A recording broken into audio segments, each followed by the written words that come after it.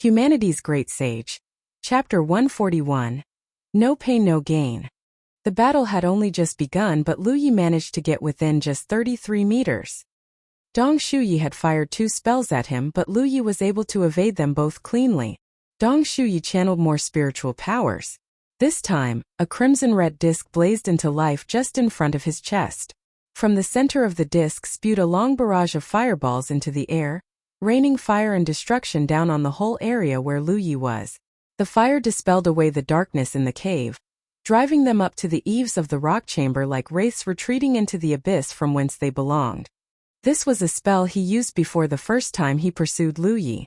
A single fireball might not deal as much damage as one of those golden scythes he normally used, but he could conjure a whole barrage of these fireballs to cover a wide area, to say nothing of the fact that he found it easier to use fire elemental magic compared to metal ones.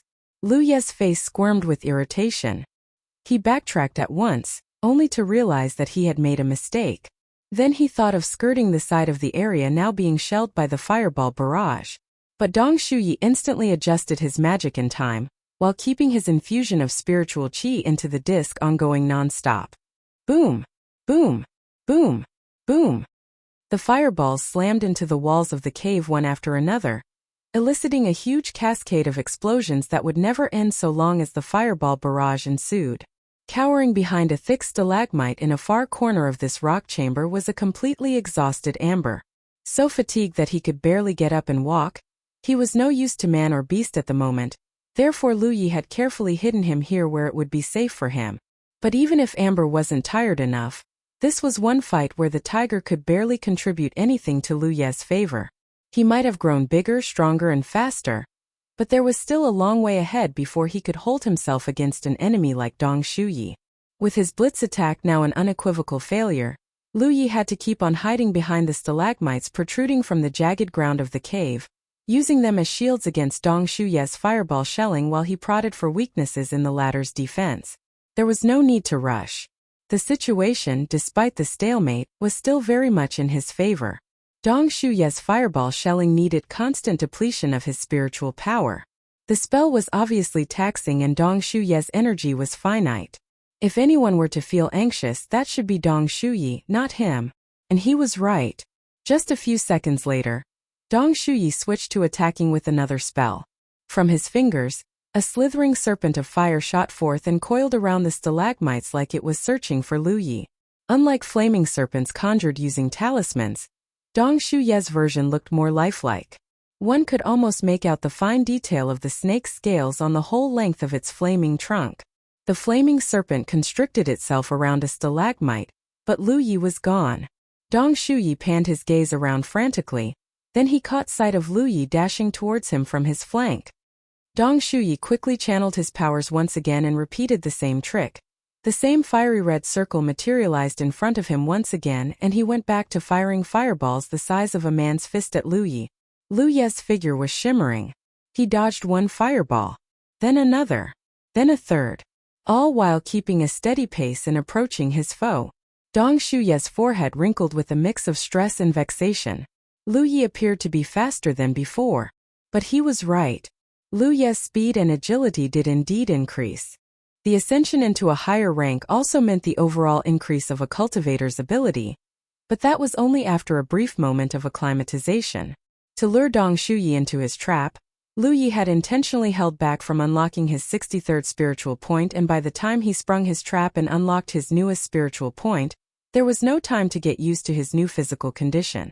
That called for whatever acclimatization to be done on the fly as he fought his enemy. No pain, no gain. Without the stress and difficulty that came with this battle, the process would have not been so expeditious. The renewed bombardment of fireballs again forced Lu Yi to retreat. But this time, Lu Yi felt more confident with his newfound abilities. He took cover behind the same sprawl of stalagmites and waited for an opening. Then he found one and he charged, his reaction and his speed now a notch faster than before. This is it. Lu Yi mused, very sure that success was at hand. He sidestepped and dove past the fireballs that came his way one by one. Those that he could not evade, he would just allow them to hit, while he defended himself using spiritual pattern protection. 33 meters. 27 meters. 17 meters. Lu Yi reached for the hilt of his saber. The weapon swished out of its scabbard with flaming red spiritual powers dancing all along the length of its blade in flame-like tendrils, casting shadows that gesticulated wildly on the walls of the cavern. The saber glinted dangerously in the dimly lit ambience, and with spiritual pattern sharp edge activated, Lu Yi brought the weapon down on Dong Shuyi with his full weight and strength behind it. Dong Shuyi's expression contorted into that of horror, confusion, and disbelief. He could not understand just how Lu Yi managed to get so close so quickly. Instinctively, his arms came up, a gesture that seemed oddly futile to Lu Yi at the time, as if flesh and blood could protect him against steel. The first thing that resounded was a metallic crack, followed by a shatter as a tiny spurt of golden sparks crackled angrily. That must be the golden body talisman Dong Shuyi used before he entered the cave. Lu Yi's present strength and power could easily defeat the effects of normal golden body talismans, and all he needed was just one blow with his saber. But before Lu Yi could celebrate, an aureate sparkle caught his notice, and next he knew, a pair of golden energy scythes fired crosswise was heading straight at him. The crescent-shaped blows were just so close that there was no way of dodging them. It's a trick. That was why Dong Shuyi flung his arms up when Lu Yi came close enough to attack him. After all, Dong Shuyi was a seventh-order cultivator proven and experienced in the crafts of war. He would never do anything stupid and futile as using his own arms to stop a swinging blade. That was not a defensive move, but rather a feint to mask how he was casting his spells. Even the expression on his face was what helped to fool Lu Yi. Good heavens, he could be a performer on stage, mused Lu Yi in his panic. Little did Lu Yi realize that he was mistaken on that part. Dong Shuyi was genuinely shocked and distressed when he saw Lu Yi closing at him so suddenly and easily, but the action of raising his arms to fire his spells really was a feint. To top it off, Dong Shuyi had been implanting the impression that he could only fire one spell at a time when, in fact, he could do even more. Therefore, when Lu Yi brought his saber down at him, he quickly fired two crescent-shaped energy bolts simultaneously, thinking that the effects of the golden body talisman, coupled with his own protective aura, Lu Yi's blow would cause no more than a scratch on him. Whereas Lu Yi could very well die or at least suffer a major blow if the pair of crescent-shaped blows could hit. And his plans worked. The pair of golden scythes slammed into Lu Yi's chest, just as he wanted. The impact flung Lu Yi into the air, and feeling the angst of pain barreling through his ribs, Lu Yi spit up a mouthful of blood just before he crashed to the ground. But Lu Yi was not the only one who had miscalculated. Dong Shuyi was mistaken as well. While Lu Yi was careening backward, puking blood from the heavy blows that pummeled straight into his chest, he missed how Dong Shuyi was howling in pain himself. The sixth-order cultivator tottered several steps backward and stared at his arms to find a horrifying gash where he could almost see the white of his bones peeking back at him amid the bloody mess. His eyes widened involuntarily with disbelief. What in heaven's name is this really caused by a fifth order? A stroke that not only just defeated the effects of my golden body talisman, it also plowed through my protective aura and left a gaping slash in my arms. Dong Shuyi was only too relieved that he had the habit of keeping his protective aura on at all times, or else, he would have to spend the rest of his life eating with his face in his food like a dog. But he had never heard of a fifth-order cultivator that could deliver such a deadly attack. Unless the saber he wields is some incredibly potent spirit artifact. Dong Shuyi's incredulity was not misplaced. In the last few encounters with Lu Yi, he had only witnessed Lu Yi fighting using spiritual patterned protection. He knew that whatever spell Lu Yi was using, it had incredible defensive capabilities. It was not until today did he finally sampled how dangerous and powerful were Lu Yi's attacks, and being so nearly permanently maimed, even he couldn't help feeling so terrified that cold sweat drenched his back. In one of the few moments of retrospective terrors in his life, Dong Shuyi realized how his gambit nearly resulted in his abysmal ruin and death. Cough! Cough! Lu Yi clambered to his feet, using his saber to keep himself steady. Inside his mouth he could taste the salty and metallic flavor of blood. Dong Shuyi cast a long look at Lu Yi's chest and was dismayed to find nothing there. The pair of energy scythes did not hit him. Lu Yi had managed to activate spiritual pattern protection in the nick of time to protect himself. Although he was not able to fully avert the resulting impact, which caused quite a concussion in Lu Yi, resulting in some internal injuries, Lu Yi quickly looked for more wounds. Despite the pain in his chest, there appeared to be no fractures, which was good news enough for him. His physical constitution had been greatly strengthened since the enrichment process in the Dragon Spring, and his endurance had become a lot stronger than before. But Dong Shuyi was not going to give Lu Yi any chance for respite. Seeing Lu Yi getting up to his feet, Dong Shuyi ignored the unbearable pangs of pain shooting up his arms and fired more spells at his enemy.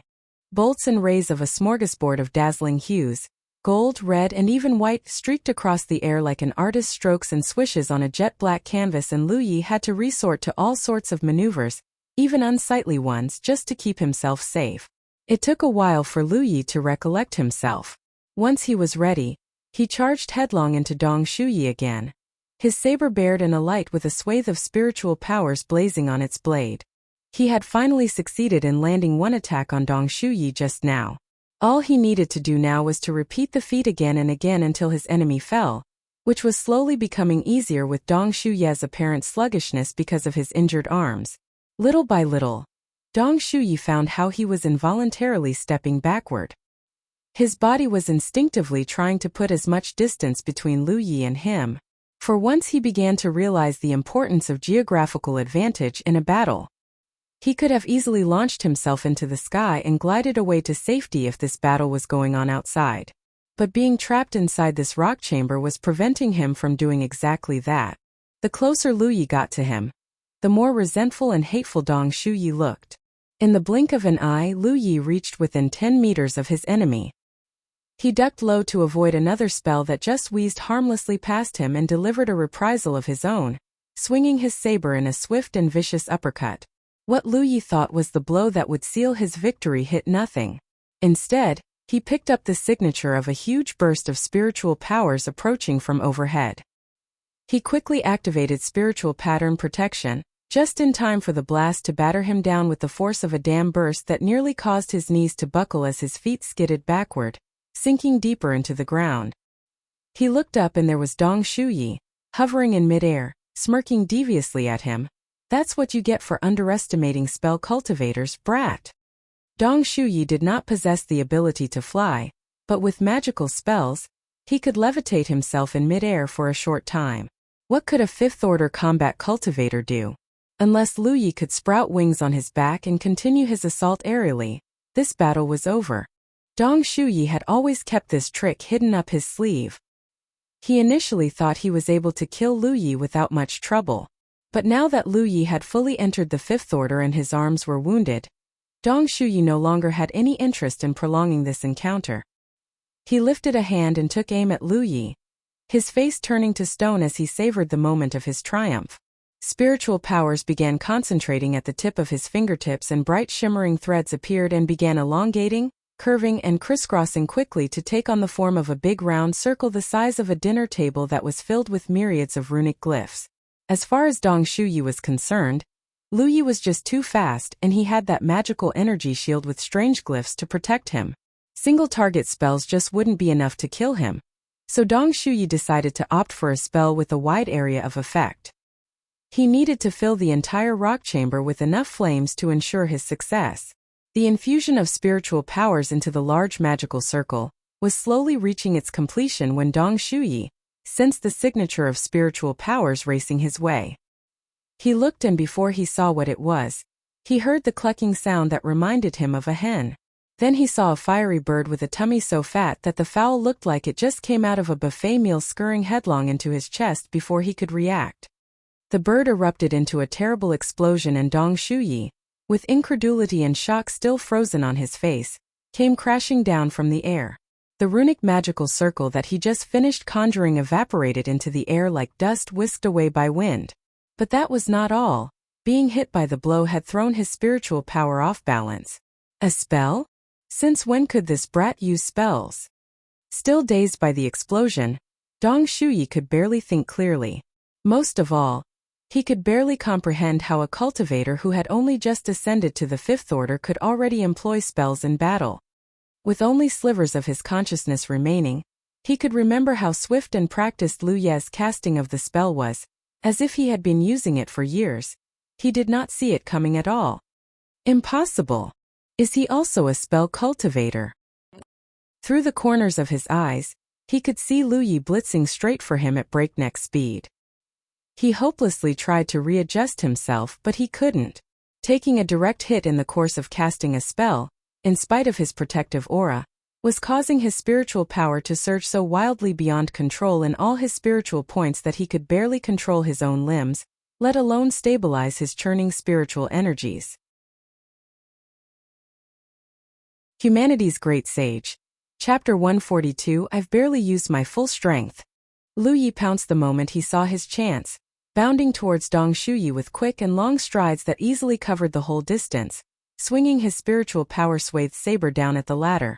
A huge pulse of energy surged forth to meet Lu Ye's falling saber. What magic this wave of energy came from, Lu Yi did not know. But whatever spell that Dong Shuyi had cast was working in his favor by driving into Lu Yi like an invisible wall, pushing him further and further away from Dong Shuyi. He had to draw back several tens of meters before he could regain steadiness. Lu Yi renewed his gaze upon his opponent. Dong Shuyi was already up on his feet, clutching at the gaping wound on his chest. On the right side of his torso, he could see blood still pouring out, drenching Dong Shuyi's tunic red. The blow had nearly killed him, and Dong Shuyi was clearly still reeling in the sudden onset of panic and disbelief. Lu Ye's spell had thrown his spiritual power off-balanced, making him lose all ability to defend himself for one fleeting moment, and he would have already been dead if his control over his spiritual power did not return in the nick of time. He might have escaped death, but the wound on his chest was bad enough to cost him this skirmish. Who? Dong Shuyi panted, heaving for air as he struggled to keep himself upright. At this point he finally realized that Lu Yi led him here and had sealed off the exit because this was where he chose to end their feud. Lu Yi had chosen this place as Dong Shuyi's final resting place.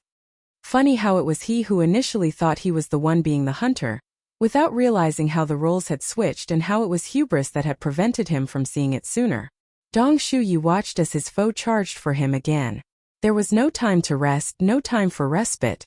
In comparison, his opponent was brutal and straightforward, and his way of battle clearly showed how much he favored being on the offense.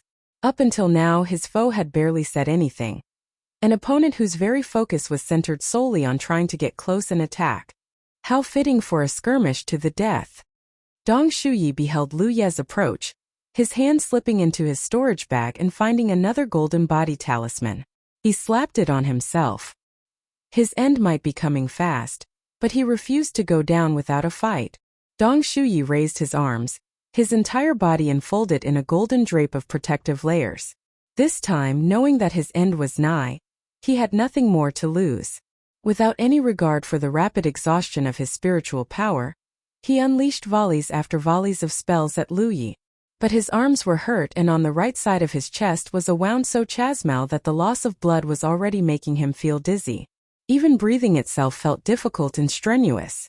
All that was making him so sluggish and weak that he could not fire spells as quickly as he could before. Lu Yi effortlessly evaded the bolts that screamed past him. He rushed up to Dong Shuyi and swung his saber without guile and without mercy. The golden layer crumbled. Even as Dong Shuyi made a last-ditch effort to conjure up another protective shield, it was no use. Lu Ye's saber sliced through the shield and shattered it. The blow almost split his right shoulder, ripping its way all the way down to his left abdomen, his entrails and viscera barely clinging to his inside.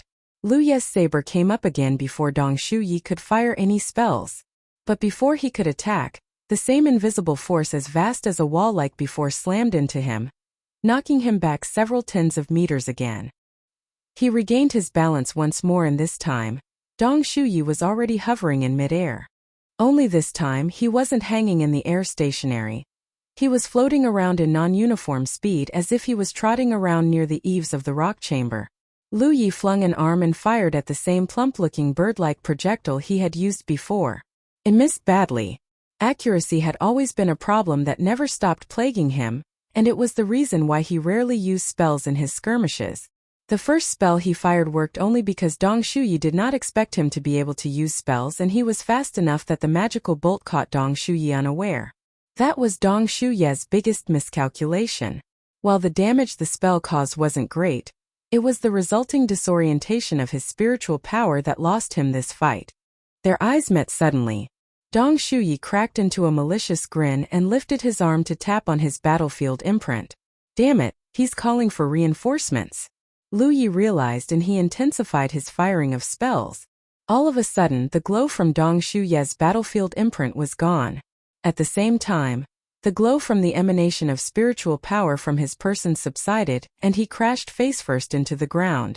Lu Yi did not know what was going on at first, but it did not take long for him to catch on. Dong Shuyi had used up all his power. But that was impossible. There was no conceivable way that Dong Shuyi could have fully depleted his spiritual power so quickly. He was a cultivator who had unlocked 108 spiritual points, and that meant that he had twice as much spiritual power as Lu Yi. But what Lu Yi did not realize was how he had used up a huge amount of his spiritual power trying to keep up with Lu Yi during the earlier chase, and the fire elemental spells that he had been using to prevent Lu Yi from getting close were ultimately spelled his inevitable doom. On the other hand, Lu Yi had Amber to carry him, and that was what allowed him to save up all his spiritual power for the final showdown, including his ascension to Fifth Order, which sealed the victory. The crash from so high up in the air nearly fractured every bone in Dong Shuyi's body. He could hear footsteps drawing near. Lu Yi strode to him slowly, with his saber at the ready. There was no doubt that this was not a show for his benefit. Falling from so high was definitely not what Dong Shuyi had in mind, especially with the injuries he carried. That would mean that his initial suspicion was true. Dong Shuyi really had finished off the last of his spiritual power.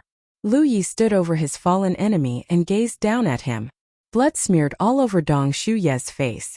The Sixth Order cultivator looked up at Lu Yi, and his throat rattled as if he was trying to say something. Lu Yi raised his saber, holding the weapon in a backhand grip with its tip aimed at Dong Shuyi's heart. Then he plunged it through the ribs and through the organ. Dong Shuyi's body jerked and stiffened. We'll meet again in purgatory. Dong Shuyi managed his final words with great difficulty, and with apparent hatred and resentment. Then his body went limp and he was gone, dead with his lifeless eyes still wide open. A reddish glow rose from the back of his forearm and flew into Lu Yi's battlefield imprint. Lu Yi stared at Dong Shuyi's body with a surrealistic sensation. He could remember how he was chased like a dog 2 months ago, so desperate that it was only by a stroke of luck that he managed to give Dong Shuyi the slip back then. Yet here he was 2.5 months later, having defeated the same cultivator whose very name could put the fear of the heavens into him. To think that he had come a long way since that day. And besides, I've barely used my full strength, Lu Yi muttered softly. And that was true. Lu Yi still had another trick hidden up his sleeves. Move with the wind talismans. The talismans worked on Amber, naturally they would work on him too. At his present abilities, a move with the wind talismans could give him at least an additional increase by at least 3/10 of his usual speed. That was Lu Yi's original plan. To first get used to his new physical condition after his ascension to the Fifth Order, then he would decide if he wanted to use one of the move with the wind talismans. The last thing he wanted was to flippantly use the talisman and risk the same blunder that occurred when he momentarily lost proper control of his body after his physical enrichment in the Dragon Spring. Too great a speed increase isn't necessarily a good thing, especially since he was up against an experienced spell cultivator like Dong Shuyi. Dodging spells required precise control of his body, and if he could not properly handle the speed increase that came with using move with the wind talismans, that could do more harm than good. A blunder like that could be a fatal mistake. But the skirmish had ended even before he had the chance to use any of the talismans. He had not committed any blunders. If anything, it was Dong Shuyi who had made the miscalculation that allowed Lu Yi the chance to wound him using that flaming phoenix spell. Yi was clutching a talisman when she peeked out from behind one of the huge rocks she and Amber were taking refuge at. Carefully she squeaked, "Is it done? Have you won?" Lu Yi allowed himself to fall back to the ground in a spread eagle form while he cried, "Yeah, I won." Yi had been hiding since she used a talisman to detonate an explosion that sealed off the exit. Lu Yi had reminded her not to appear. She was supposed to be his final option if and when he failed to defeat Dong Shuyi. They did not expect the fight to end so easily and Yi did not have to appear again. "You're strong, Lu Yi," Yi expressed her admiration without guile and without sarcasm. Lu Yi grinned at her. Well, it's not really safe to stay. Get Amber something to eat while we rest. Then we're outta here. There was no telling what Dong Shuyi was doing to his battlefield imprint moments before he died. He could be calling for reinforcements for all Lu Yi knew. That was why they needed to leave as quickly as possible. But what Lu Yi did not know was that Dong Shuyi had long deserted his former order. He could no longer summon his former sworn brothers for help. Furthermore, Dong Shuyi should know best of all that he was going to die, and no help would have been able to come in time. But he did deliver a message. One that was sent to lots of people. He fed Amber some food before she went to clear up the site of the battle. She came trotting back with a storage bag. Lu Yi, we're rich. From her reaction, Lu Yi could only surmise that the contents of the storage bag must be valuable. Dong Shuye's storage bag was still unsealed because he was still retrieving talismans from inside the bag during the fight, and there was no time for him to reseal it with magic. Lu Yi was sitting on the ground, taking some spirit pills to replenish his powers while he ate some food. Then he checked his battlefield imprint. Name Lu Yi. Status: Crimson Blood Sect Acolyte. Cultivation: 63 spiritual points unlocked. Location: Spirit Creek Battlefield. Contribution points: 397. The last time he checked his contribution points when he departed from the 100 Peaks mountain range, the tally was 368. His points had risen as much as 29 now. He had killed 2 fourth-order enemies back at the marshlands. That would have raked him 8 points, meaning Dong Shuyi alone had accounted for 21 points. Dong Shuyi might have, for reasons unknown, fallen back to the 6th order, but the contribution points Lu Yi accrued indicated that he was still viewed as a 7th-order cultivator. But Lu Yi could not yet get his head around what happened to Dong Shuyi, and what caused him to fall back to the 6th order. But that would seem to be a question that he would never learn the answer to. There were lots of spirit stones and pills inside the storage bag. A count yielded 134 stones and 57 pills. That was the most enormous bounty Lu Yi had ever gotten from a looted storage bag, which was definitely enough to make up for losing the mystic spirit bell. Still, Lu Yi couldn't help feeling that Dong Shuye's belongings were still a tad too modest. He expected more of a 7th-order cultivator, even if it's a former one. But that was Lu Ye's own misconception. He had never been in real destitution of resources because of the yuan metal ores he brought from the evil Moon Valley slave mines, which was something that no other novice cultivator could boast. Therefore, Dong Shuye's belongings were by no means modest. As commander of a 9-star clan outpost, he was the one responsible for the distribution of the outpost's supplies, allowing him to embezzle what should have been for the rest of the clan's other acolytes to build up his own stores. Most 7th-order cultivators would barely have anything left inside their storage bags because of the huge amount of supplies they needed to upkeep their cultivation. The amounts issued by militant sects and orders to their members were barely enough just for upkeep alone, most of the time, let alone saving up for a rainy day. Lu Yi stowed away his loot and made sure everything was ready before he removed the rock sealing the exit of the rock chamber and went back outside. Humanity's Great Sage. Chapter 143. Would you believe it? Somewhere in the battlefield proper, where most of the war and strife, plots and intrigues took place, a huge battle had just ended and a young man, whose tunic and robes were soaked with sweat and the blood of his enemies, sat on the ground, meditating and recuperating. A young lass stood guard not far behind, combing her own hair. She looked no less fatigued than the young man, but her bright, sparkling eyes vigilantly scoured all directions to ensure that no threats were around. Her master Wang Yang was resting and she would not let anyone disturb his peace. The young scion and handmaiden duo was none other than Wang Yang and Xiao Zhu of the Mystic Clan. After the Mystic Clan's invasion of 9-star clanlands, Wang Yang brought Xiao Zhu with him, and together, they ventured deeper into the battlefield's interior. A trip of pilgrimage would do them some good and gain them more benefits for their current strength and rank. They could enjoy great power and influence by staying in the peripherals of the battlefield, but that would only lead to stagnation and complacency. Cultivators who hungered for more growth usually moved deeper into the inner areas of the battlefield, hoping to reap more contribution points. All of a sudden, Wang Yang opened his eyes. He examined his battlefield imprint. Oh! The look on his face turned odd. What's wrong, Master Wang Yang? Xiaozhu scurried over when she heard his audible reaction. Wang Yang peered at his handmaiden and his companion. Would you believe it? Dong Shuyi just sent me a message. Dong Shuyi. Xiaozhu gasped with surprise. Dong Shuyi was rushing back to the 9-star clan outpost of his command when he heard it was under attack. It was during the subsequent battle that Wang Yang destroyed 3 of his spiritual points, and since then, Dong Shuyi had not been seen or heard of. Until they heard about how Dong Shuyi had gone rogue and the 9-star clan began issuing bounties for his head. But as far as he was aware, no one had been able to locate Dong Shuyi. That was understandable. Pinpointing Dong Shuyi's whereabouts would not be easy, considering the vastness of the battlefield, unless the 9-star clan decided to handpick a team of master cultivators to hunt down the deserter. As for why Dong Shuyi delivered a message to Wang Yang, that was easily explainable, because they had once exchanged contact details via their battlefield imprints before. There was no friendship between the men. In fact, they were on opposing sides, so they had no love lost for each other. But as commanders of their respective outposts, the men under their command regularly got into fisticuffs that required them both to parley and negotiate.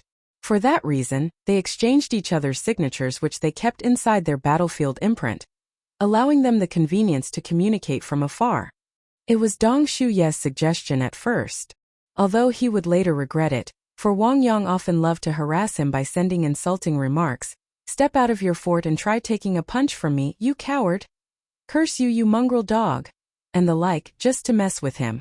Dong Shuyi had lost count of the number of times he was tempted to erase Wang Yang's signature from his imprint. But contact between them both came to an abrupt end on the day Dong Shuyi lost the use of 3 of his spiritual points.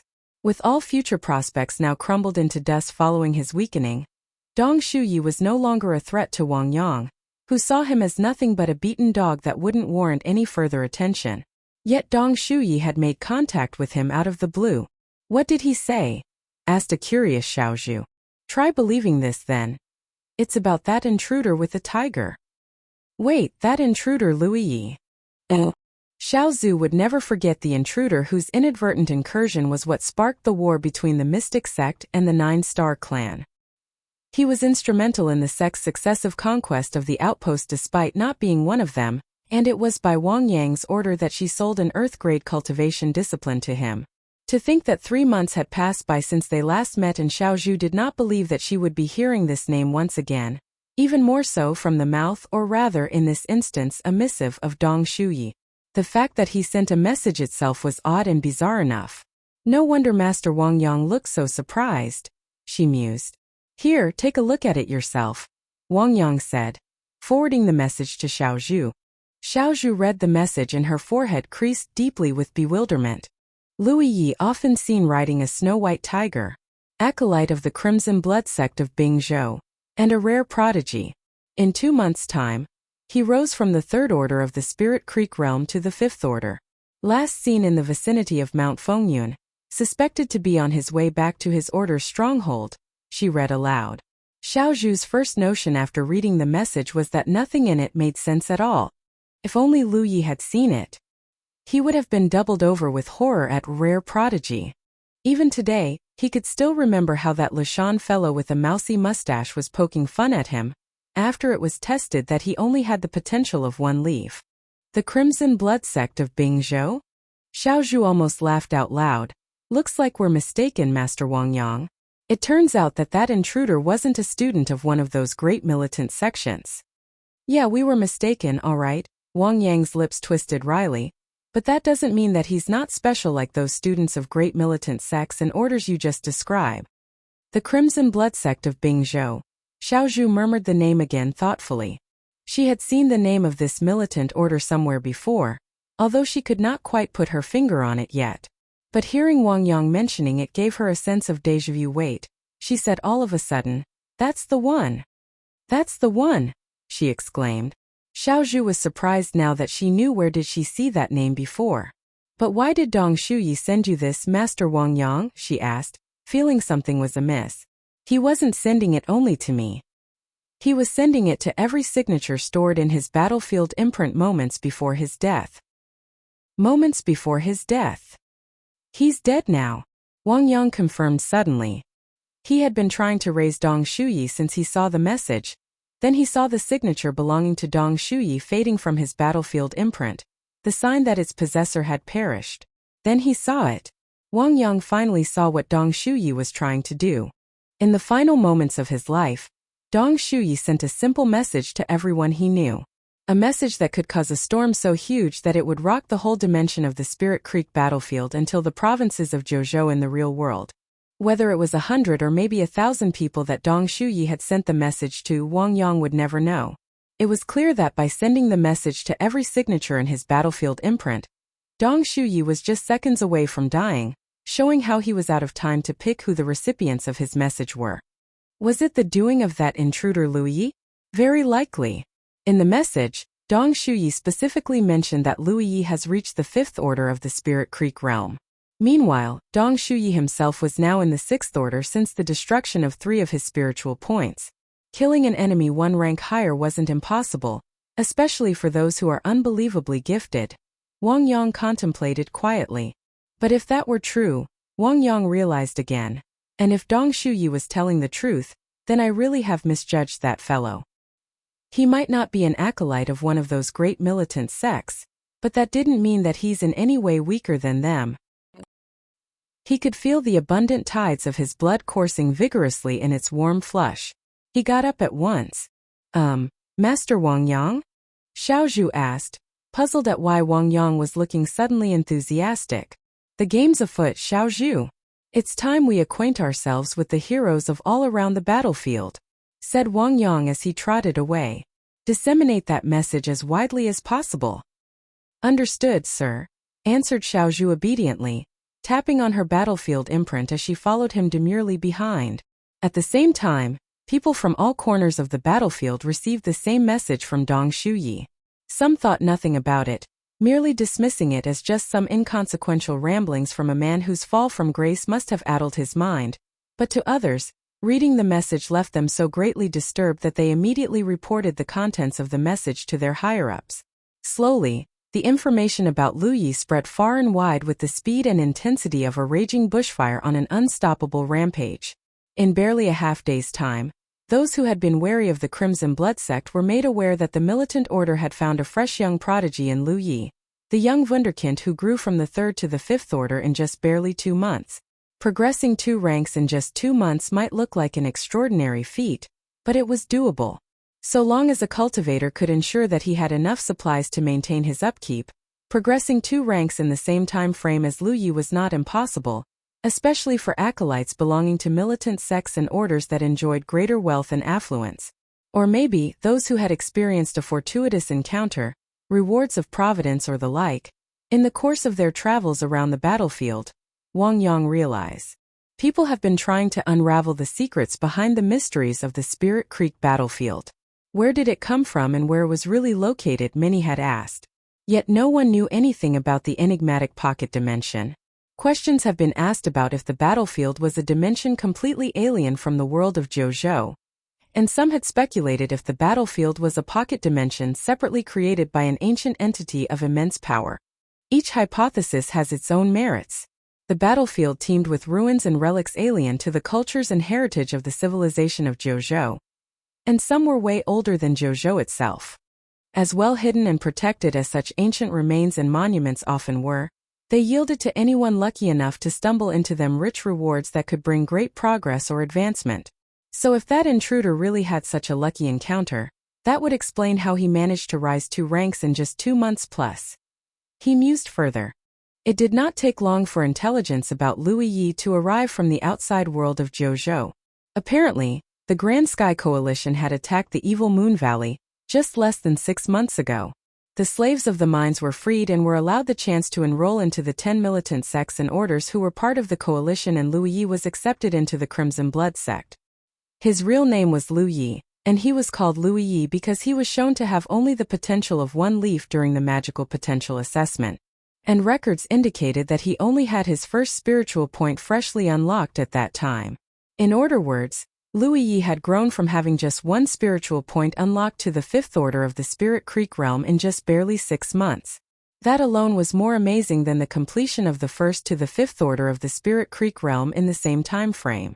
If Lu Yi did indeed only have the potential of one leaf, then his precipitous rise could only be attributed to an incidental encounter that had granted him bounteous providence. He was never in any good environment to train, nor was any proper tutelage to guide him, for his mentor and Grand Master of the Crimson Blood sect Tang Yifeng was attacked on the way back to the stronghold of their order. Further information would yield that Tang Yifeng managed to defeat his assailant and killed him, but he too was hurt, and for the past 6 months, he had been recuperating somewhere in Aoshan, keeping himself hidden from public eye while his student Lu Yi was allegedly killed during the ambush. So the Crimson Blood sect had finally found an heir one moment only to have lost him in the next, like a sleight of hand act gone wrong. The deputy chief of the Grand Sky Coalition Pang Zhen was rumored to have confirmed this information, and he was reported to have been extremely enraged by the attack that he ordered a full-scale inquiry, resulting in the arrest of several notable members of the coalition discovered to have been colluding with the forces of evil. The news of treacherous spies lurking within the ranks of the forces of the good shocked the whole world. But clearly, Wang Yang mused, this is just a load of bullshit by Pang Zhen. Lu Yi was very much alive, and beyond any doubt, it was Tang Yifeng who had sent him here. In fact, Wang Yang now had every reason to suspect that the information about Tang Yifeng still recuperating in Aoshan was nothing but just a charade. Tang Yifeng might look like an honorable and venerable elder, but the cultivators of the Thousand Demon Ridge knew better, especially after enduring his ruthlessness and wrath so many years ago. News traveled fast in the world of cultivators.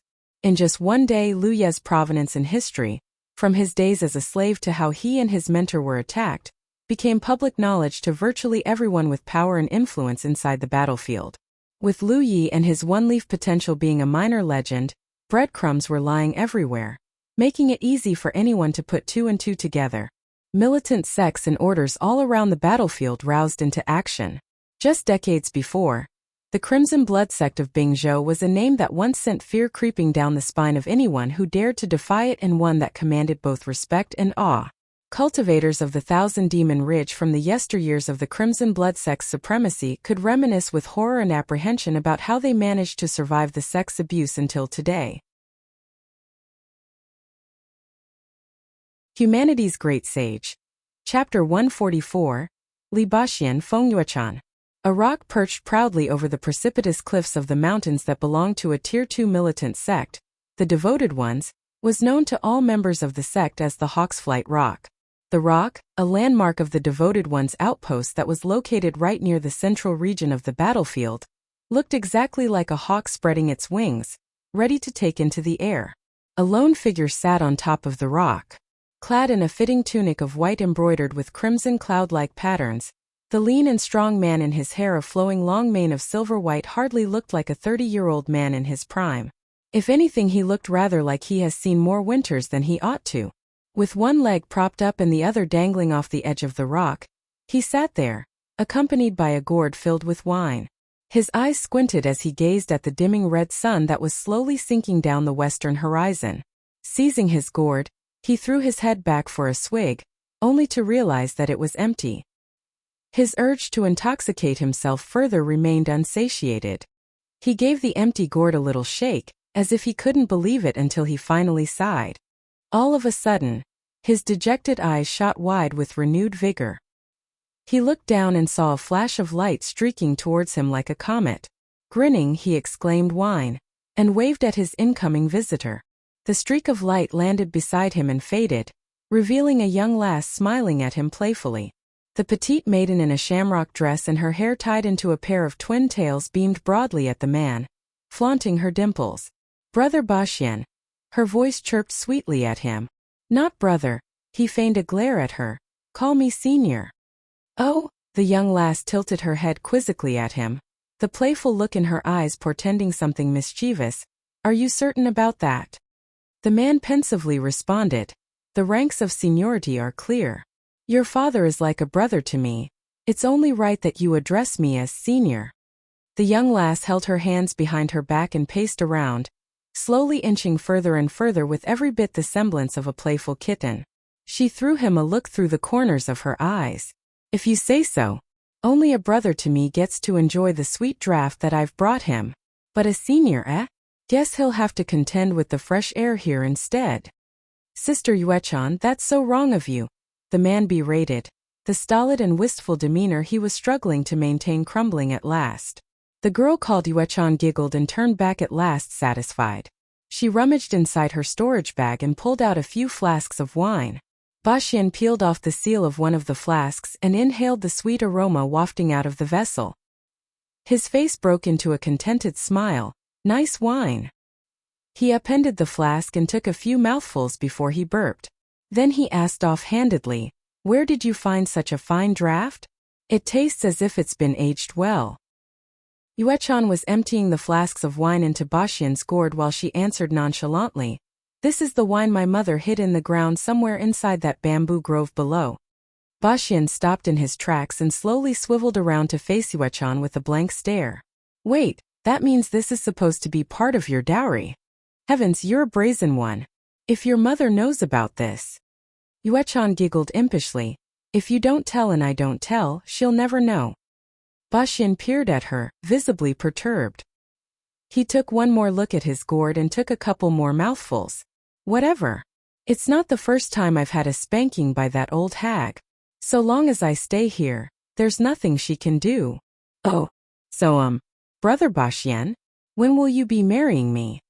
Yuechan was finished with filling up Baxian's gourd and she sat in front of him, eyeing him solemnly.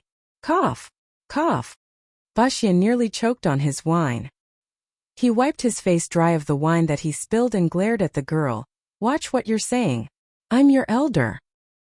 Yuechan looked up into the sky nowhere in particular, and began tapping her lower lip gently. "Well, you did kiss me that night 32 years ago. Skilled in magic that could make herself younger than her true age. No one could tell how old she really was at first glance." "Wait. That's enough." A flustered Baxian yelled at once. He looked around as if to make sure no one heard what Yuechan just said and said, "Come on. What if your mother hears you? Besides, we were just kids back then. We were just a few years old back then. How in heaven's name did she manage to remember everything with such detail? Is this my past transgressions coming back to bite me?"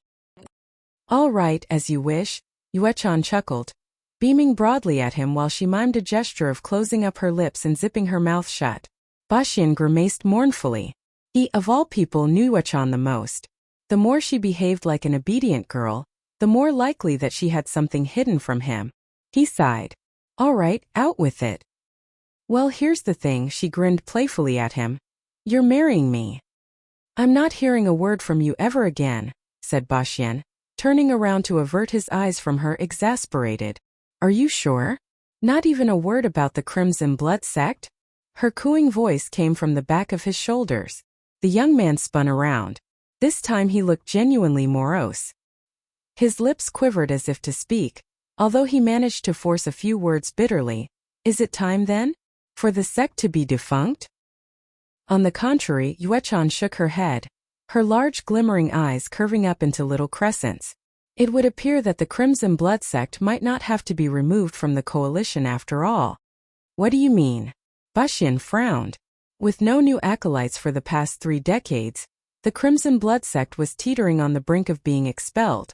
There would be fresh assessments of the coalition's militant sects and orders in 2 months, and for the last 30 years, it was his mentor and another fellow student, and the only surviving one he still had, who had been keeping things running within the order. But that did not prevent the Crimson Blood sect from falling down the ladder of preferment from Tier 1 to Tier 9, and if the sect failed to once again meet the mark, it could face expulsion from the coalition. Well, there are rumors, just rumors mind you, that your mentor accepted a new student somewhere about 6 months ago.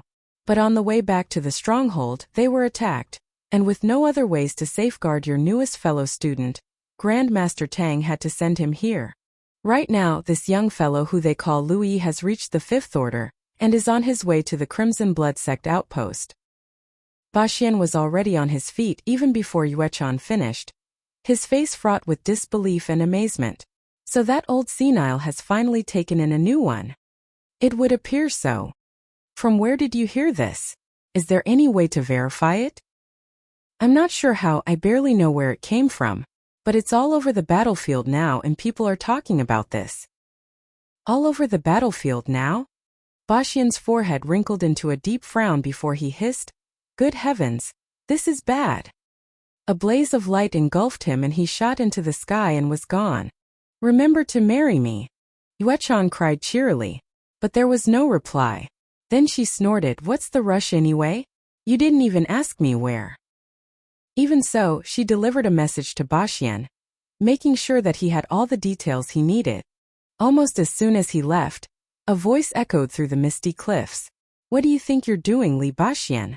You are hereby forbidden from leaving without explicit orders. Arga." The voice sounded as if it was plummeting down the chasm. Yuechan stood up and got off the Hawksflight rock. She paused and thought aloud. The Blackfire Cult, the Tower of Mourning, and the Veil of Venom. Which should I go to first? Oh, what a chore. She peered around to make sure no one was looking and removed one of her shoes. Then she tossed it up into the air and let it fall down to the ground. She looked at where the tip of her shoe was pointing and murmured, "So, Veil of Venom, eh? So be it then. Veil of Venom it is." As she spoke, she flung out a handkerchief. The tiny piece of cloth fluttered in the wind and expanded immediately into such a size that a few could sit comfortably on it together. Yuechan glided up onto the gigantic piece of cloth and soared up into the air too. The same disembodied voice from earlier resounded once more. "Sister Yuechan, where are you off to? Leave me alone. Go. Scram." Yuechan waved her hand dismissively. The same thing happened to that voice again. "Argek." It sounded like it had just fallen off a cliff again. A figure, disheveled and dusty, crawled up from the ground moments later, gazing in the direction where the giant handkerchief had vanished with forlorn sadness. "What the hell just happened? Our legate and vice-legate just ran off. Just like that? This is the first time that something so ludicrous could ever happen since the founding of the Devoted Ones? Oh no." He immediately sent word to all senior members of the Devoted Ones, ordering them to hold their posts and activate the magical force field that guarded the outpost. The last thing they needed was an invasion by one of the forces of Thousand Demon Ridge. At the same time, he ordered his men to inform their headquarters in the world of Jojo about what just happened. 2 days later, somewhere within the inner ring region of the battlefield and just outside the outpost of the Veil of Venom, the legate in charge of the Veil's outpost here was gazing up into the sky, fuming with rage from the safety and fastness of the outpost's defensive force field. "What's the meaning of this, Feng Yuechan?" But that was all he could do. He dared not risk his own hide by coming out of the force field and saying this right into Feng Yuechan's face. That woman was the #1 name on the battlefield's roll of supremacy, the most supreme cultivator in the lands here, and the one who had been dominating the top spot of the roll for more than a decade. She did not have extraordinary gifts in the study of magic and fighting. Her gifts, although exemplary, were not nearly enough to place her on the top of the roll of supremacy for so long. There were other reasons. It was because she refused to ascend further. It was more than a decade ago when she unlocked her 360th spiritual point, prompting everyone back then to think that it wouldn't be long before she ascended into the Cloud River realm. Yet year after year went by and she just refused to ascend. For more than a dozen years, she stayed in the Spirit Creek realm, and that dormancy allowed her powers to grow purer than most. But that was not all. Feng Yuechan was a spell cultivator. Since she had reached the zenith of the Spirit Creek realm, and she could go no further unless she ascended, Feng Yuechan devoted the rest of her time to the study of more spells. That, in a way, helped to make her stronger and stronger year by year, seeing her rising up to the throne of the most supreme cultivator in the battlefield where she has remained undefeated and undisputed. Word had it that she had fully mastered more than 100 spells, which was in its way an unbelievable feat, for most Ninth Order spell cultivators could use only 10 to 20 spells, and the spells that they fully grasped even less so. Hence being able to master more than 100 spells spoke volumes of how dangerous and deadly the reigning #1 of the roll of supremacy was. But refusing to ascend was nevertheless detrimental, especially to gifted cultivators such as Feng Yuechan. Her potential would undoubtedly wane as she grew older, and this would certainly affect her future progress. A few of her peers were already Cloud River realm cultivators by now, with another handful now in the Real Lake realm. Therefore none really wanted to knock her off the top spot. The longer she stayed there, the more she would suffer in the future. The roll of supremacy was the ranking list of the most powerful cultivators in the battlefield, compiled by the sentient will of the laws of nature that governed the battlefield. The impartiality of the roll of supremacy was what lent credence to its veracity. There was no doubt that Feng Yuechan was the most powerful cultivator in the battlefield. But few were amused at the notion of having a woman reigning over them. That led to a trend where new crops of cultivators would be happy to quickly progress to the Ninth Order and ascend so that they could leave the battlefield as soon as possible. And now, the cultivators of the Veil of Venom were the latest to sample Feng Yuechan's overbearing abuse. All it took was just a few spells from her, and the force field of the outpost was already shuddering as if it was going to give way. The Veil might be a Tier 4 militant sect today, but those old enough to remember the old days might recall that 40 years ago, the Veil of Venom was a Tier 1 monstrosity of immense power and influence. It was during one of the many wars in the past where the Veil suffered huge losses that saw its plummet from grace where it became the Tier 4 militant order it currently was. Still, the Veil remained a force that no one was foolish enough to flippantly trifle with. Yet right here, right now, just outside the entrance of its outpost, all it took was one woman to keep the Veil's every single cultivator cowering inside the safety of the outpost's defensive force field. The one woman whose existence now lorded over the entire battlefield. By means of response to the questions posed to her by the legate in charge of the Veil's outpost, Feng Yuechan conjured a massive fireball the size of a cottage. In comparison, Dong Shuye's fireballs looked just like a pea. Humanity's Great Sage. Chapter 145, Clash of Carnage. When the miniature sun slammed itself into the stronghold's defensive force field, the ground rocked and the earth shook. A huge eruption of steam, dust and winds rippled in forceful, pulsing waves from the collision. The defensive barrier might still hold, but everyone inside could feel the heat from the fireball that the insides of the entire fort felt like it was going to burn. Recall all your men right now, or I'll begin the slaughter. Feng Yuechan called imperiously from atop her magical flying device. The legate in charge of the stronghold knew better than to test her wrath. He frantically sent word to every single acolyte and champion of his order, urging them to come home at once. All around the battlefield, every single Veil of Venom cultivator who was converging on the outer rings of this pocket dimension immediately wheeled around and set a new course for the currently beleaguered outpost at once, but not without muttering a string of curses under his or her breath. The entire Spirit Creek battlefield had turned into a vast hive of activity. Outposts of militant sects and orders belonging to the Grand Sky Coalition that were located in the inner rings of the battlefield immediately launched surprise attacks on nearby Thousand Demon Ridge outposts in unison. More ludicrous was a certain order known by the name the Battalion of Strength. The battalion sent forth a force that traversed almost 1,000 miles, passing through the lands attendant to various order sects and orders, just to attack another Thousand Demon Ridge outpost that belonged to the Sanctuary of Perfidy. When informed of the attack, the Sanctuary's low-tier cultivators were stunned beyond words. The battalion was an order that was supposed to be 1,000 miles away. Yet why in heaven's name were they attacking them? The Sanctuary's cultivators did not know why. None of them knew how the beef with the battalion started at all. But the Sanctuary's higher-tier cultivators knew what was going on. Explicit orders had come from their headquarters in the world of Jojo, bidding them haste for the outer rings of the battlefield to hunt down a certain someone. Faced with such a dilemma, the higher-tier cultivators could hardly carry on with their mission. With a whole army of enemies at their gates, none of the Sanctuary's low-tier cultivators could venture out without being mauled by flurries of deadly spells. With no other choice, the Sanctuary's 8th and 9th Order cultivators had to call off their hunt and head back home to help lift the siege. The surprise assaults launched by Grand Sky Coalition sects and orders on their Thousand Demon Ridge counterparts included only a handful of them at first, but the numbers began to pile. By the Divine Trade Association's reckoning, more than 100 small-scale skirmishes had broken out between both sides in the span of just 5 days. Never in history did the coalition ever waged a war on the Thousand Demon Ridge at such a scale before.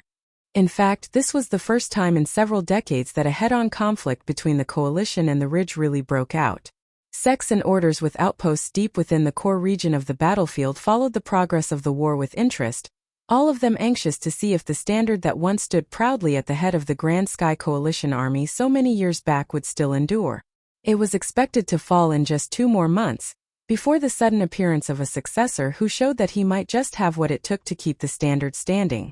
The Thousand Demon Ridge could never allow that. Not when its long wait was finally bearing fruit. For 30 years, the Ridge had watched the standard inching closer and closer to crashing down.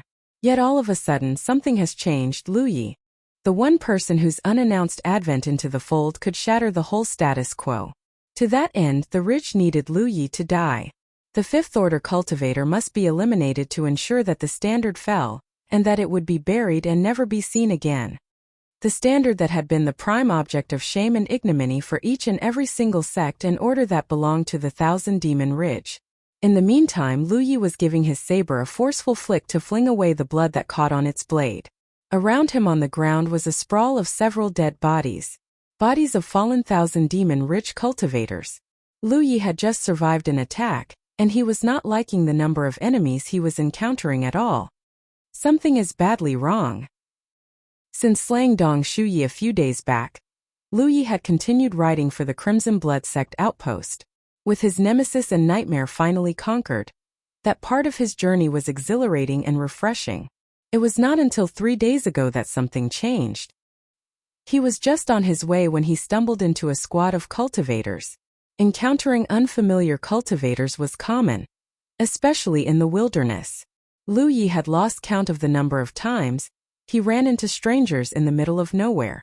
But most of the time, everyone would exchange not so much as curt nods and nervous glances, giving each other a wide berth to prevent any unwanted misunderstanding. But this time, the squad of cultivators he ran into came straight at him even when he tried to avoid them. The looks on their face nearly left Lu Yi wondering if he was a fat slice of ham, and they had been famished for days. Even so, that did not prevent Lu Yi from dispatching them in short order. He rode on Amber's back and unleashed death with no quarter given. There was no need to, since his newfound enemies clearly weren't going to show him any as well. The squad had a fifth-order cultivator, but Lu Yi was not the average garden variety cultivator, who could barely hold his own in a fight with an enemy of similar rank. The skirmish was just way easier than dealing with Dong Shuyi. All it took was just a couple of moments before the entire squad of enemies was annihilated. He looted his fill of the bounty and went on his way. Just when Lu Yi thought that that was the sum of all his troubles, he was proven wrong when he met another group of Thousand Demon Ridge cultivators. And in the following 3 days he had been killing. He had stumbled upon and slain at least 6 groups of enemies. All that yielded him a bounty of more than 20 storage bags with 100 or so contribution points. But Lu Yi was far from pleased with the rewards. As much as he had gained a lot, all the fighting was just slowing him down. More than that, he was starting to encounter problems with his spiritual power. He could feel the presence of impurities inside his spiritual power. In the past, he could fully depend on consuming spirit pills to build up his spiritual power because of his skill tree. He once observed and discovered that the flames on the tree could consume any impurities or toxic waste that resulted from his ingestion of pills, and expel them out of his body. For this reason, his spiritual power had always been pure, and he was able to avoid what his mentor Tang Yifeng had described as toxic poisoning from the consumption of pills. The purity of Lu Ye's spiritual power was one of the main reasons that he was able to defeat any cultivator of similar rank aside from the spiritual patterns of sharp edge and protection that he could both utilize freely during battle. The purer a cultivator's spiritual power was, the more potent and powerful the effects of his spells and whatever employment of his spiritual power would be. Even if it was the same stroke, the same skill, or the same technique, the difference in the two cultivators' spiritual power purity would result in varying outcomes and effects. Yet right now, he could positively detect impurities inside his spiritual power. When he stopped to rest last night, he examined his skill tree and what he discovered shocked him. His skill tree had somehow lost its former ability to burn away all poisonous and toxic waste from his ingestion of spirit pills, and that was how his body was beginning to build up more impurities. The skill tree was none other than the biggest reason behind his rapid progress that saw him becoming a fifth-order cultivator when he barely just unlocked his first spiritual point. Without the ability to remove all impurities from his spiritual power, the speed of his future growth would surely be impaired. That left Lu Yi in a sullen mood, which he vented by reducing to bloody bits and viscera any 1,000 demon-rich cultivators unlucky enough to run into him. It took him quite a great deal of thinking that not all was lost with his skill tree. All he needed to do was to absorb some sort of heat-based substance that the skill tree could use to reignite the flames on its leaves. These flames were what the skill tree would need to burn away the toxicity in his body. The sustenance for the flames must have been fully exhausted, and that could be why his tree could no longer purify his spiritual power. It was a hypothesis that still needed due verification, and he needed the aforementioned heat-based substance to find out if his guess was true. The first time when Lu Yi first activated his skill tree, it was a strange tangerine yellowish flame that he discovered sealed inside one of the ores he found. The next substance his skill tree absorbed was the heat source from below the roots of the barrier-penetrating fruit tree. Yet despite the experiences, Lu Yi did not know from whence he should find the third heat-based substance for his skill tree. The first 2 times were pure happenstance. Fortunately for him, the bulk of his spiritual power was still pristine enough to not impact him heavily. All he needed to be careful of was to not inhale any spirit pills as recklessly as he did before. He consumed only 1 pill per day and spent the rest of his time using the spiritual pattern gathering spirit to do the rest of the work. With a copious amount of spirit stones at his disposal, his initial plan was to pay the nearest Divine Trade Association branch a visit and see if he could find any heat-based substances that his skill tree could use. But that plan hardly looked viable right now. For the past few days, Lu Yi had found himself walking straight into waves and waves of 1,000 demon-rich cultivator squads, and each of them had at least 1 or 2 fifth-order cultivators. It did not take long for him to wonder if these were not ordinary squads, but rather hunting parties, and a hunch told Lu Yi that he himself was that prey. He was flipping through the dead bodies when Lu Yi looked up. A hawk was circling in the air, a predator in search of prey. At the same time, under a tree 3 miles away from Lu Ye's position, a tiny troop of cultivators was huddled together. As if they were oblivious to the more than 7 to 8 dead bodies strewn on the ground around them, they were sharing a view of a device that was showing Lu Ye's position just like how the shadow moon disk could. Lu Ye's position viewed from a bird's-eye view. All of them watched the display pensively without a word. One of them gulped hard. "How is that a fifth-order cultivator?" he gasped. They had seen with their own eyes how Lu Yi had cleaved his way through a gauntlet of 1,000 demon-rich cultivators with the ease and finesse of an experienced butcher carving down a slab of meat.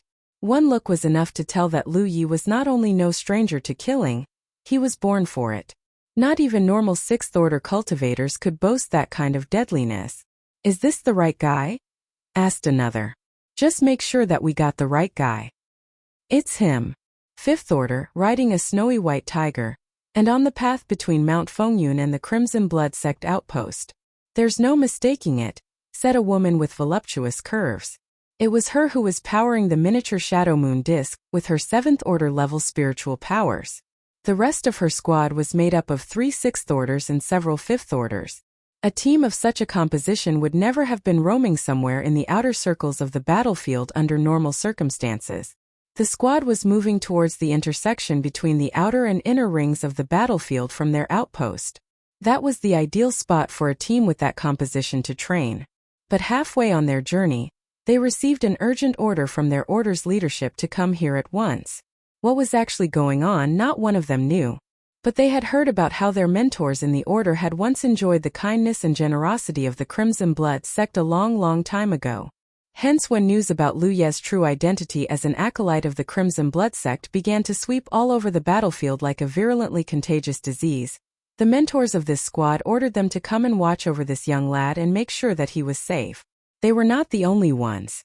Furious undercurrents abounded the whole battlefield. While many wanted to protect this young lad, even more wanted to see him dead. It was a contest between both sides where the boy's survival would determine which side would be the victor. Humanity's Great Sage. Chapter 146. Am I not screaming hard enough? Well, we've found him. So what now? Make contact?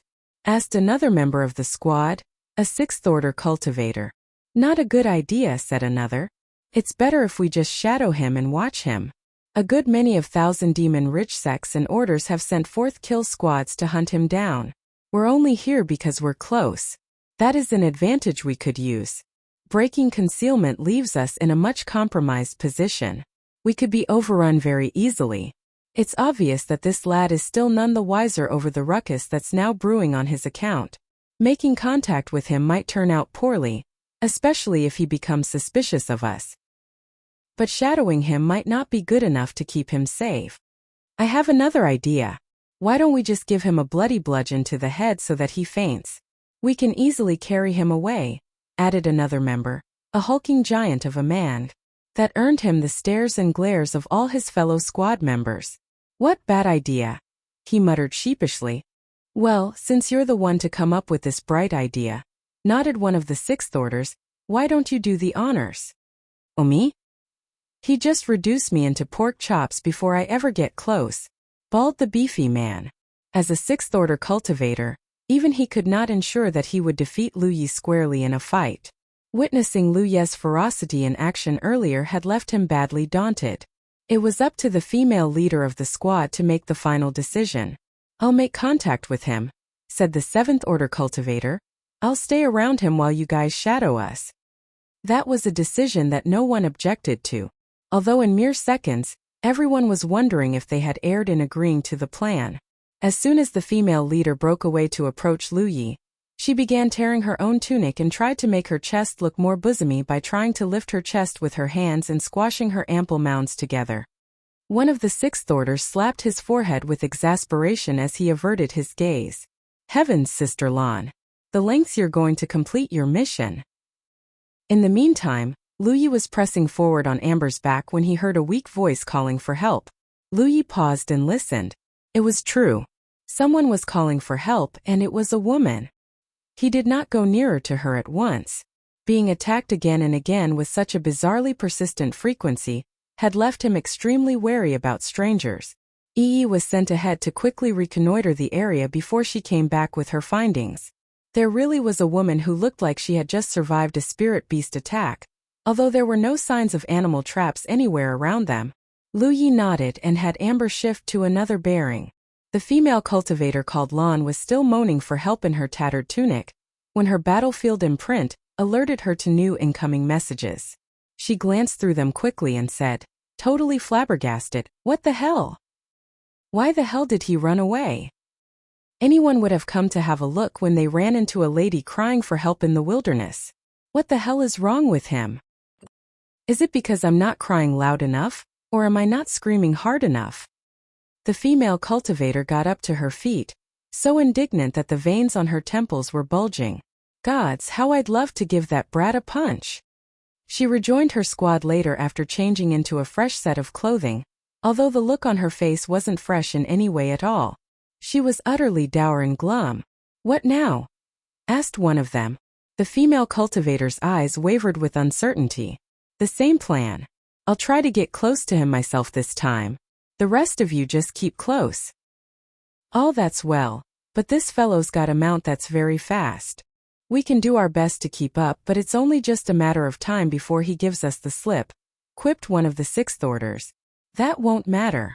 Our job's just to watch him for one part of the journey. There'll be other squads from other Grand Sky Coalition orders waiting to take over ahead," said Lan. That was good news to the squad. With more help from other allies, that would mean that their job had just become considerably easier. It was night and Lu Yi made camp. He used a bonfire to roast some meat for himself and Amber. Halfway through his meal, he detected the signature of someone with spiritual power approaching. He got up at once and stared intently into the darkness, in the direction from whence the stranger was coming. Just moments later, a figure dashed out of the thickets, stepping into the light of the fire. Lu Ye's hand snapped to the hilt of his weapon immediately, ready to draw it at a moment's notice while he eyed the newcomer with an unfriendly glare. It was a woman, and one whose appearance was disheveled and bedraggled, with her half-naked womanly charms spilling out of her loose clothing. She looked like she was running for her life. Frantically, she tore towards Lu Yi the moment she clapped eyes on him. "Help, sir! Someone is trying to kill me!" Unfazed by the theatrics, Lu Yi drew his weapon with deliberate, menacing slowness. That was enough for Lan to stop in her tracks, and quickly realized that one more step and this young lad would attack with extreme prejudice and without mercy. The cold hard stare he was giving her was telling her as much. This ungrateful and brutish whelp. She screeched to a stop and cried with tears welling in her eyes, "Help me please." As she spoke, she did not neglect to raise her arm to show him a glimpse of her battlefield imprint. From within the darkness behind her, a few more strangers leaped out into the open. One of them peered at Lu Yi and squealed, "A fifth order. Quick run." With just that, the pursuers immediately turned on their heels and scrambled away. Lu Yi's forehead creased deeper. He gave the woman another curt look, confirming that she was only just a fourth order. He gradually slid his weapon back into its sheath. Lan heaved a heavy breath of relief. Still wearing that damsel in distress look, she said to Lu Yi, "To what sect or order do you belong to, kind sir?" Lu Yi did not bother to reply. He ignored her and went back to munching on his roasted meat. Amber pawed him affectionately and he leaned back, lying down on the tiger's huge belly. But he did not take his eyes off the woman at all. Funny, he thought. He was just thinking that he could have sworn that he had heard that voice somewhere before. Then he realized that she was the same woman who was moaning for help earlier. He did not get to see her, but he recognized her the moment she showed herself. Amber's pawing at him just now was at Yi's behest to send him a signal to warn him. So, this woman was trying to get me to save her just now but she failed. Then now she comes to me on her own accord? What is her scheme in trying to get close to me? And she's made it clear that she's a member of the Grand Sky Coalition.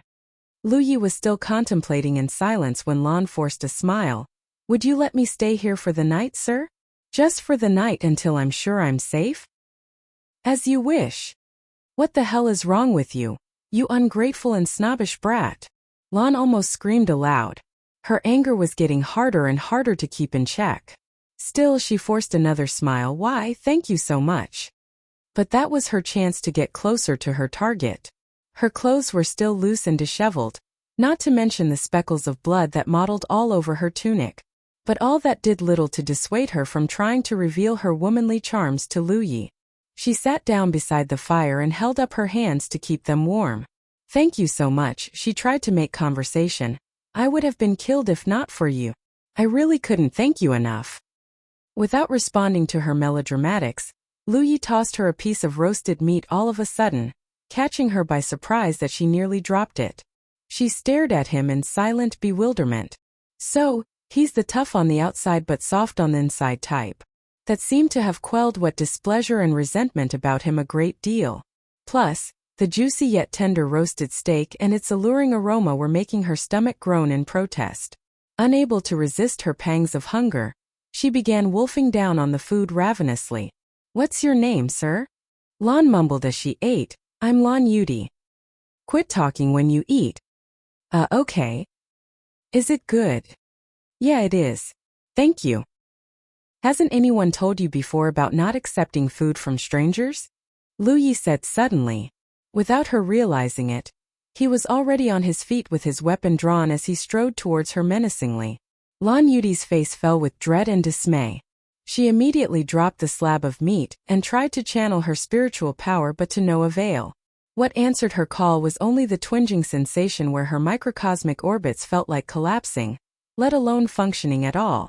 Before she could even get to her feet, the long blade of Lu Yi's weapon rested on her shoulder with its sharp edge grazing the skin of her neck. Lan Yudi looked up and their eyes met. Her eyes flared with rage. "You drugged me. How dare you?" That was the last straw. It was not so much as indignation as the humiliation that a seventh order like her would fall prey to such a simple parlor trick by a fifth order.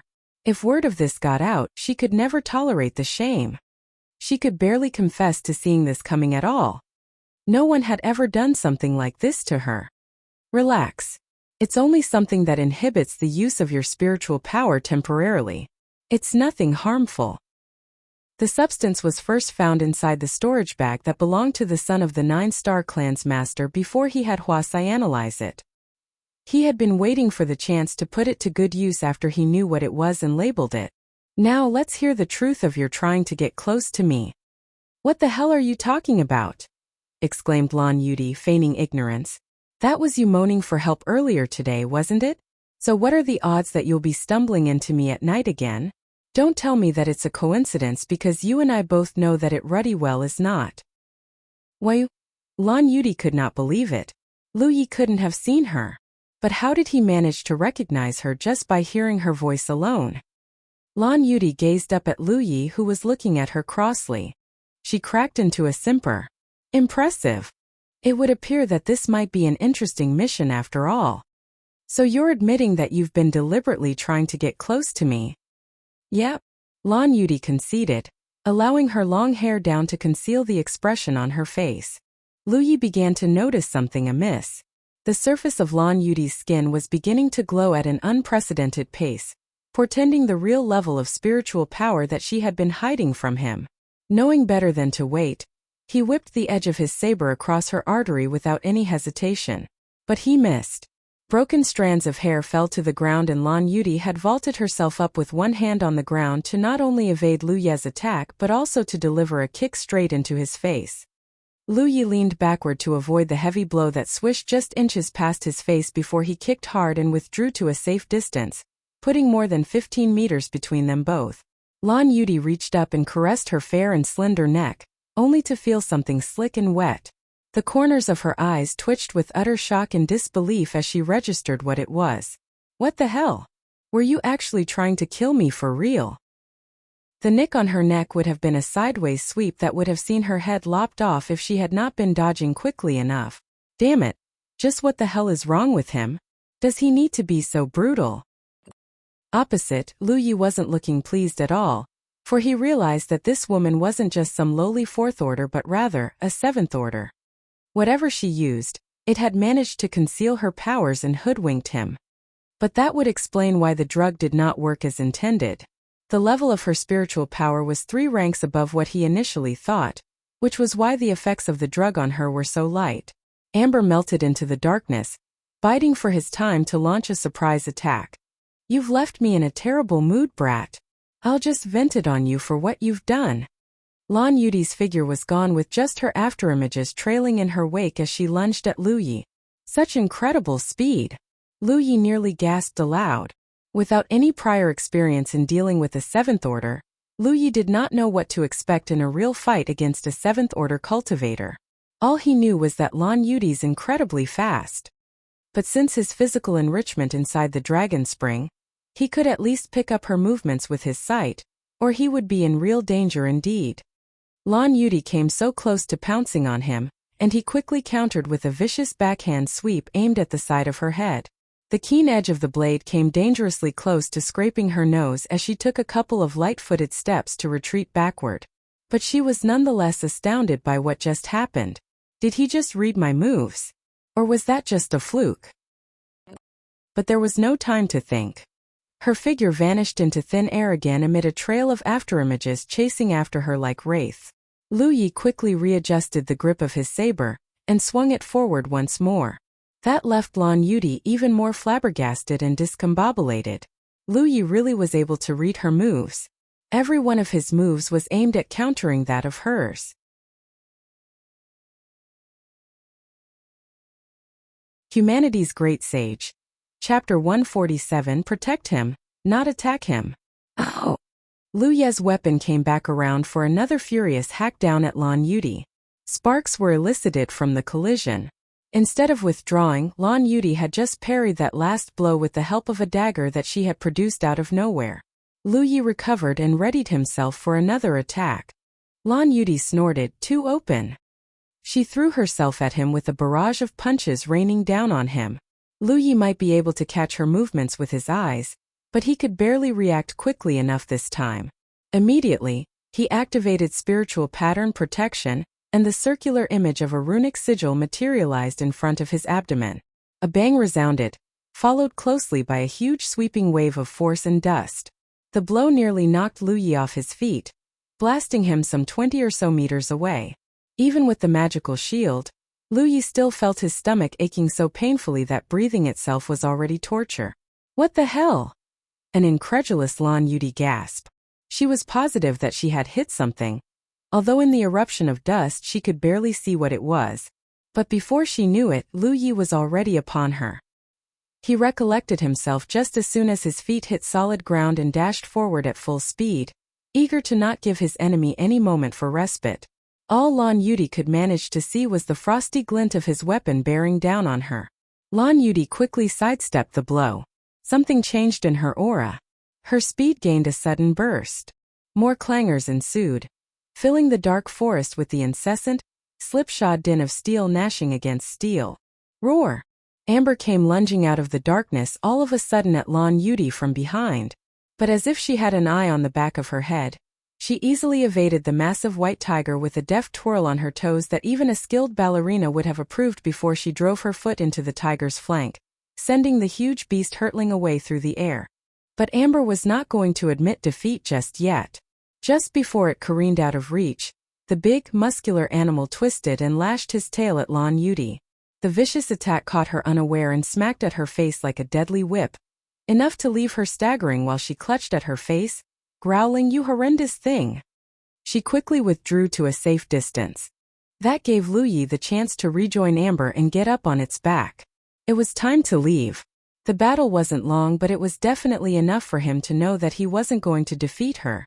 At least not yet. Therefore they needed to go. Fast.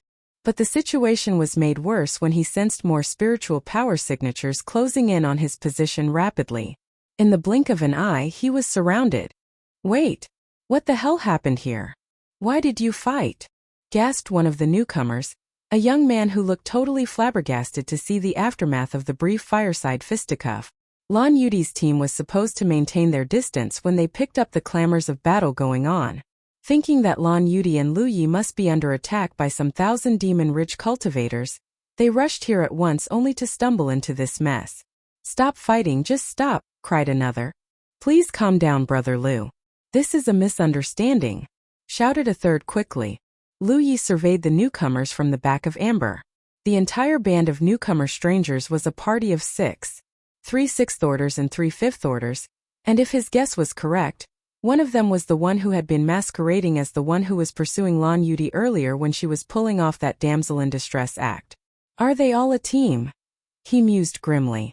The only point of egress from being surrounded by such a team would be through their weakest point, the fifth orders. Even so, there really was no guarantee of success.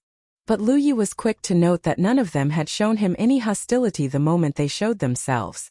In fact, one of them was even addressing him as Brother Lu, which was something odd, for the only ones who knew his true name were those from the Rogue Wanderers Club, and since entering the battlefield, Lu Yi had been calling himself Yi instead of his real name Lu Yi.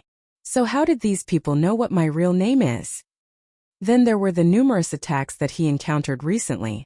A hunch told him that all of these bizarre incidents in the past few days must be related somehow.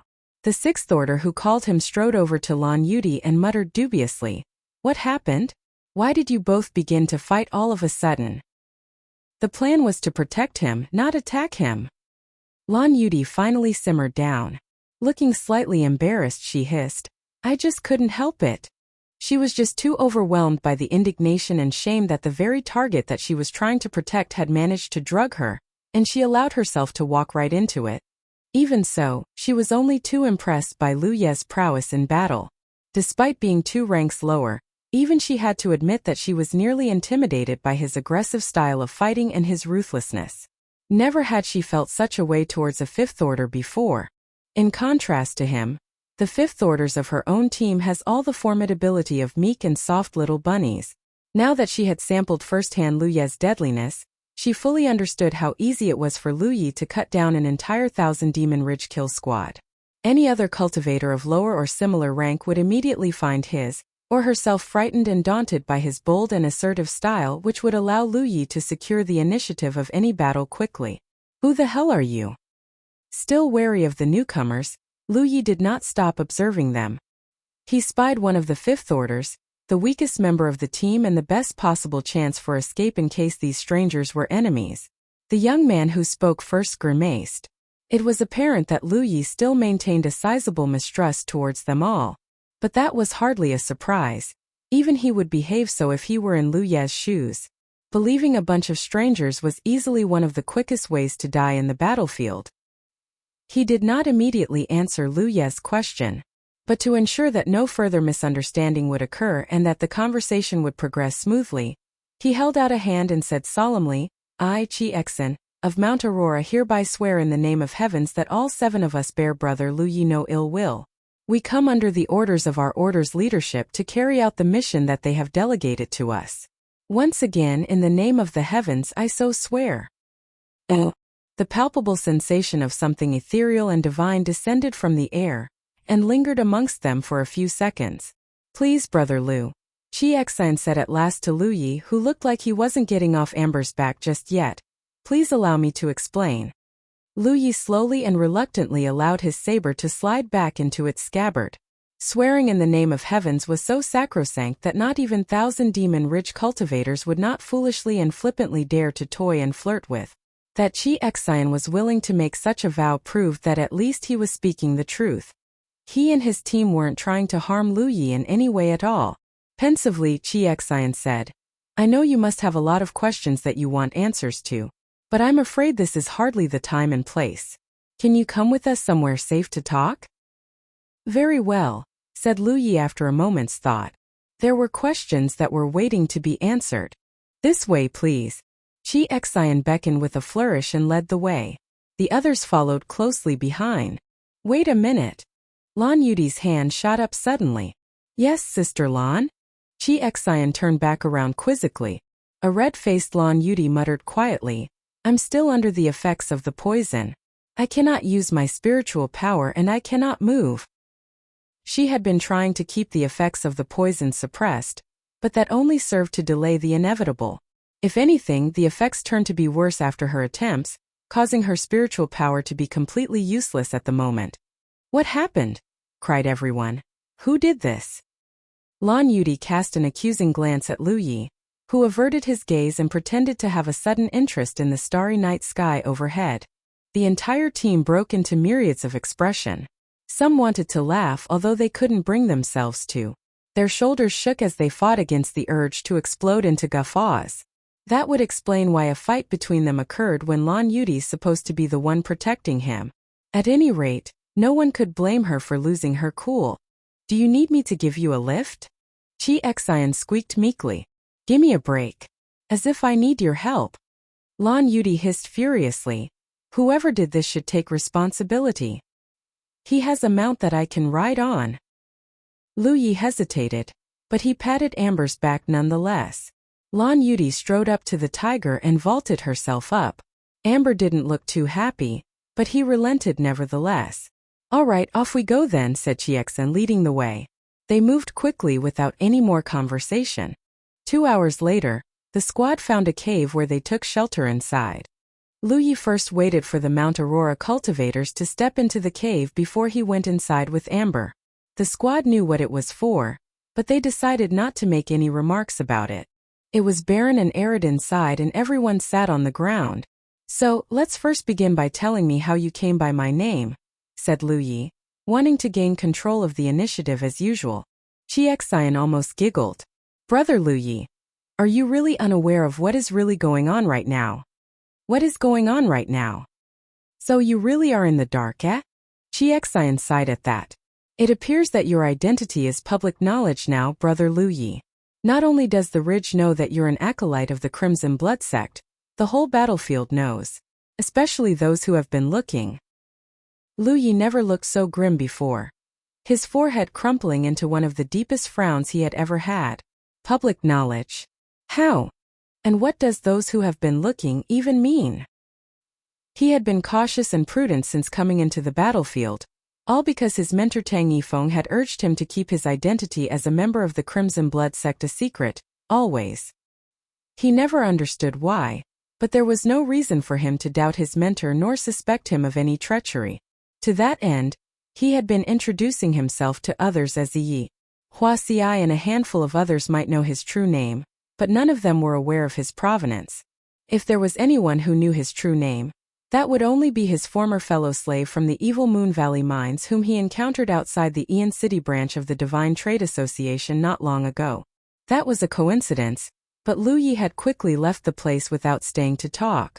But that was when Dong Shuyi managed to track him down, he suddenly recalled. Then he remembered Dong Shuyi sending a message using his battlefield imprint, just moments before his demise. He thought that was Dong Shuyi calling in reinforcements at the time, although he quickly dismissed the matter when he saw no one coming. Dong Shuyi knew he was dying at the time. Even if he called for help, they would never arrive in time. But what if he was not calling for help at the time? Is this Dong Shuyi then? He must have overheard that Burning Moon Mountain Git calling my name and somehow managed to divine my provenance then? Before his death, Dong Shuye's final words were that he would be expecting me in purgatory. That might seem harmless at the time. But what if that was not just an empty threat? What is wrong with my identity? Lu Yi asked. That was the question that had left Lu Yi wandering into late nights without knowing the answer. His mentor Tang Yifeng had specifically warned him about not divulging his identity as if it would be a dangerous thing to do, but he did not say why. Did the Crimson Blood sect do something that angered the whole battlefield last time? Was it what caused the sect to be so hated in this pocket dimension? I'm afraid I myself don't know the true answer to that question, said Chi Xian. It involves a secret known only to the older generations of our order. But I do know this. The whole battlefield now churns because of you, Brother Lu Yi. The beacons of war are lit on your account. The Thousand Demon Ridge wants you dead, and many in the Grand Sky Coalition are doing their utmost to protect you, which includes Mount Aurora. That is why we're here. We were given strict orders by the leadership of our order to come and make sure that you're safe. What do you mean that the whole battlefield now churns because of me? Asked a bewildered Lu Yi. What could a Fifth Order cultivator do to rock the whole battlefield? No, Lu Yi realized. It could only be due to his identity as an acolyte of the Crimson Blood sect. If Chi Xian was speaking the truth, then there must be more than meets the eye with this ancient order which he was forced to reluctantly be a part of in the first place. Younglings like us don't know much about what happened long ago, I'm afraid. But I do know that the Crimson Blood sect used to be a Tier 1 order within the coalition, said Lan Yudi suddenly. She had been busy trying to expel the poison from her body. Being the leader of her squad and the most senior member, she knew more than the rest of the others. But something happened. Something that saw the Crimson Blood sect became a Tier 9 order, and now it teeters on the brink of being defunct. It's been 30 years since the Crimson Blood sect has ushered in new blood, and if this goes on, then come the assessment 2 months from now, the Crimson Blood sect would become nothing more than just a name in the history books.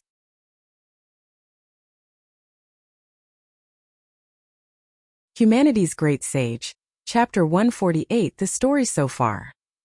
Many amongst the Thousand Demon Ridge sects and orders have been waiting for this day with bated breath.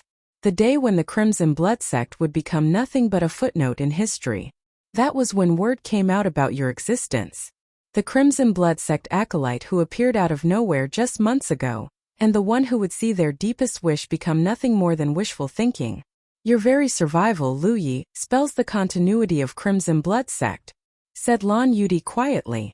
Everyone thought you were dead back then during the ambush on you and your mentor, until word came a few days ago that you still lived larger than life, here inside the battlefield. That prompted many Thousand Demon Ridge sects and orders to act.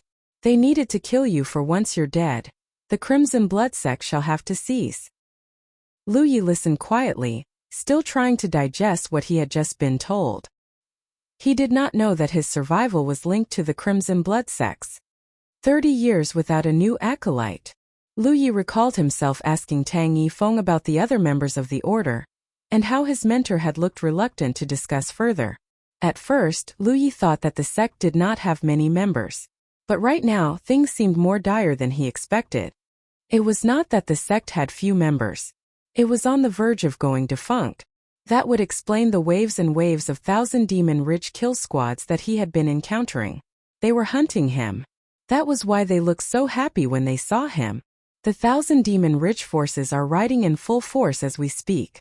At the same time, the Grand Sky Coalition is heading out to meet them. One side wishes to see you dead while the other wants to see you live. Right now, that is the story so far.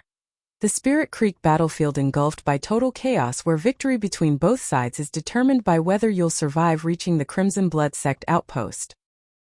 Our order once enjoyed the kindness of one of your Crimson Blood sect forebears. Hence here we are to protect you at our mentor's bidding. We were worried that you might be suspicious of us. That was why we did not reveal ourselves the moment we met. Besides, it was also to prevent being ambushed by the Thousand Demon Ridge forces. Staying in the dark gives us more advantages. Sister Lan is strong enough to stay with you. That is what we know for the moment. Do you have any questions you wish to ask? Chi Xian finished his lengthy explanation and looked at Lu Yi. Of course Lu Yi had questions. In fact, he had a lot to ask. For starters, he was worried if his mentor was injured from the fight that separated them. Then he wanted to know why.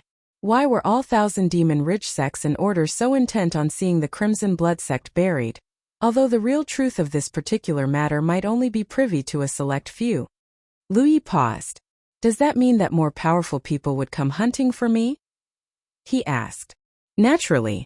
People from the inner areas or even the centermost region of the battlefield would be here. They would be flying here, but that would still take time. At the moment, the ones we're handling aren't too dangerous. Low-tiered cultivators from nearby. But more will come. And you can bet your hide that they will be more powerful and more dangerous. But not all is lost. Help is coming from our allies in the coalition as well. At the very least, I know that person is coming. So long as we can delay everything until that person's arrival, you'll survive just yet. Wait, who's that person? Lu Yi interjected. Lan Yuti shook her head. You'll know. That person doesn't have a good temper, and the last thing we want is to be caught gossiping behind that person's back, she said. Well, whoever this is, he or she must be somehow related to the sect, and he or she must be immensely powerful too, mused Lu Yi quietly. I guess that is all for now, he said. Let's draw up a plan then, said Lan Yuti. Her gaze fell on Amber, who had been curling up behind Lu Yi. You now have two choices. First, you come with us alone. The whole world now knows that you're riding a white tiger. The moment the enemy sees him, they'll know it's you. This tiger of yours is like a beacon to them. I'll go for the second. Lu Yi knew full well that separating from Amber would mean the tiger's death, since Amber was now what the enemies were actively searching for. Humph, Lan Yuti snorted. So be it then. The tiger comes with us. At least you can depend on him for speed if we get spotted. She rose to her feet gradually, her powers having fully restored. Solemnly, she regarded her squad. We stick to the original plan.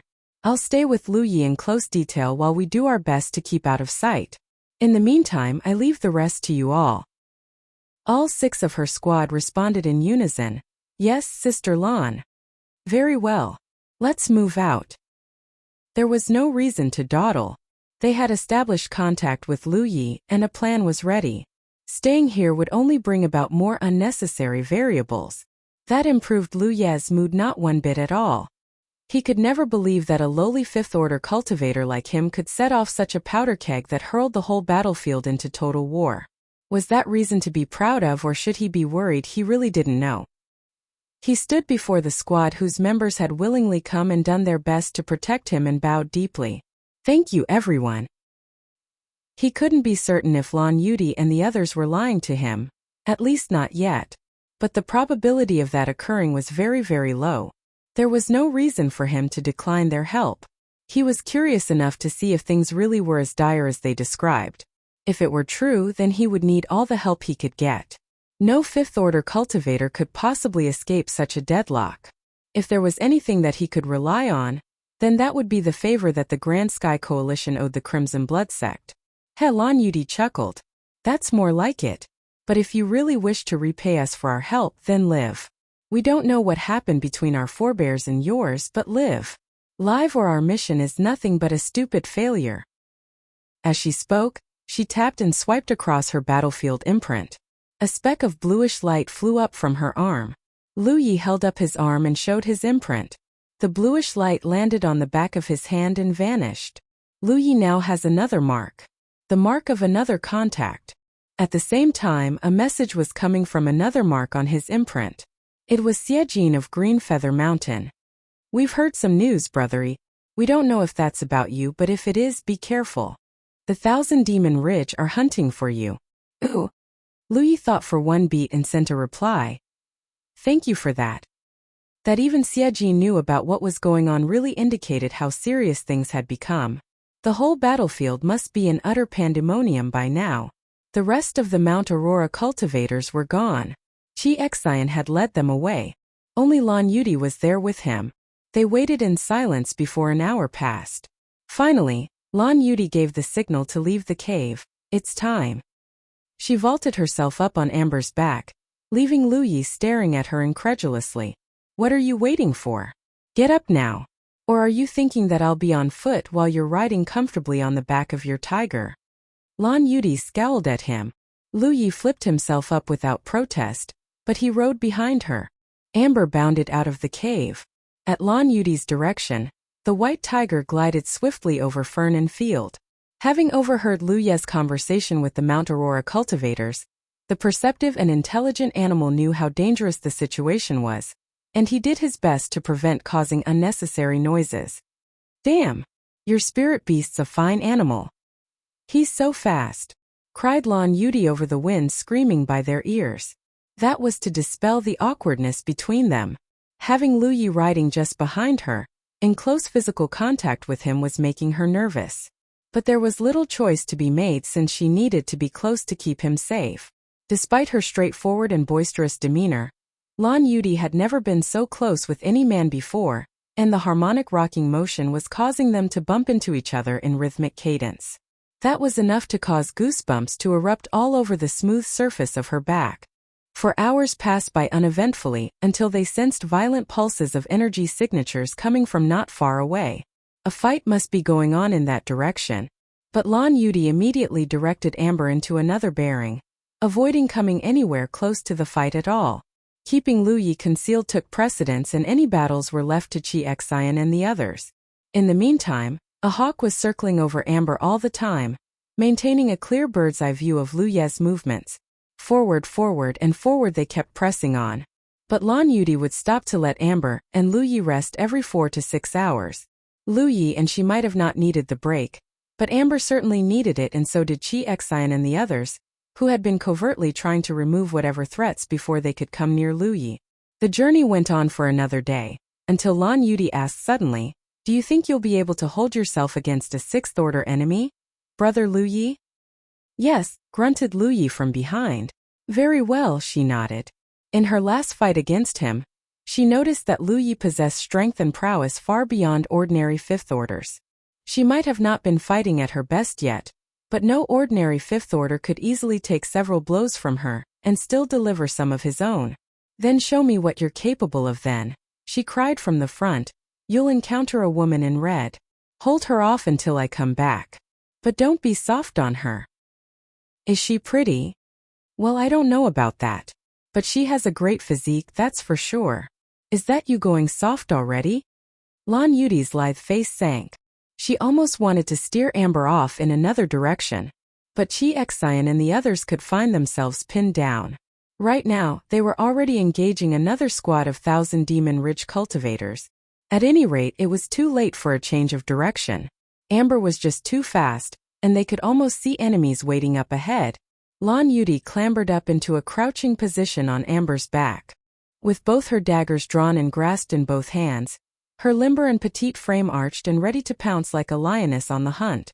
Far ahead, the enemies had caught sight of Amber. Surprised at first, they broke into elation, crying, "That's Lu Yi." A vein became visible on Lu Ye's temples. "I'll make sure Lushan pays for this stupid epithet." He quietly cursed under his breath. They were about 70 meters away when Lan Yudi growled, "Watch yourself now, kitty." That was her warning for Amber to be safe. Amber let loose a short wordless response. "I'm not a kitty. You are." Lan Yudi's entire person turned opaque and she dove forward at her foes. Her shadowy figure charged into the midst of the enemy cultivators to wreak havoc. Spells fired her way, instantly ripping the mirage of her into shreds. Only then she reappeared behind their ranks, ready to unleash death and destruction upon her unsuspecting foes who were still searching for her in the wrong direction. How did she do it? Lu Yi did not even manage to see clearly. But one thing was certain, he realized. Lan Yudi had not been fighting him seriously back then. The flash of steel pierced the low light, followed by a shriek of pain. A sixth-order enemy crashed to the ground with a growing pool of red spreading across the ground. That's a one-hit kill that drew blood. Even though she was the superiorly ranked cultivator, being able to slay an enemy with just one blow was by no means an easy feat. The rest of the 1,000 Demon Ridge cultivators squealed. A seventh-order ghost cultivator. Careful! All hell broke loose.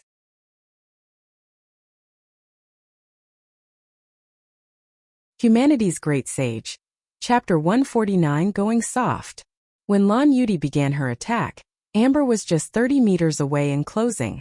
A spell came screaming at it, but the tiger's massive girth lurched sideways with amazing agility and easily evaded the attack. At the same time, Lu Yi bent up and pulled a leap off Amber's back that emulated what Lan Yuti did and hurled himself towards one of the enemies. A woman in red. Lan Yuti was right. The woman possessed a great physique, especially those ample bosoms. She was a spell cultivator. The spells that were fired at Lan Yuti and Amber earlier were both her doing. That gave Lu Yi sufficient incentive to cut her down. Lu Ye's weapon ripped out of its sheath as he hurtled forward. The saber curved down in a deadly arc, slashing into harmless dregs of energy another spell that was aimed at him, defeating it easily enough. Another streak of light came flying towards him. The enemy spell cultivator might not be as fast as Dong Shuyi, but she wasn't slow either. There was no way to avoid it. The spell cultivator's face flushed with florid hues as she thought, "I've done it. There's no way he'll escape unscathed from a hit like this. He's just a fifth order. I'm getting rich this time." She could almost see it. The mounds and mounds of spirit stones that she would win as a reward for killing the target. An abundance of spirit stones that could last her entire lifetime. That was the motivation all 1,000 Demon Ridge cultivators were given to hunting down Lu Yi. A fat bounty. Anyone who killed Lu Yi would be rewarded handsomely by every sect and order in the 1,000 Demon Ridge faction. The huge amount of spirit stone rewards in total, some could even make a real Lake Realm cultivator hang his jaws in awe. Therefore, when she saw that her energy bolt was going to hit its target, the enemy spell cultivator just couldn't resist feeling anxious and expectant. Only what she hoped to see didn't happen. Lu Yi appeared right beside her all of a sudden with his flame-swathed saber swinging at her. The glint of steel was enough to jerk the woman in red out of her momentary delusions of grandeur. She frantically summoned an energy barrier to shield herself. Crash! The energy shield was a strong one, but not sturdy enough to stop the sharp edge of the blade from cracking through it like glass before shattering the entire energy shield and cleaving through the woman in red's swan-like throat. Huh! That was one of the final thoughts that flashed in the woman in red's mind. Wait, why is Lu Yi suddenly here beside me already? Her vision tilted and crashed sideways until she dropped dead on the ground, her eyes still lifelessly open. The last thing that registered in her mind before everything went dark was the sight of Lu Yi driving his saber through the back of one of her juniors. The battle only just started, but it ended swiftly. Once Lu Yi was finished with that woman in red, he cut down another fifth-order combat cultivator, and that was it. The fight was over. Despite both being sixth-order spell cultivators, the woman in red could barely profess the same deadliness as Dong Shuyi. The latter was nevertheless a former seventh order, who has more experience and knowledge in battle. To say nothing of how the woman in red was already luxuriating in the fantasies and delusions of victory, allowing Lu Yi the chance to close the distance between them. Nothing good would ever come out of counting his or her chickens too early. If Dong Shuyi himself had suffered terribly when he allowed Lu Yi the chance to get near, then an inexperienced and less skilled spell cultivator like her would fare even worse.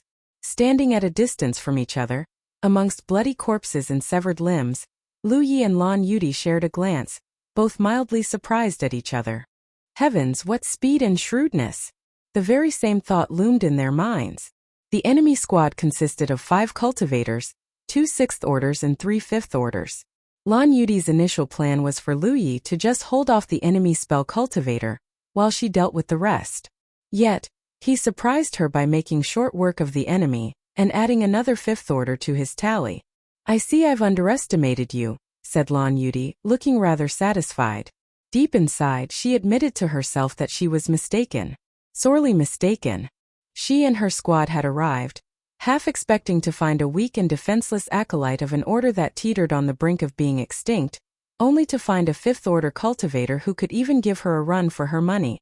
If the top echelons of the Thousand Demon Ridge had seen his performance, their determination to see Lu Yi 6 feet under the ground would most undoubtedly intensify.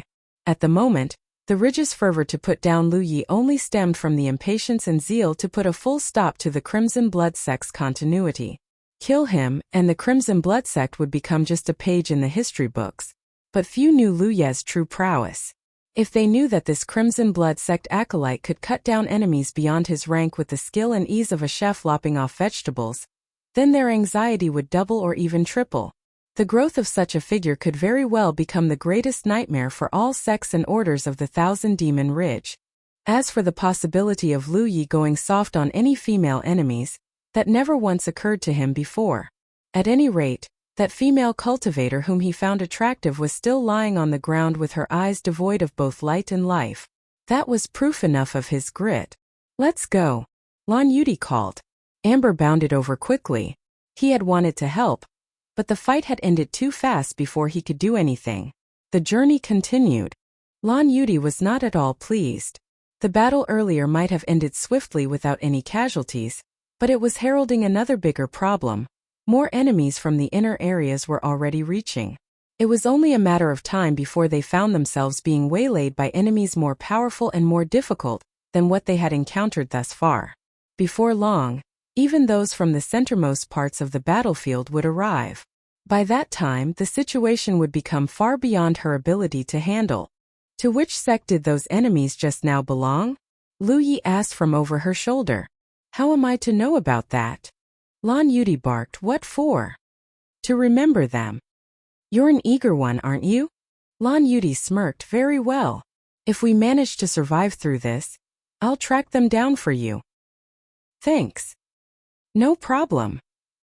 The ride went on with Lu Yi and Lan Yuti finding themselves assailed by more enemies. But these were all low to mid-tiered cultivators that the collective might of Lu Yi and Lan Yuti could easily defeat. In the meantime, Lan Yuti never stopped tapping at her battlefield imprint, whenever she could, as if she was transmitting some sort of message to parties unknown. It was 2 days later when Lan Yuti exhaled wearily with a tinge of moroseness in her look as she delivered another message. Chi Xian and the others can't keep up anymore, she said to Lu Yi. They've taken too many losses. Shouldn't we wait for them? No. Lan Yuti shook her head firmly. There will be others ready to take over up ahead. Lu Yi nodded quietly. For the next few days, Lan Yuti became gloomier. Her mood soured as well, like she had just received some bad news. It was dusk when she glanced at Lu Yi all of a sudden. Solemnly, she pointed a direction. Ride this way. Don't stop no matter what happens. Avoid any clashes with Thousand Demon Ridge cultivators, heard me? She climbed up into a crouching position on Amber's back again. Wait, where are you off to? Asked Lu Yi, the creases on his forehead deepening with dread. There are enemies up ahead. I'm heading off to hold them off, she said. She turned back to look at him. A look that she held for several long seconds before she finally said, Stay alive. Then she was gone, pouncing forward like a panther before she was gone. Amber kept pressing on in the direction Lan Yuti instructed him. Ahead of them on the side flank, Lu Yi could detect the eruption of spiritual powers from varying sources. That must be Lan Yuti locked in a battle against more enemies. The commotion was huge and Amber knew better than to waddle about in these parts any longer. At a jungle clearing not far away from Lu Ye's position, dead bodies sprawled on the ground with several maimed limbs scattered about. The fight had cleared the whole area of any undergrowth and other low-lying vegetation. But Lan Yuti's dance of death with her twin daggers had not yet ended. She was still trying to ward off 3 enemies, a 7th order, a 6th order and a 5th order. With the 7th order as their point man, the trio provided support in terms of firepower by maintaining a ceaseless barrage of attacks to overwhelm Lan Yuti, who already was badly injured with blood drenching her tunic. Any longer and she would lose even her last chance to escape. But she knew that that was not all. As if the odds were not badly stacked against her enough, another 6th order spell cultivator was skulking about unseen. It was he who had been firing spells at her when she was not looking and the main reason she was in her present predicament. But she remained undaunted. A heliotrope streak smeared across one of her cheeks, adding a vampish touch to her already remarkable beauty. She might be outnumbered, but that did little to impair or lessen her ferocity. The glints of her twin daggers were enough to keep the trio hesitating, intimidated by her frenzied-like fierceness. The Seventh Order enemy was the only one between the trio who was getting the worst of this whole debacle. Most of Lan Yudi's attacks were centered on him, as if she was intent on dragging him down to hell with her. A tiger's roar suddenly came from somewhere off the outside fringes of the jungle, drawing everyone to a stop. The Thousand Demon Ridge cultivators lifted their heads just in time to see a massive white tiger springing out of nowhere, passing them by. That white tiger! Everyone was stunned. One of them screamed, "That's Lu Yi." So that is why this woman's been trying so hard. She's trying to cover for Lu Yi. Just when everyone was looking in Amber's direction, the spell cultivator who had been sniping at Lan Yudi from his concealed position failed to notice a figure approaching from behind. His senses quickly picked up the presence of a stranger from behind, but it was too late. All he heard was the screaming of steel through the air. That managed to stop another spell that would have hit Lan Yudi, and given her enemies the chance to further cause her more harm. The enemy Sixth Order felt something coming fast. Then it came. A stinging jolt of pain from his neck. Just before everything went dark around him, he saw through the corners of his eyes a figure that streaked past him. He tried to raise his hands, but his limbs just wouldn't answer his call. In the meantime, Lan Yudi was beginning to find her groove. Her twin daggers gleamed brightly in her hands, her dance filling the air around her with torrents of silver-white flashes from her weapons. In long but quick strides, Lu Yi appeared just at the edge of the clearing all of a sudden, charging for the other Sixth Order enemy as soon as he saw him. The Sixth Order was the one in the trio of enemies who had been delivering attacks every now and then to slowly chip off Lan Yudi's defenses. It was Amber's abrupt appearance that had diverted his attention, allowing Lu Yi to catch him off guard with a swift attack. The blow landed on his back. Blood and entrails began pouring out of the hideously long horizontal slash like a calf being gutted. With an anguished cry that did not last long, he fell dead as Lu Ye's weapon speared through his heart and came jutting out of his chest. The remaining two enemies looked aghast with disbelief. They had the absolute advantage. They had taken several losses because of Lan Yudi's ambush earlier, and few could possibly survive an ambush by a Seventh Order ghost cultivator. But they managed to recover and hold their ground. All they needed to do at first was to slowly break down Lan Yudi's defenses and wear her down. But Lu Ye's unexpected appearance and his expeditious slaying of both Sixth Orders, the one hiding in the bushes and the one forming part of the trio, was what flipped the tables again. Lan Yudi relaxed at last, although that puzzled the two surviving enemy cultivators. In the meantime, Lu Yi was not slowing down at all. He lunged at the Fifth Order enemy, swinging his saber down with all the weight he could put behind the stroke. Ashen pale with horror, the Fifth Order was sharp enough to realize that Lu Ye's strength and speed far outstripped his defenses to hold on. All he could do was parry the first blow, then a second and lastly a third, before he staggered rearward and fell, leaving the sweetest opening that Lu Yi could have asked for. But he was quick enough to quickly slip a hand into his storage bag and dig out a golden body talisman. In the nick of time, he managed to slap it on himself. Seeing a golden sheen of light enveloping his body filled him with hope and comfort. Until a crack formed on the aureate light shield and the whole thing shattered. The tip of a saber came bashing through the falling glass-like shards and slashed through him, eliciting a blood spray that mimicked a painter's flourishing swish with his brush, and the cultivator began to fall on his back. However, before he even hit the ground, Amber appeared out of nowhere and sank his jaws around his throat. With a vicious jerk, the massive tiger snapped the poor man's neck, killing him instantly and filling Amber's mouth with the acrid flavor of blood. Seeing how dire the situation had become for him, the enemy Seventh Order cultivator, a combat cultivator, withdrew dozens of meters away. His sword whistled through the air at his call and hovered to a halt just before him, its hilt up and its tip down. Then he spewed a mouthful of blood at the blade of his weapon. The magical weapon erupted with a sudden brilliance of light and angled its tip at Lu Yi. Without any warning, it shot straight at him like an arrow, reaching him in just the blink of an eye. Sword magic! Lan Yudi gasped, her face chalk-white with terror.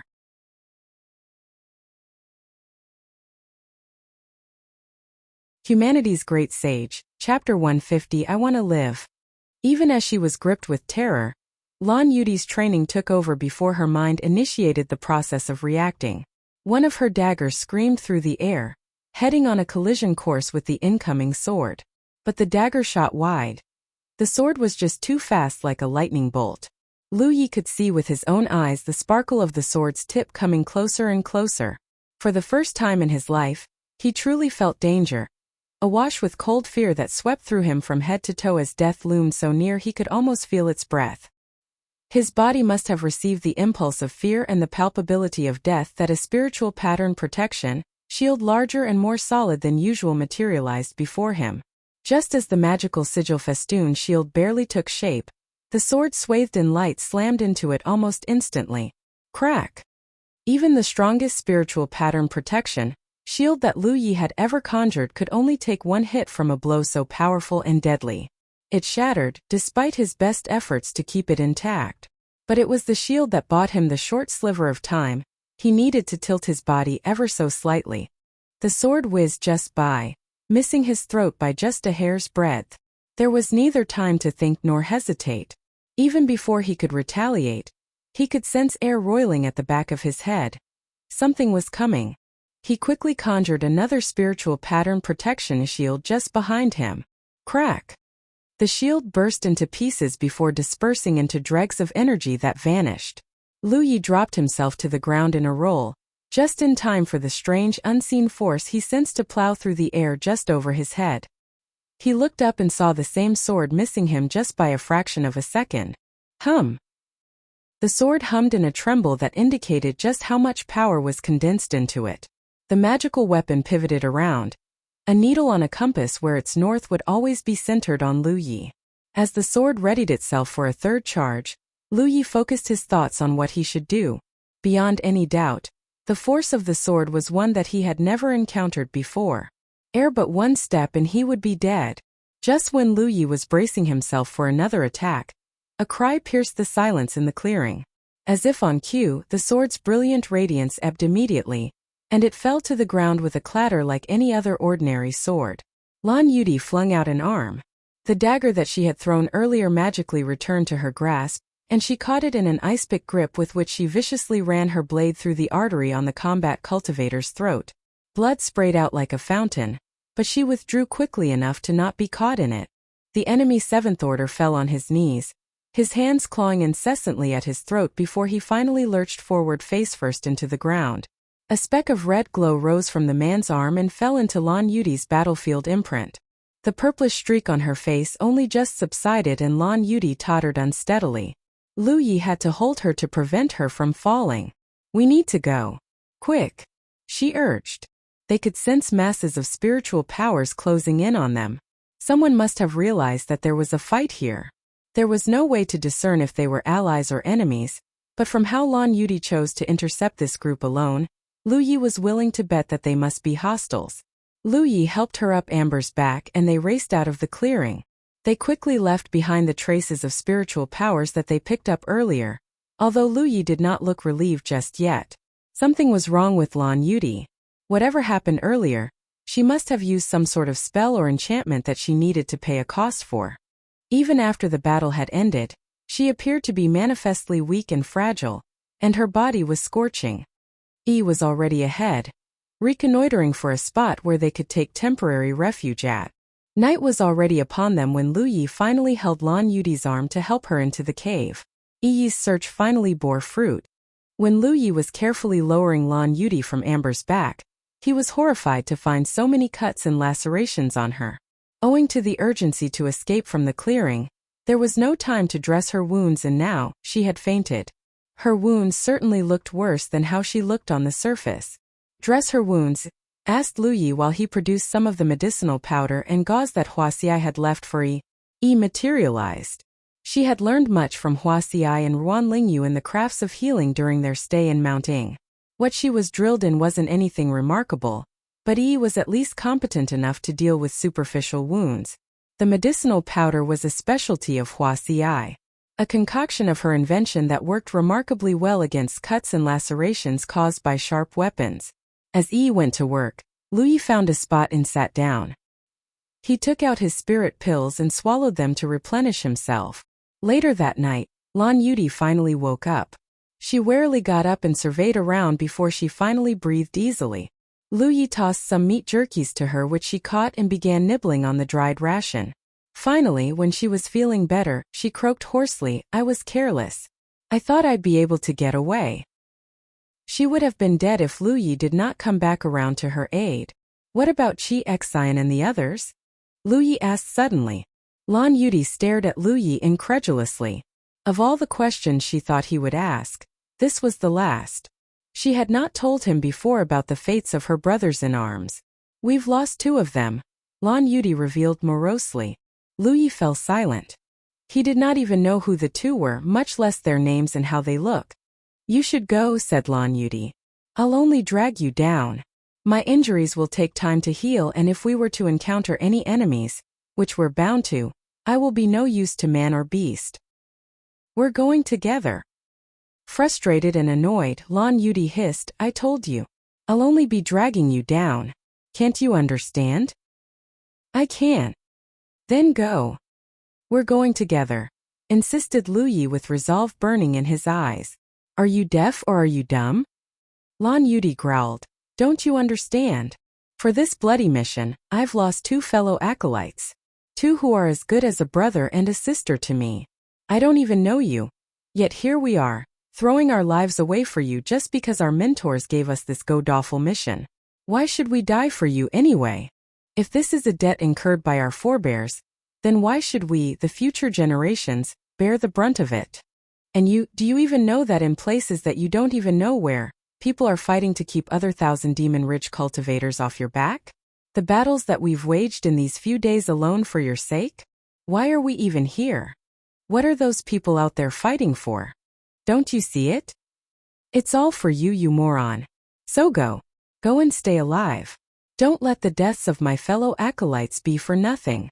Don't let the deaths of those who are fighting to keep you alive be for nothing." What she thought was a furious rebuke that would make Lu Yi change his mind evidently failed to work when Lu Yi just stood there with a blank look on his face, saying, "Are you done?" "Wah!" Lan Yuti was speechless. Finally she lashed out, "Oh, how I wish to give you a tight slap in the face." Lu Yi sighed. "You know, just half-year ago I was just a slave. A lowly slave in the evil Moon Valley mines. The Grand Sky Coalition attacked the mines and liberated us. They even inducted us into the sects and orders which are part of the coalition.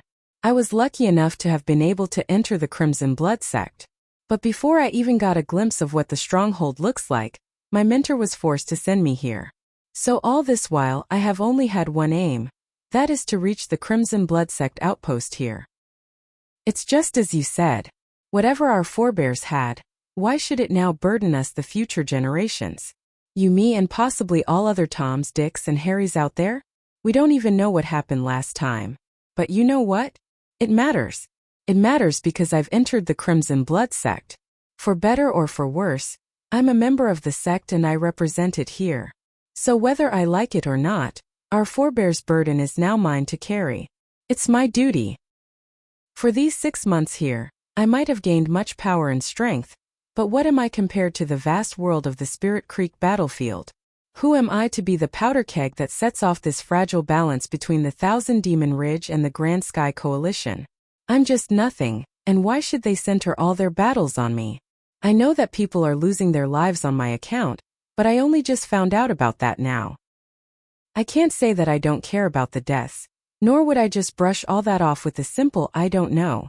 Whether you're doing it on your mentor's orders or out of goodwill for me, I don't know. But I know this. I will remember this forever. I acknowledge what everyone is doing for me. Lan Yuti stared at him at complete loss for words. She was unhappy and displeased that she was given this mission at first. None of her squad knew Lu Yi and they owed him no obligation. But by orders of their mentors they were required to protect him with their lives. Right now, 2 of their number were dead and more might follow, to say nothing about many more who could very well be losing their lives this very instant out here in the wilderness on Lu Ye's account. But after listening to him, their fates were not pitiful at all. His was. And how could it not be? a fifth-order cultivator caught in the middle of a war between two vast and powerful confederacies comprising of thousands of cultivators. So many wanted him dead, even more so, the champions who were now on their way from the centermost regions of the battlefield. Any other cultivator of his age and rank would have crumbled under the sheer stress and pressure. He did not ask for this, but rather he was shoved into this mess. Lan Yuti could have sworn that she herself would have long caved in to such a challenge. And, your point is? And so, Lu Yi smiled at her. I want to live.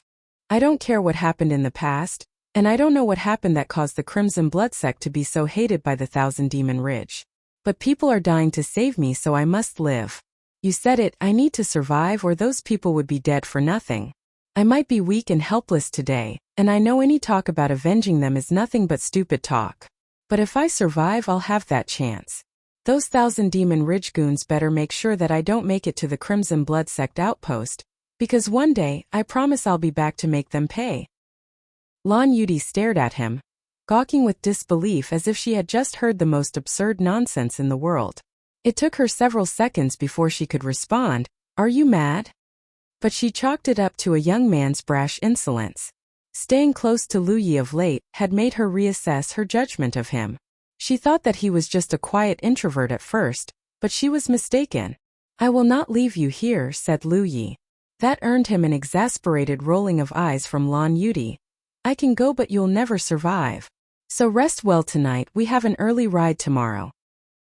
She stared crossly at him and Lu Yi returned a placid gaze. It took minutes before she finally averted her stare, resigning at last to his stubborn intransigence. "Wait a minute," she said suddenly. "Did you change my clothes?"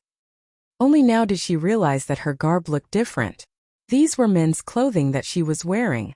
From the size, it was clear that they belonged to Lu Yi, and her wounds have been dressed. She could feel just mild discomfort coming from the places where she had been hurt. "No, that was not me." Lan Yuti's face blushed furiously. "Why, you saw everything." "I told you that wasn't me," Lu Yi persisted. Lan Yuti's was the color of claret by now. "Who else could it be if it's not you? That white kitty of yours." Amber's head came up to shoot her a scathing look of indignance.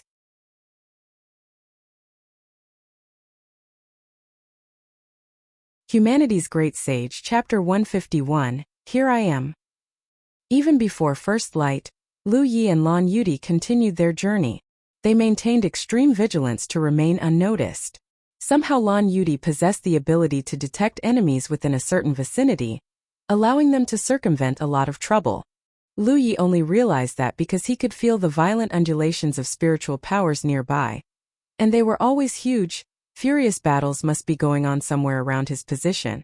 These must be the cultivators that had arrived from the inner ring areas of the battlefield, and they had begun engaging each other. They rode for the whole day before they veered into a glen at Lan Yuti's instruction. Riding on Amber's back and sitting just in front of Lu Yi, Lan Yuti fiddled with her battlefield imprint. Before long, a group of cultivators arrived. From the looks of the wounds they carried, these dozen or so men looked like they had just survived a battle. "Relax," said Lan Yuti at once when she noticed Lu Yi looking tense at the sight of the strangers. "They're friendlies." Before they got near, Lan Yuti lifted an arm to catch their attention.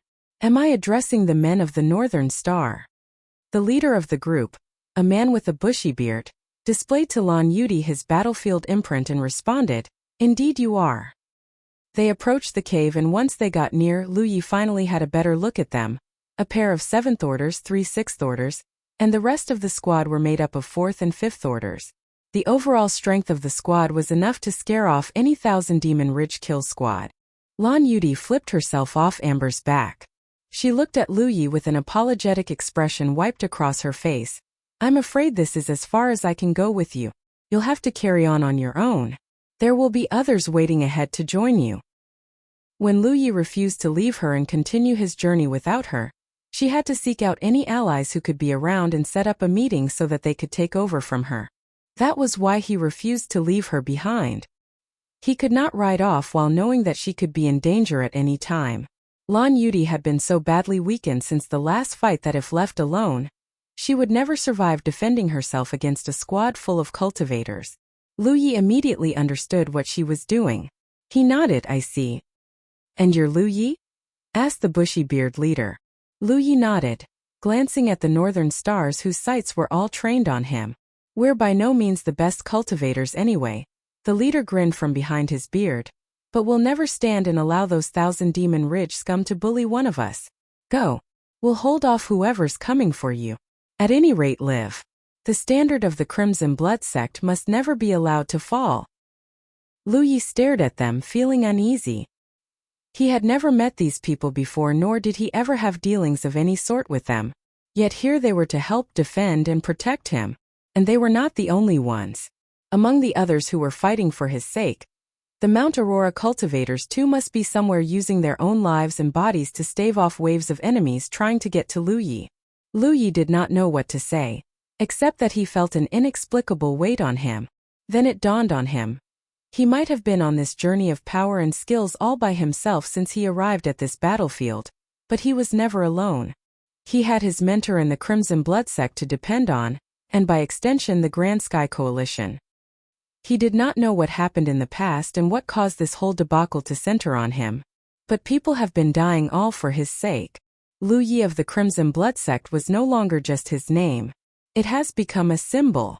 A symbol that would make even strangers, such as these northern stars, willing to give their lives to ensure his survival.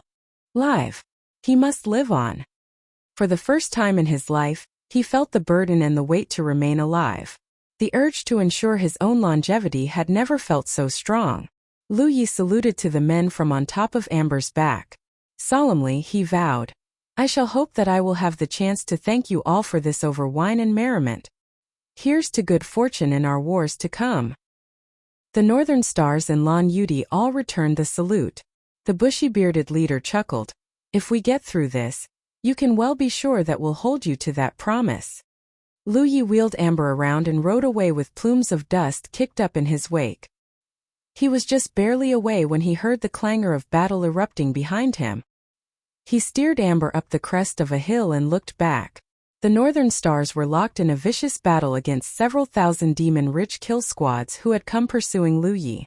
It did not take long for the commotion to attract all other cultivators in the vicinity, and they all converged here, turning the battle into a chaotic battle royale with more cultivators joining the fray every now and then.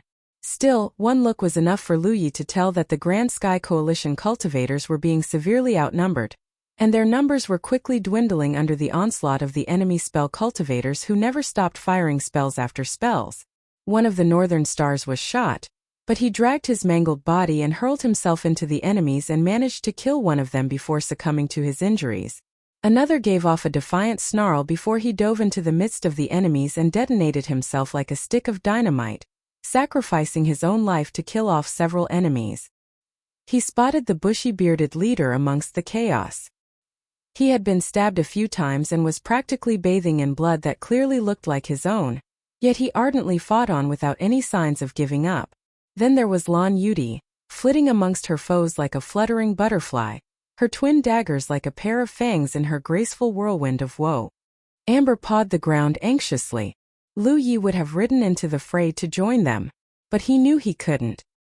He inhaled deeply, shoving the urge down into the innermost corner of his mind, and thundered as loudly as he could, throwing his head back. I am Owi of the Crimson Blood sect. Here I am. Here I am.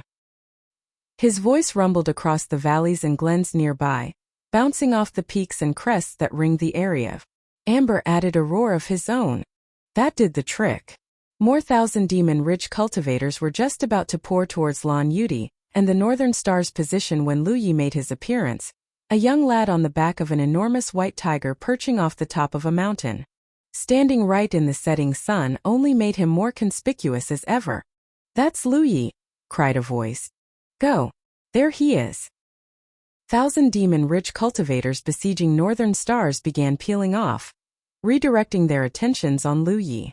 That was enough to spur more enemies, especially those who had yet to converge on the Northern Stars, to rush towards the peak Lu Yi was standing on.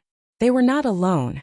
Many more enemy cultivators scouring for him nearby heard the voice and the tiger roars, and they immediately veered this way. Down in the glen, Lan Yudi and the Northern Stars were quick to notice how the pressure had been lifted substantially all of a sudden. She disengaged and withdrew herself back into the midst of her allies, her tunic caked with the blood from her wounds and her fallen enemies, scowling bitterly. "Damn it." The bushy bearded leader broke into a burst of laughter. "You know what? At least we're not going to be dying for no reason or purpose." By the time the mountain was swarming with thousand demon-rich cultivators, Lu Yi had long fled. Hardly a fool. He knew that he needed to go as soon as he made his presence known. Announcing himself was pretty much the only thing he could do at the moment to lift the pressure off Lan Yuti and the Northern Stars, or it would only be a matter of time before they were overrun. How well did his plan work out? There was no time to check. As Amber sped away from the mountain to put as much distance between them and their pursuers, Lu Yi could spy figures rising up into the air before descending again far behind him. That must be enemy 7th Order cultivators who possess short-distance gliding abilities like Dong Shuyi. At least that would mean that Lan Yuti and the others must be all right by now. He mused. As for his pursuers who were trying to use gliding to close the distance, Lu Yi was hardly concerned about them.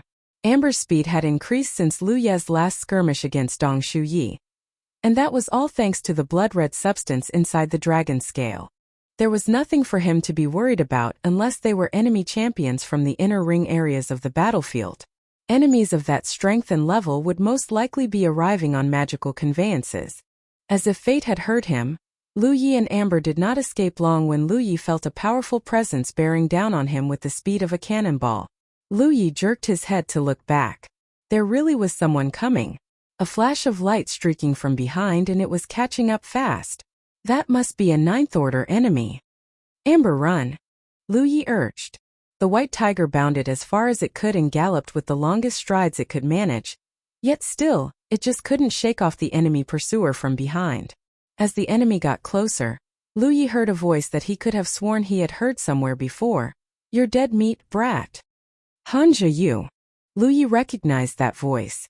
Hanja Yu of the Tai Luo clan. He should have known. Xie Jin's earlier warning to him clearly meant that those around the Green Feather Mountain locale had received word about his identity, and so would the Tai Luo clan. The clan had suffered a lot because of Lu Ye's active involvement in the Dragon Spring Conference, and back then, Hanja Yu had paraded her fervent desire to vent her displeasure by killing Lu Yi. For that reason, the senior Green Feather Mountain acolyte in charge of the Dragon Spring Conference had personally ferried Lu Yi all the way to Ian, just so that he could prevent Hanja Yu from killing Lu Yi. It was so that she would not know where to locate Lu Yi, and she would have better things to do than to track down a mere stranger. But when Lu Ye's real identity was made public knowledge, Hanja Yu immediately knew that her chance had fallen straight on her lap. Her failure to win the conference had resulted in the severe admonishment that the senior members of the clan peppered on her, and naturally, she blamed this all on Lu Yi. Hence, when she learned that Lu Yi was none other than an acolyte of the Crimson Blood sect, she embarked at once from the Tai Luo clan outpost to come here, only to hear Lu Yi announcing himself as soon as she arrived. Thanking the stars for her chance to exact her vengeance, she hurried this way as quickly as she could. Hovering over Lu Yi in midair, Hanja Yu gazed down at her prey with a satisfied and smug grin. Her hand came up, and clasped between her slender fingers was something that resembled a feather. But it was shining. Lu Yi immediately knew that it was a spirit artifact.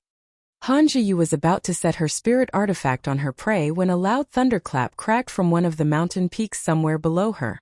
Something, with the speed of a loose arrow, came slamming into her with the force of a battering ram. Hanja Yu sensed something was charging at her, but despite her best efforts to evade it, the object just managed to collide squarely into her, and she careened away, shaken and perplexed. A figure that she would have recognized anywhere floated in the air just above her. Coldly, the man growled, "Down you go." The terrible force bore down on her with the speed and force of a tidal wave, allowing Hanja Yu no time to maneuver to safety at all. She immediately summoned her magical protective shield, but that did not prevent her from being batted down to the ground. Hanja Yu crashed to the ground with a deafening boom. She got up to her feet at once, indignant and dusty. Like a deranged termagant, she shrieked. "What was that for, Tang Wu?" "Spoken as if we have a truce, Hanja Yu," Tang Wu snorted with frost. He lifted a fist and attacked again. "Enough talk, take another one." Both 9 orders, one a body-tempering cultivator while the other a spell cultivator, had known each other for a long time, and the rivals engaged each other in a gritting battle. But Tang Wu had all the advantages. With the element of surprise and his already superior powers, it did not take long for him to secure the upper hand in the fight. Han Jiyu, now absolutely disheveled and heavily bruised from all the abuse, screamed, "What is this madness, Tang Wu? Since when does Green Feather Mountain interfere in the business of the Crimson Blood sect? Since when did I say that I'm here because of the Crimson Blood sect?" Only then did Han Jiyu understand why Tang Wu was here. This brute wasn't here for the Crimson Blood sect. He had come for her. Such were the motives of the participants of this war. While most were fighting due to the camaraderie they shared with the Crimson Blood sect, some were here because of some personal vendetta, while some saw this war as a cornucopia of opportunities to really hone their skills and experience.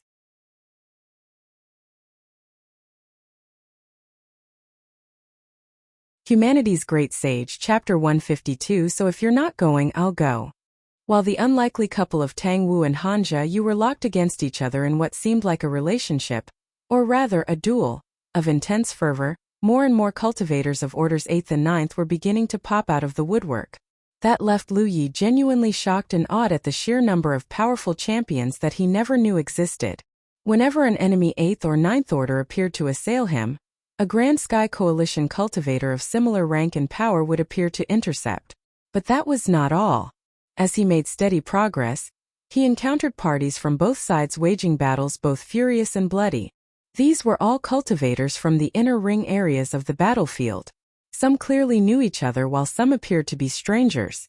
But being on opposing sides, they had no love for each other, and hence needed no further reason to start hurling spells or swinging their weapons at each other. The war was turning out to be a feast of champions. Battles between various factions in the Spirit Creek battlefield were common but were usually confined to minor skirmishes without many losses. But since the fall of the behemoth that was the Crimson Blood sect of old, the battlefield has not seen war of such widespread magnitude for decades. Beyond any doubt, the name of the Crimson Blood sect must be taboo, a subject of such sensitivity that could easily strike a nerve, especially with the older generations of the Thousand Demon Ridge cultivators. They could not enter the battlefield, but that did not prevent them from giving strict orders to their juniors and students to hunt down Lu Yi at whatever cost. At whatever the cost, the Crimson Blood sect acolyte whose name was Lu Yi must be put to death. The Crimson Blood sect must never be allowed to escape the fate of going defunct. That, plus the rich rewards promised by all Thousand Demon Ridge sects and orders, was enough to make almost every cultivator of their side rally towards Lu Ye's position. Anyone who could win the triumph and glory of slaying Lu Yi would win an entire lifetime's worth of rewards and riches. Lu Yi had just made it through another fierce battle. Droplets of blood dripped off the tip of his weapon as he shoved another healing pill into his mouth. Still panting from the exertion, he allowed Yi to help dress his wounds, surrounded by the dead bodies of the enemies he felled, before he got up Amber's back again to press on. With cultivators from both sides engaging each other as soon as they entered the fray, Lu Yi was fortunate enough to be able to make it thus far without getting into much fighting. But it was not so much his luck as the concerted effort of the entirety of the Grand Sky Coalition trying to keep him alive. But without Lan Yudi's detection ability, there was zero way for him to fully avoid running into enemy cultivators, and some fighting would ensue. If there were any Seventh Orders amongst the enemies he stumbled into, he would just rely on Amber's speed and pace to escape. But if the enemy were all low-tier cultivators and their numbers were low, Lu Yi would just stay and fight. He was beginning to lose count of the number of times he had been waylaid by enemies, and the shapes and sizes they came in were beginning to outstrip his imaginations. Amber needed rest, and so did he. But the last thing they dared to try was to find somewhere to rest. With their tracks now all but completely exposed, a pause could very well see him being surrounded by all sides, something that he knew he would never be able to escape unscathed. There was no way to be sure whether he'd able to walk into the sunset triumphantly at the end of this episode, but Lu Yi was nowhere near giving up just yet. At the same time, the impurities in his spiritual powers were starting to become more significant to the point where it was slowly affecting his fighting. But he needed to heal, and for that, he had to swallow spirit pills. There really was no other way. Meanwhile, in the province of Bingzhou in the real world of Jiuzhou, where the Grand Sky Coalition ruled supreme, It was also the land where the standard of the great and majestic behemoth that was the Crimson Blood sect of old once made its name, although the unfortunate events that occurred after that were what caused the sect to suffer a devastating blow. Since that day, the respect and fear that the sect commanded as the pride of the Grand Sky Coalition had long been extinguished, and the sect, now merely a lowly Tier 9 order, teetered on the edge of being defunct. For decades, dust and grime swathed the floors of the seemingly dilapidated structures that sat atop the crests of the hills that belonged within the grounds of the Crimson Blood sect stronghold. The boisterous merriment long gone from its halls was every bit the semblance of the youthful exuberance lost from a man in his twilight years, if not an elderly decrepit now on the brink of succumbing to old age. Of all constructed structures that belonged to the sect, almost every single one of them looked as if it could collapse any moment, save for one. The main audience hall of the sect, where a rufous red standard hung from a post, fluttering and snapping in the wuthering winds.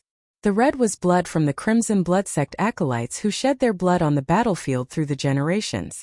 A yellow-gold flame-like motif was embroidered on the long field of red, signifying the Order's mission and purpose to eradicate all evil. It was this same standard which the mere sight of struck fear into every single Thousand Demon Ridge cultivator whenever it was unfurled during battle. Few could recognize this standard now, least of all the younger generation cultivators. But even among those old enough to remember, few could care less. Such was how the sect had waned. Grand Master of the Crimson Blood sect Tang Yifeng was sitting on his chair in the main audience hall, looking grim and morose. If Lu Yi could see him now, he would find he looked so much older and frilier since they last separated months before.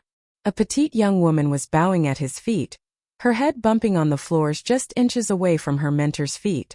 "Please, teacher. Save him, please. His survival is now in the hands of fate, I'm afraid," said Tang Yifeng glumly. "There's nothing I can do." As a Divine Ocean Realm champion, he was forbidden entry into the battlefield, and despite the perils that Lu Yi was now facing, there really was nothing he could do. He's done nothing wrong. What he's enduring now was only because he joined us. You brought him in, teacher. So if you're thinking of leaving him out there to fend for himself, that hardly seems fair.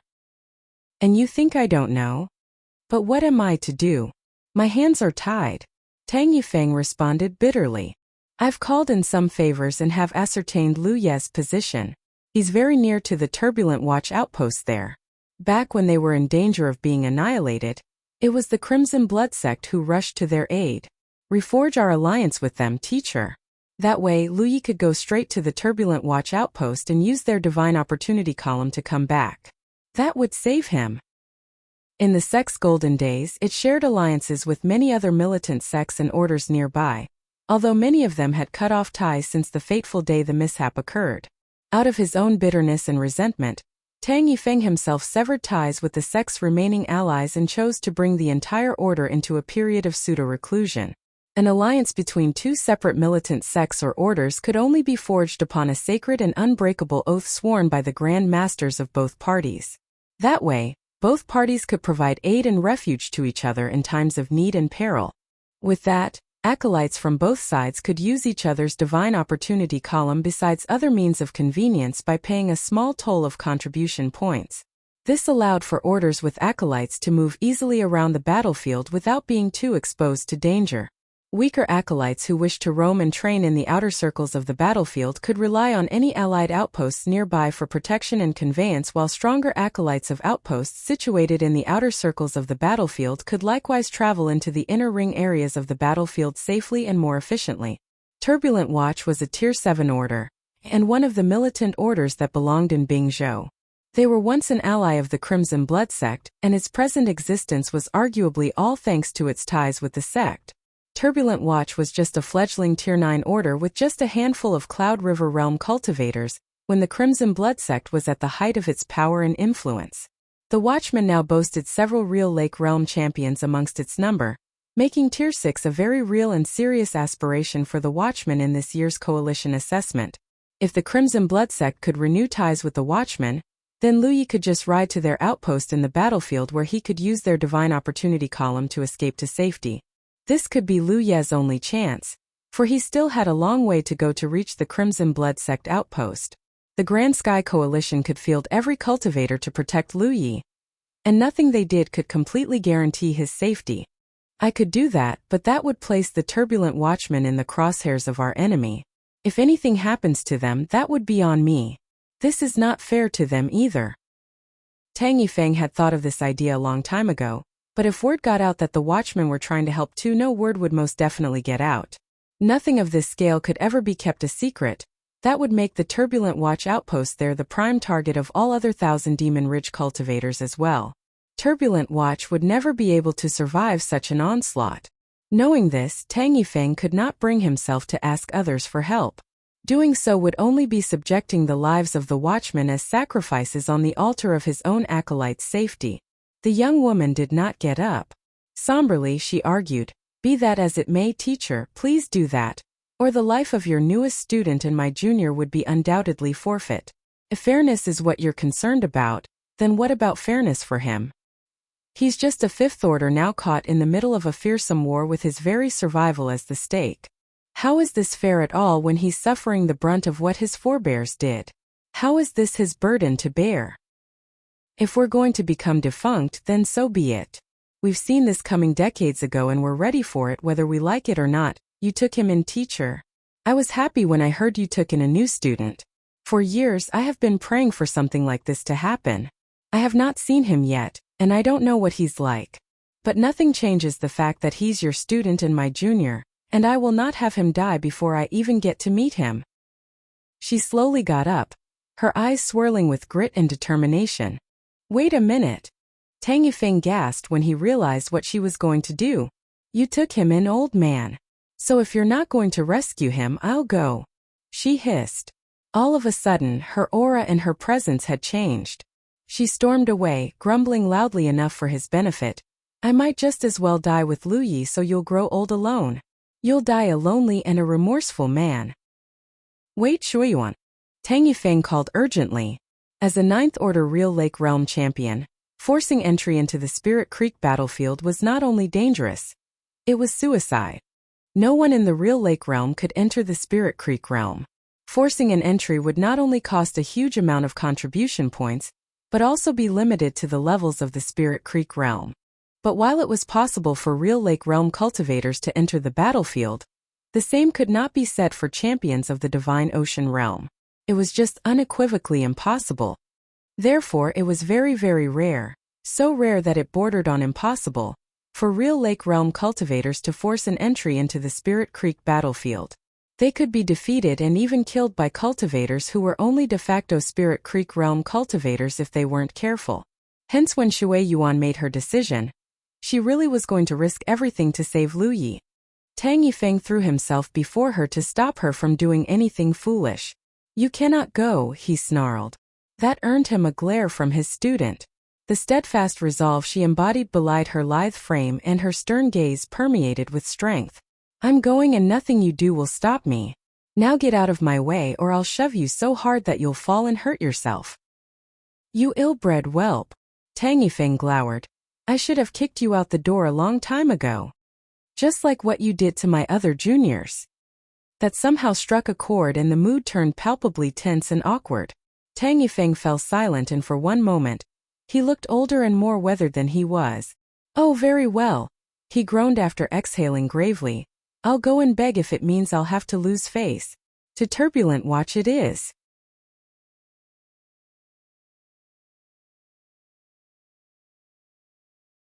Humanity's Great Sage. Chapter 153, Turbulent Watch. The gates of Turbulent Watch's stronghold creaked open to reveal the head watchman Meng Dancheng and the various lieutenants, sergeants, and the rest of the watch who waited amid 9 tolls of the stronghold's main bell. When Tang Yifeng and his other female student Wei Yong appeared out of thin air, the watchmen all bowed. Head watchman Meng Dancheng scurried Tang Yifeng. "Everything is ready, Grandmaster Tang. Come with me, please." That did not seem comforting at all to the Grand Master of the Crimson Blood Sect, who merely nodded and responded, "I apologize for the imposition."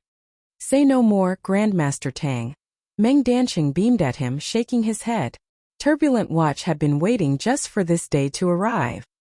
An hour later, the two swore upon heaven and made their pact. Turbulent Watch had been careful to not let any word of this escape, But they were being watched and news of the freshly minted alliance quickly broke out. In the meantime, somewhere in the battlefield, Lu Yi was resting while he swallowed some spirit pills to recuperate. Amber was beside him, wolfing down on a slab of meat despite still panting for breath. He knew he needed sustenance, or he wouldn't be able to run. Not wanting to delay, they did not stay long before continuing their journey.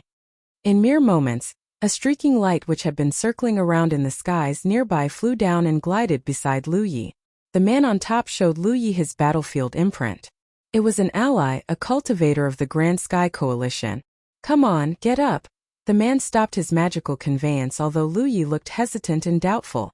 Since parting with Lan Yudi, Lu Yi had encountered several Grand Sky Coalition allies who gave him lifts to expedite his progress. Without them, Lu Yi would not have made it this far. But none of them could stick with him for long. Whenever they stumbled into Thousand Demon Ridge kill squads, they would have to break off with Lu Yi so that he could press on while they held back the enemies. Some time before this, a Ninth Order cultivator ferried Lu Yi using his magical conveyance, but they were discovered by the enemies who quickly tried to shoot them down. The ally cultivator might survive the fall if they were really shot down, but not Lu Yi and Amber. Not at such a height, at any rate. This explained Lu Ye's hesitation when this newest ally cultivator urged him to get onto the magical conveyance. This mode of travel was unequivocally fast, but it also made them more conspicuous. But right now Lu Yi, with no other choice in mind, could only bite the bullet and step onto the magic conveyance with Amber in tow. The ally cultivator performed a hand seal and commanded, "Up." The canoe-like magical conveyance lifted up into the sky. But unlike before, this ally cultivator had the sense to remain at lower altitudes, so even if they were shot down, they would survive the fall easily enough. But that did not give him any reason to not maintain constant vigilance. As they pressed on quickly, he told Lu Yi, "The Crimson Blood Sect has reached a pact with an order called Turbulent Watch. That means you don't have to go all the way to the Crimson Blood Sect outpost. Just go to the Watch's outpost here and you'll be able to get back." Turbulent Watch. Yes, Turbulent Watch. Lu Yi immediately rummaged for his map. He did not understand the significance of that pact, but it seemed as if this was a plan for him to get to safety. He quickly located where the Turbulent Watch outpost was. A Tier 7 militant order, it was situated just somewhere between the outer and inner ring areas of the battlefield. It was too far, but it would still take him quite some time to reach there. At the very least, it was way nearer to him than the Crimson Blood Sect outpost. He knew what was going on. His mentor Tangifeng must be doing something to save him. There really was no incentive for the sect to be making a pact with the Watch, especially at this juncture. Be warned.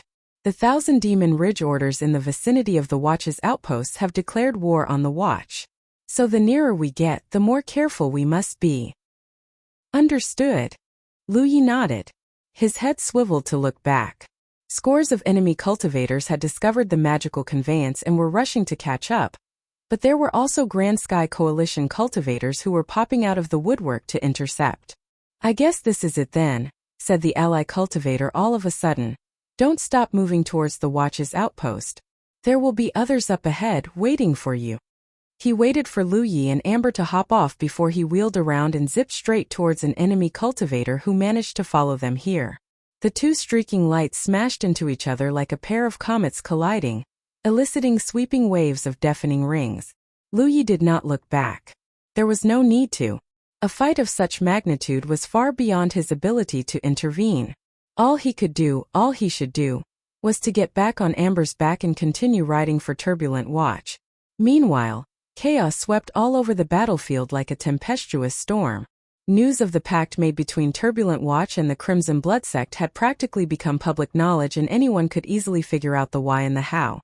That culminated in the Watch's outpost now becoming the focal point where virtually all cultivators, both the Thousand Demon Ridges and the Grand Sky Coalitions, congregated, and that was enough to make all lands within a 1,000-mile radius of the Watch's outpost the most dangerous place to be in at the moment.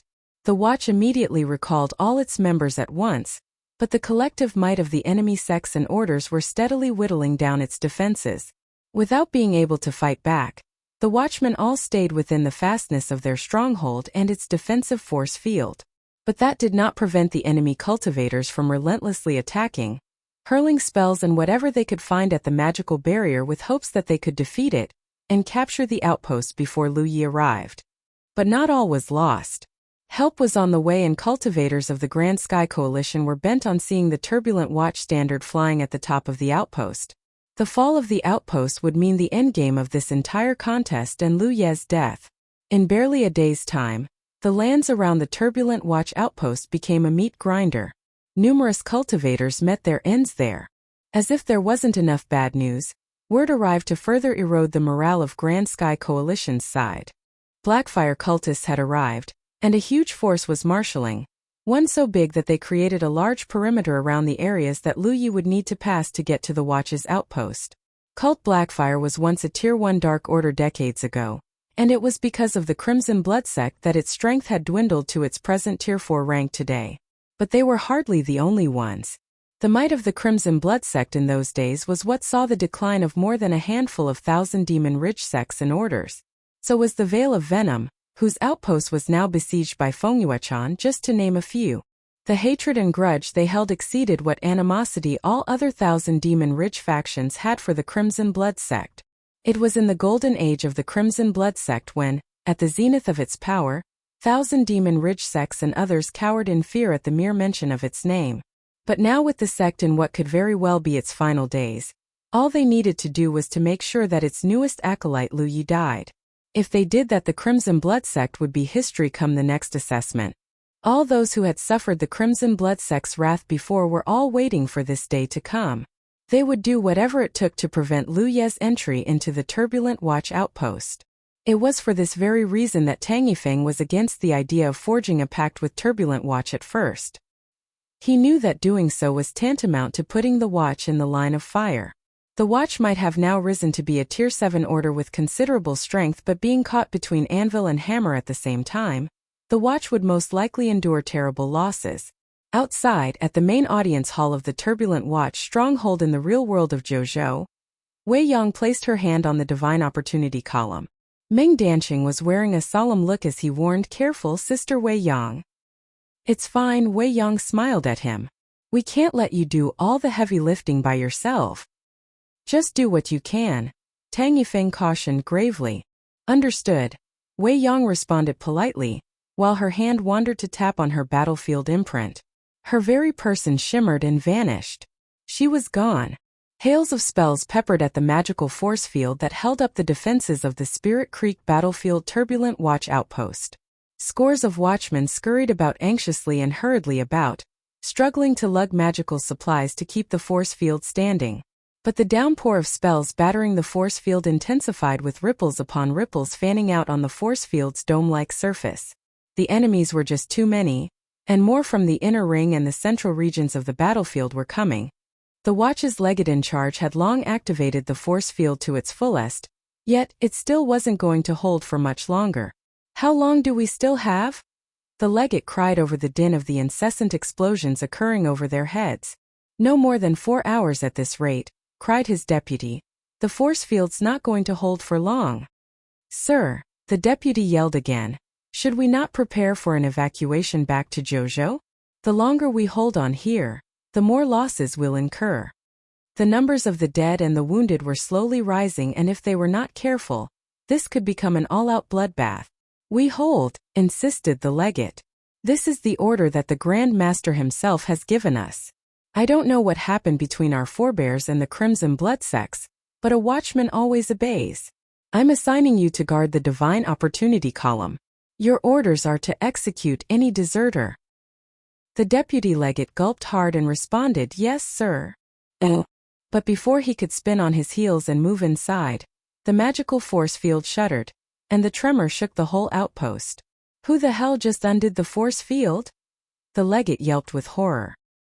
He was certain that the tremor just now was because of a momentary deactivation of the outpost's magical force field. They marched towards the main audience hall where they could get a better vantage point, and what they saw left them flabbergasted with shock.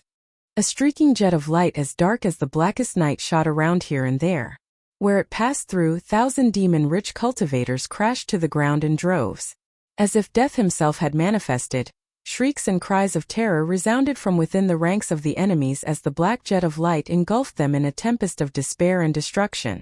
Not even those who came from the core and inner ring regions of the battlefield could resist being slaughtered by the streaking light. "Who in heaven's name is that?"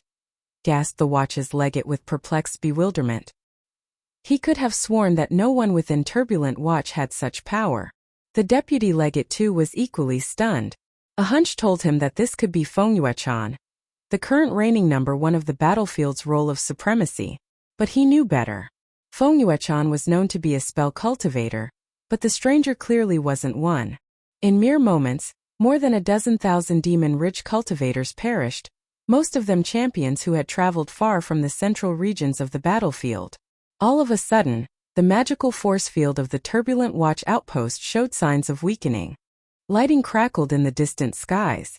Its mauvish shade as the lightning bolt flashed in the overhead plumes told the legate what he needed to know. Someone senior or beyond Spirit Creek realm has come. But who? Only cultivators within the Spirit Creek realm could enter the Spirit Creek battlefield. Those with powers beyond could still come in, but at a terrible price, and his or her powers would be limited to the Spirit Creek realm, and the powers and damage he or she could use would also be bound to the Spirit Creek realm. That was not all. Heaven would inflict its judgment whenever such individuals killed somebody. Which was what that purplish lightning was all about, the judgment of heaven. More killings would invite upon oneself heavier punishment, and it was only a matter of time before this powerful stranger had to endure a fatal strike from the judgment of heaven.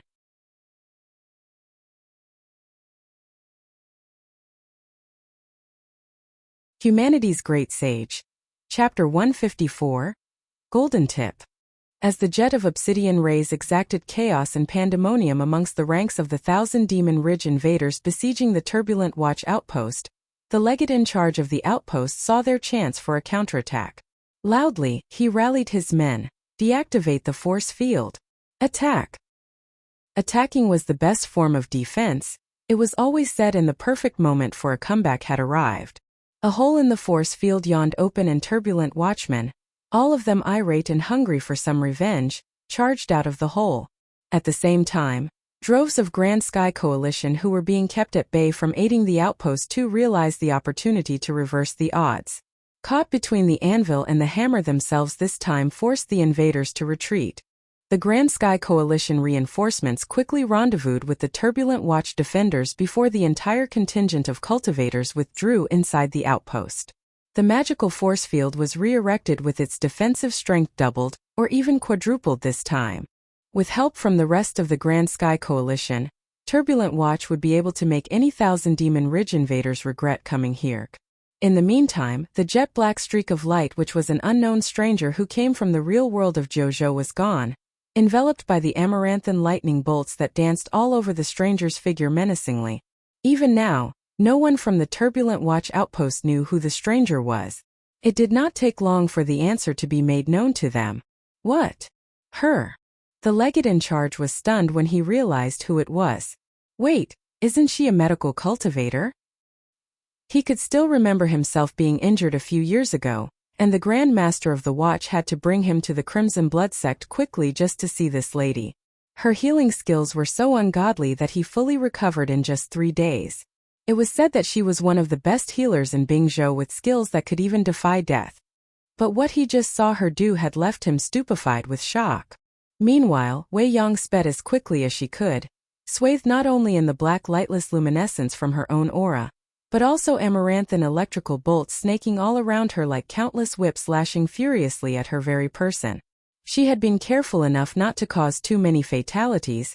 The judgment of heaven wasn't something she was foolhardy enough to take lightly. Beautiful but yet terribly deadly, the lightning bolts now sizzling angrily around her could have caused any other cultivator in the same shoes agonizing pain, although Wei Yang seemed to be feeling zero pain at all. With her gaze transfixed at the front, she pressed on with all the speed she could muster. Faster! I need to be faster! Somewhere way ahead, Lu Yi and Amber were desperately fleeing with enemies hot on their heels. The dark silhouette of an enemy took into the skies. Still hovering in midair, the enemy aimed a finger at Lu Ye's back. Casual and confident, like he was about to crush an ant to death. The colossal phantom of a finger materialized above Lu Yi. Without mercy, it crashed down rapidly, only too eager to really have Lu Yi squashed like an ant.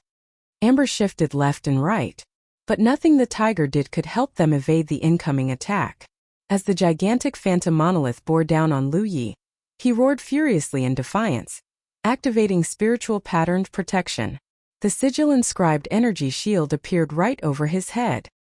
He channeled every bit of spiritual power he could find into maintaining the integrity of the shield, but it was not enough. The gigantic finger rammed into the shield with a huge bang, and the shield shattered with a sickening crack. Almost immediately, Lu Yi felt an invisible force crushing down on his shoulders with the weight of a mountain, and Amber crumbled to the ground with a painful grunt. Struggling for air and with his chest about to explode, Lu Yi was wondering if his moment had finally arrived when the unmistakable ring of steel pierced through the air sonorously like the toll of a bell, followed by an angry snarled, "Who is that? Wait, is that you, one of the sword freaks of the Northern Profound Sword clan?" The invisible force immediately dispelled, and Lu Yi looked around. Right beside him was a stranger. Clad in a shamrock tunic, he was but a few feet away with his back to Lu Yi. But Lu Yi did not fail to notice the sword he was toting. "So is the Sword Clan inclined to intervene as well?" growled the enemy cultivator, although he sounded clearly apprehensive. "Go," said the green-robed stranger to Lu Yi softly, clearly a man of few words. "Thank you so much, sir." Lu Yi uttered a word of thanks before he escaped the area. The Northern Profound Sword Clan, one of Bingzhou's 10 strongest Tier 1 militant orders, according to what Yu Xiaodai once told him. He was just barely out of earshot when he heard the clamor of battle coming from his behind, and the screams of steel incessantly ringing in his ears. Lu Yi quickly referred to his map. He was getting closer to the turbulent watch outpost, but the nearer he got, the more dangerous it became. He did not know if he would ever make it to the outpost safely, but he did not have another choice. Whatever perils awaited him, Lu Yi understood that he needed to face them all head-on. Fortunately for him, whenever an enemy far more powerful than him appeared to thwart his progress, a Grand Sky Coalition equivalent would appear to deliver him from harm. After a half-day's worth of riding, Lu Yi found himself stranded at the crest of a hill. The odd shape of the landscape appeared like it was formerly a mountain that had a huge portion of its top part skimmed off. The entire crest of the hill was a flat and barren plateau with little to no vegetation. Whatever flora that grew was only limited to the edge of the plateau, as if there was an unseen boundary that forbade any growth on the top of the hill. There was a name for this place on the map: Golden Tip. It would have looked to Lu Yi like one of the many unnamed mountains that he had passed by before. Most of the mountains on the map were only marked as being a part of the long stretch of a mountain range that carried a name, just like the ranges of Green Cloud Mountain and 100 Peaks, both of which he had visited before. That such a hill was given a name made this place a special landmark. Old wives' tales from these parts spoke of how a legendary figure with godlike powers created the hill with his prowess with the saber, but Lu Yi doubted the veracity of the myth. The battlefield allowed only the entry of cultivators equipped with techniques or disciplines limited to the Spirit Creek realm. Even so, causing such a phenomenal change to the terrain would require more than just anyone like them, even if they could amplify their powers tenfold. That made the formation of Golden Tip an enigma that could never really be solved. At the moment, more than a dozen Grand Sky Coalition cultivators were using their own bodies to enclose Lu Yi in a ring of steel, while they were protecting him from a horde of Thousand Demon Ridge enemies who had surrounded them. They could not run, and there was no way to. The allied cultivators were all stout and powerful men, but the enemies were just too many. Having surrounded Lu Yi and his allies, the enemy cultivators did not attack. Instead, they began calling in for more help. News about the acolyte of the Crimson Blood sect, Lu Yi, being stranded on the top of Golden Tip blazed through the battlefield like an epidemic, causing every cultivator involved to stop what they were doing and rush this way at once. However, many would stop to engage each other in battles halfway through their journey. "We cannot afford to waste time here any longer, everyone. The longer we wait here, the more certain that every one of us here will die," said a tall and bulky body-tempering cultivator. "Then let's fight our way out of this mess then," concurred another voice. "That's all and well, but we're talking about trying to keep our little Crimson Blood sect friend here alive." "Then what? Wait until we grow old and shriveled? Well, if dying is what is going to come, then I'll be sure to take a few more down with me. Boy, are you afraid? One of the men asked Lu Yi gruffly. I am. That appeared to be the last thing he expected Lu Yi to say, for the man did not know what to respond with. But I don't want to die here, said Lu Yi as he drew his weapon with grave slowness. I am grateful for your help, all of you. These 1,000 demon rich scums are here for me, so just do whatever you can to get yourselves to safety. I'll be sure to keep up as best as I can. If I fail to make it out of here, then leave me. Don't come back for me. A smack landed right at the back of Lu Ye's head. Tough talk for a puny fifth order like you. At any rate, you're not dying before we do, all right? That was the beefy body-tempering cultivator. He inhaled a mouthful of air, and the already muscular physique of the brawny giant of a man expanded even further. The well-chiseled thickness and powerful size of his muscles looked even more stunning as jets of air escaped his nostrils with every breath. Keep up then. We're getting out of here. Make sure you stay alive. All is lost if you die. The 1,000 demon ridge scum will triumph, and all our deaths will be for naught, said one of the men to Lu Yi. Up until now, few among the Grand Sky Coalition cared about the debt owed by their forebears. Most just wouldn't care about what would befall the Crimson Blood sect. But they could never tolerate 1,000 demon rich cultivators taking the win and gloating at them. To that end, they were willing to do whatever was needed to thwart them, even if it meant their own deaths. After all, lives were lost in the battlefield on a daily basis by the hundreds or even thousands. Even without Lu Yi, 1,000 demon-rich cultivators and their Grand Sky Coalition counterparts would still find new beef to fight over. Charge! The tiny cadre of Grand Sky Coalition cultivators blitzed towards an upward slope with the body-tempering cultivator spearheading the front. The enemies all ducked, giving way for Lu Yi and his allies to run straight into a hail of spells fired at them. The body-tempering cultivator barreled forward like a bull, enduring the barrage of spells raining down on him. Peeling closely behind were the rest of the Grand Sky Coalition cultivators, doing whatever they could to fend up the merciless gauntlet of attacks meant to wear them down. Despite their valiant efforts, they could not break through the enemy lines. The onslaught they faced not only came from the front, it was coming from all directions. The group quickly found themselves surrounded and trapped, once again. Only this time, almost every one of them had collected several injuries of their own, save for Lu Yi, whom they had been shielding with their own bodies. Again, the body-tempering cultivator roared, deciding on another bearing. A separate group of Grand Sky Coalition cultivators was coming that way, making the direction the most feasible way of egress.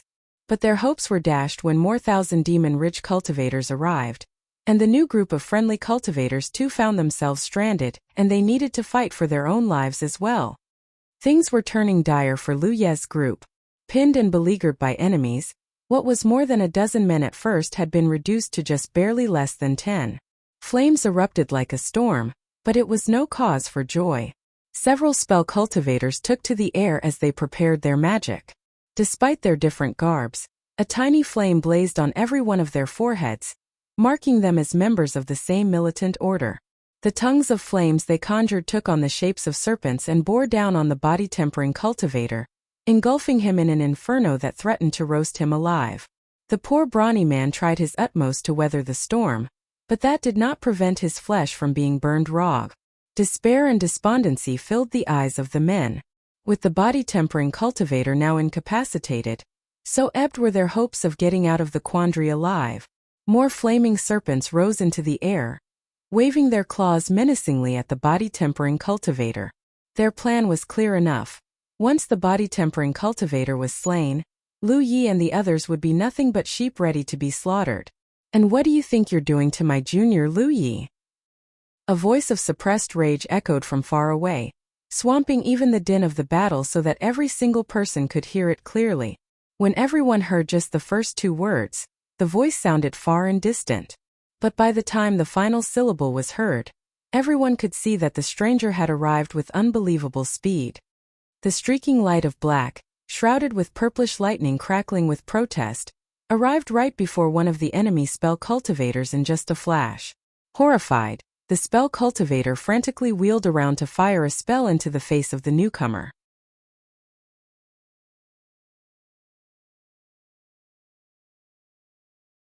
Humanity's Great Sage. Chapter 155 Sister Wei Yang. First came a bang. Wei Yang smashed through the flaming serpent like a battering ram on a rampage, reducing it into a fiery burst of cinders. That did not reduce her speed at all. She raced past the spell cultivator who fired the flaming serpent and was gone with slivers of her black luminescent aura ebbing in her wake. The spell cultivator, still hovering in midair, stiffened before a thin red line appeared as if traced by an invisible hand across his throat, and he crashed to the ground. By now, the jet-black glob of light had made its way through the enemy lines from behind, plowing through men and steel while leaving a bloody trail of dead bodies and maimed limbs being tossed into the air before they fell with a morbid thud to the ground, and what was already a scene of gore and destruction now devolved into purgatory of pure carnage in real life. Lu Yi could see the black streaking light fleeting around from his position. He did not know who it was or how he or she could move through the enemy rank and file like a hot knife through butter, but its presence somehow filled him with an inexplicable sense of renewed hope and warmth. How did this strange and foreign feeling come to be? He did not know. Lu Yi lowered his gaze and peered at his battlefield imprint. The warmth was coming from there, and something told him that it was because of that black glowing light fighting its way towards him. Is she from Crimson Blood Sect? The sect still has members other than Teacher and me. He knew little about the Crimson Blood Sect, but he knew that for 30 years, the Crimson Blood Sect had not taken in any new acolytes, and that was why he always thought that the sect was made up by only him and his mentor and grandmaster of the sect Tang Yifeng. However, he was wrong. The Crimson Blood Sect still had more acolytes, and by the looks of things at least one more. Ignore her. Focus on getting Lu Yi. A voice from the mob rallied the 1,000 demon-rich cultivators. But before his voice even ended, the black streaking light bore down on him like a panther, and a human head sprang into the air with blood spraying everywhere. That was with spells after spells that never stopped firing at her.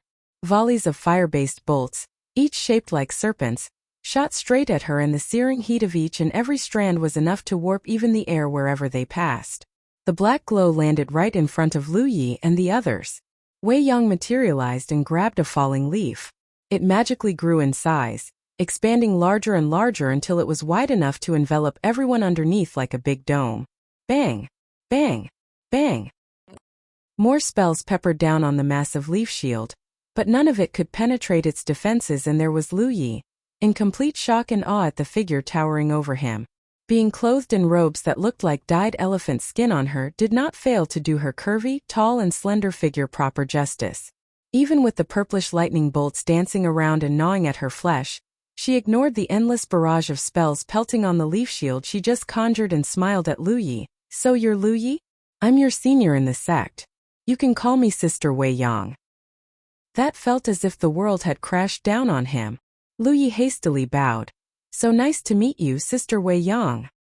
Heavens, a senior from the sect. And one so energetic too. Gods, and she's so pretty and charming. Forgive my lateness. The old man at home was being just too stubborn. Old man. That left Lu Yi confused, although he immediately realized that it was their mentor and grandmaster that she was referring to, although he did not know if he should reply. At the same time, the other group of Grand Sky Coalition cultivators had managed to fight their way here, all thanks to the opening that Wei Yang's arrival had given them. She might have only just arrived, but she had read the situation enough to know that it was impossible to save Lu Yi with her power alone. She needed help if her newest fellow student was to walk away from this quandary alive, which was why she had opened a way for the other Grand Sky Coalition group and all other allies to meet up with Lu Yi's. Only that way could she ensure that there were enough men to keep him safe. All of a sudden, Lu Yi found himself being squashed in the middle of a company of more than 100 allies.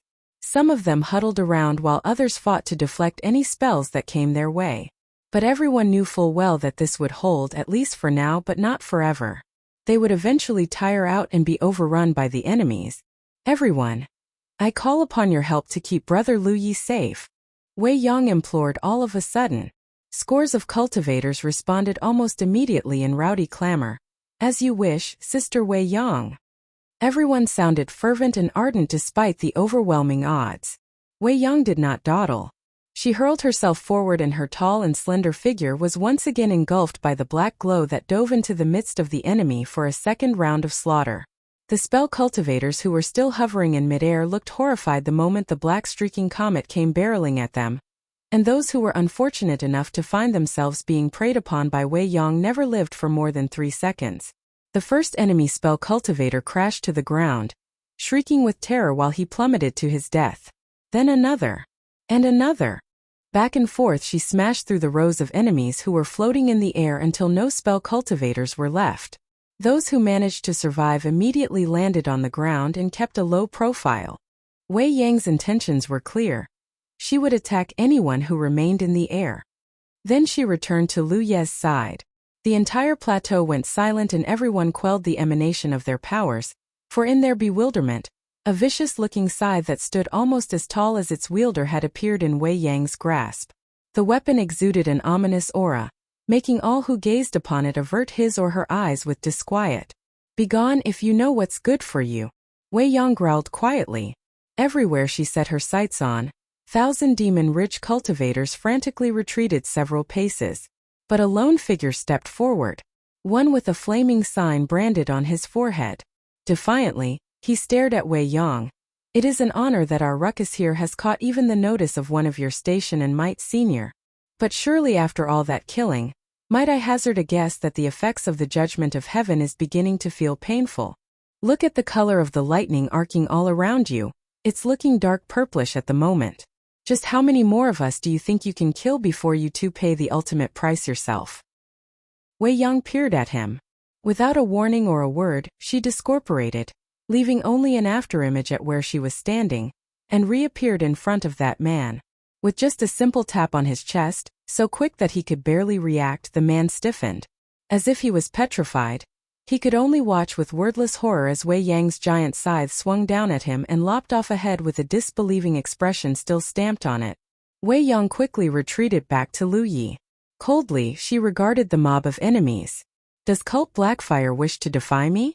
I might not be able to kill many, but kill I shall nevertheless. Any of you who are interested in testing the wrath of my scythe is welcome to try. What honor is there in besting the likes of those who are weaker than you, senior?"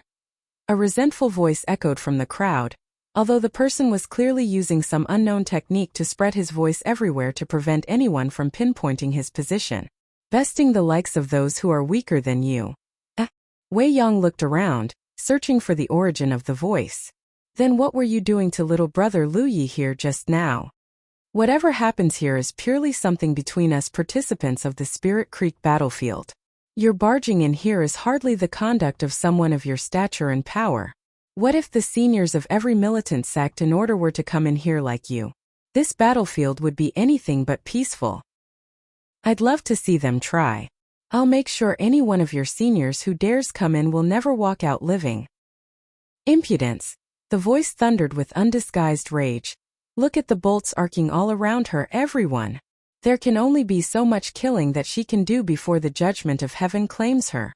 I say we charge together. She would only be inviting death if she dared to kill again." "Found you at last." The corners of Wei Yang's lips twisted with glee as she hurled her scythe forward. When she retracted her scythe, it hooked back a tiny, lanky man with the scythe's blade impaled through his chest. She raised up the poor man for all to see like a standard being held aloft. Blood dribbled out of the hideous wound and the pain was making him wince and groan. Many amongst the 1,000 demon-rich cultivators shuddered. None of them saw what happened. She was just too quick. Wei Yang looked up at the scrawny man hanging from her scythe. Her eyebrows peaked with mild annoyance. "You're from the Tower of Mourning, aren't you? Good heavens, seems like you lot have not yet learned your lesson even after so many decades. Always the rabble-rouser, eh?"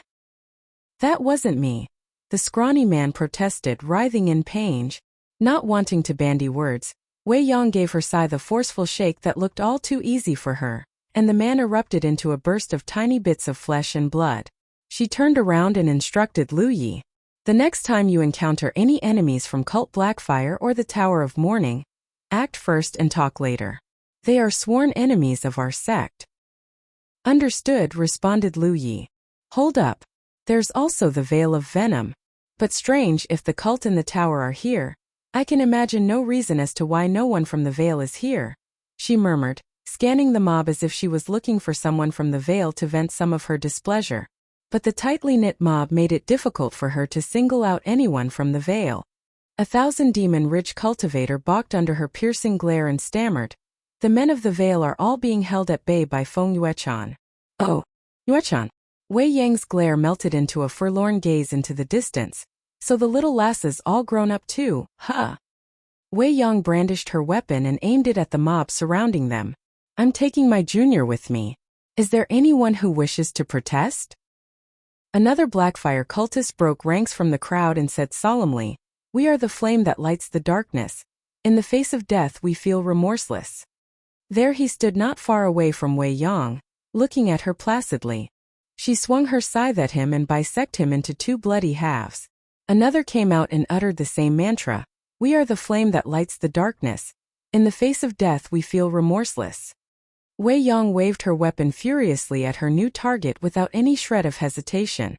A third Blackfire cultist stepped forward and recited the same maxim. Only this time Wei Yang did nothing to attack. She grinned broadly and pointed a finger up into the sky. "I won't have to kill you because someone else can do it for me." The sharp ringing of steel screamed through the air, whining like the cry of a banshee. Every head spun in the direction from whence the sound was coming from. Lo and behold, a glaring ray of light shot down from the sky and a sword drove its tip through the third cultist's skull and pummeled its way down, severing him into a pair of blood-soaked slabs of meat and viscera, all before he could react or protest. By the time the bright illumination of the weapon ebbed, all they saw was a sword stuck into the ground. Out of nowhere, a man descended from the skies, gently landing on the hilt of the sword while his body bounced very softly to the movement of the sword as if he weighed only as much as a leaf. He flung back his mane of long flowing white hair that reached well over his shoulders, and upended a gourd to empty some of its contents down his throat before he gave a drunken hiccup, muttering, "Sorry. I was delayed." "That's Li Baxian," cried a voice with unmasked terror. The mob of 1,000-demon rich cultivators stirred uneasily. Most of them had never seen him up close before, but few would not recognize the name of Li Baxian, the 10th on the battlefield's roll of supremacy. Being the 10th strongest person in the battlefield wasn't reason enough for the whole world to be afraid of him, but rather, it was the fact that he accomplished such an achievement as an 8th-order cultivator made him all the more dangerous. The battlefield's roll of supremacy marked the names of the 100 men and women that represented the battlefield's cream of the crop, and most, if not all, of these elites were 9th-order cultivators skilled in heaven-grade disciplines and techniques. All except one, the number 10 on the roll of supremacy, Li Baxian. The entirety of the Spirit Creek battlefield had an innumerable number of 9th-orders skilled in heaven-grade cultivation disciplines. With virtually every militant sect and order from the real world of Zhou having its own presence here, cultivators reached the 9th order every day. But the number rose and fell with every ascension and death, be it a cultivator who had just entered the 9th order, a cultivator who had surpassed the 9th order and achieved the Cloud River realm, or just as simple as a cultivator who had lost his life during battle. For reasons such as these, the number of active 9th orders in the battlefield was just impossible to keep track of since changes could occur anytime. But it wouldn't be a stretch to say that the number must be higher than 90,000 in the least. Out of the 90,000, the best and most dangerous 100 cultivators have their names recorded in the roll of supremacy. Similar to Lu Ye's former nemesis Dong Shuyi, Li Baxian was formerly a 9th order before his plunge back to the 8th order. Hence, with his experience and skills still intact, he was able to still remain within the top 10. Before Feng Yuechan was crowned the queen of the battlefield, he was the king before her. It was a terrible mishap that saw his spiritual points damaged, causing him to plummet back down one order. The other reason, however, was rather straightforward. Li Baxian was a combat cultivator specialized in swordsmanship.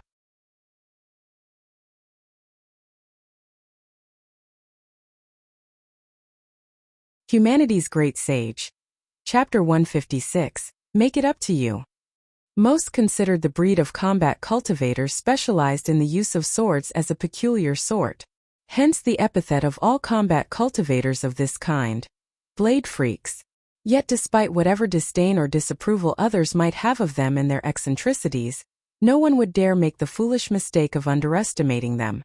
Blade freaks were known to be capable of defeating even enemies that outranked them and that made them highly feared by everyone else. The Northern Profound Sword sect of Bingzhou was a militant order of a modest size where most other Tier 1 militant orders and sects could easily outnumber them 3-1, for the Sword sect was extremely strict in its enrollment of fresh members.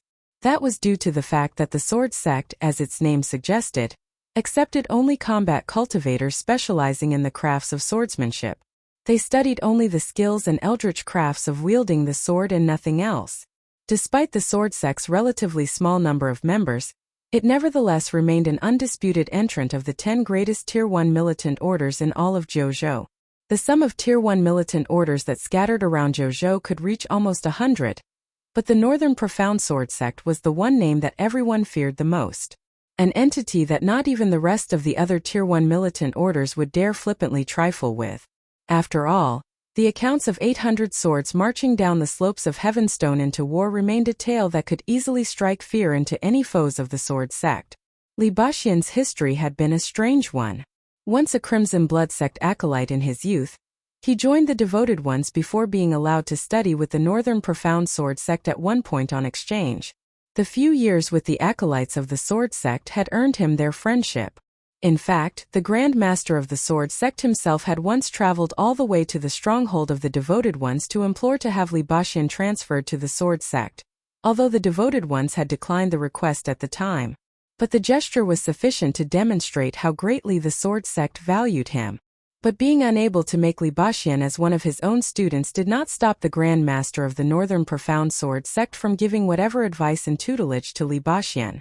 Whatever knowledge, skill, and experience he could impart, he bestowed them all to Li Baxian except for the carefully guarded secrets reserved only for members of the Sword sect. And Li Baxian did not disappoint. As soon as he reached the Ninth Order, he managed to defeat the reigning number 1 on the battlefield's role of supremacy, and claimed the seat for himself in the same year. If not for the damage he suffered to his spiritual points, he would have long become a Cloud River realm, or even a real Lake realm cultivator by now. For more than a decade, Li Baxian had been wallowing in the Spirit Creek realm, unable to ascend his rank further.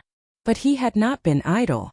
His skill and technique had reached such heights that no other Spirit Creek realm swordsman could dare claim superiority over him.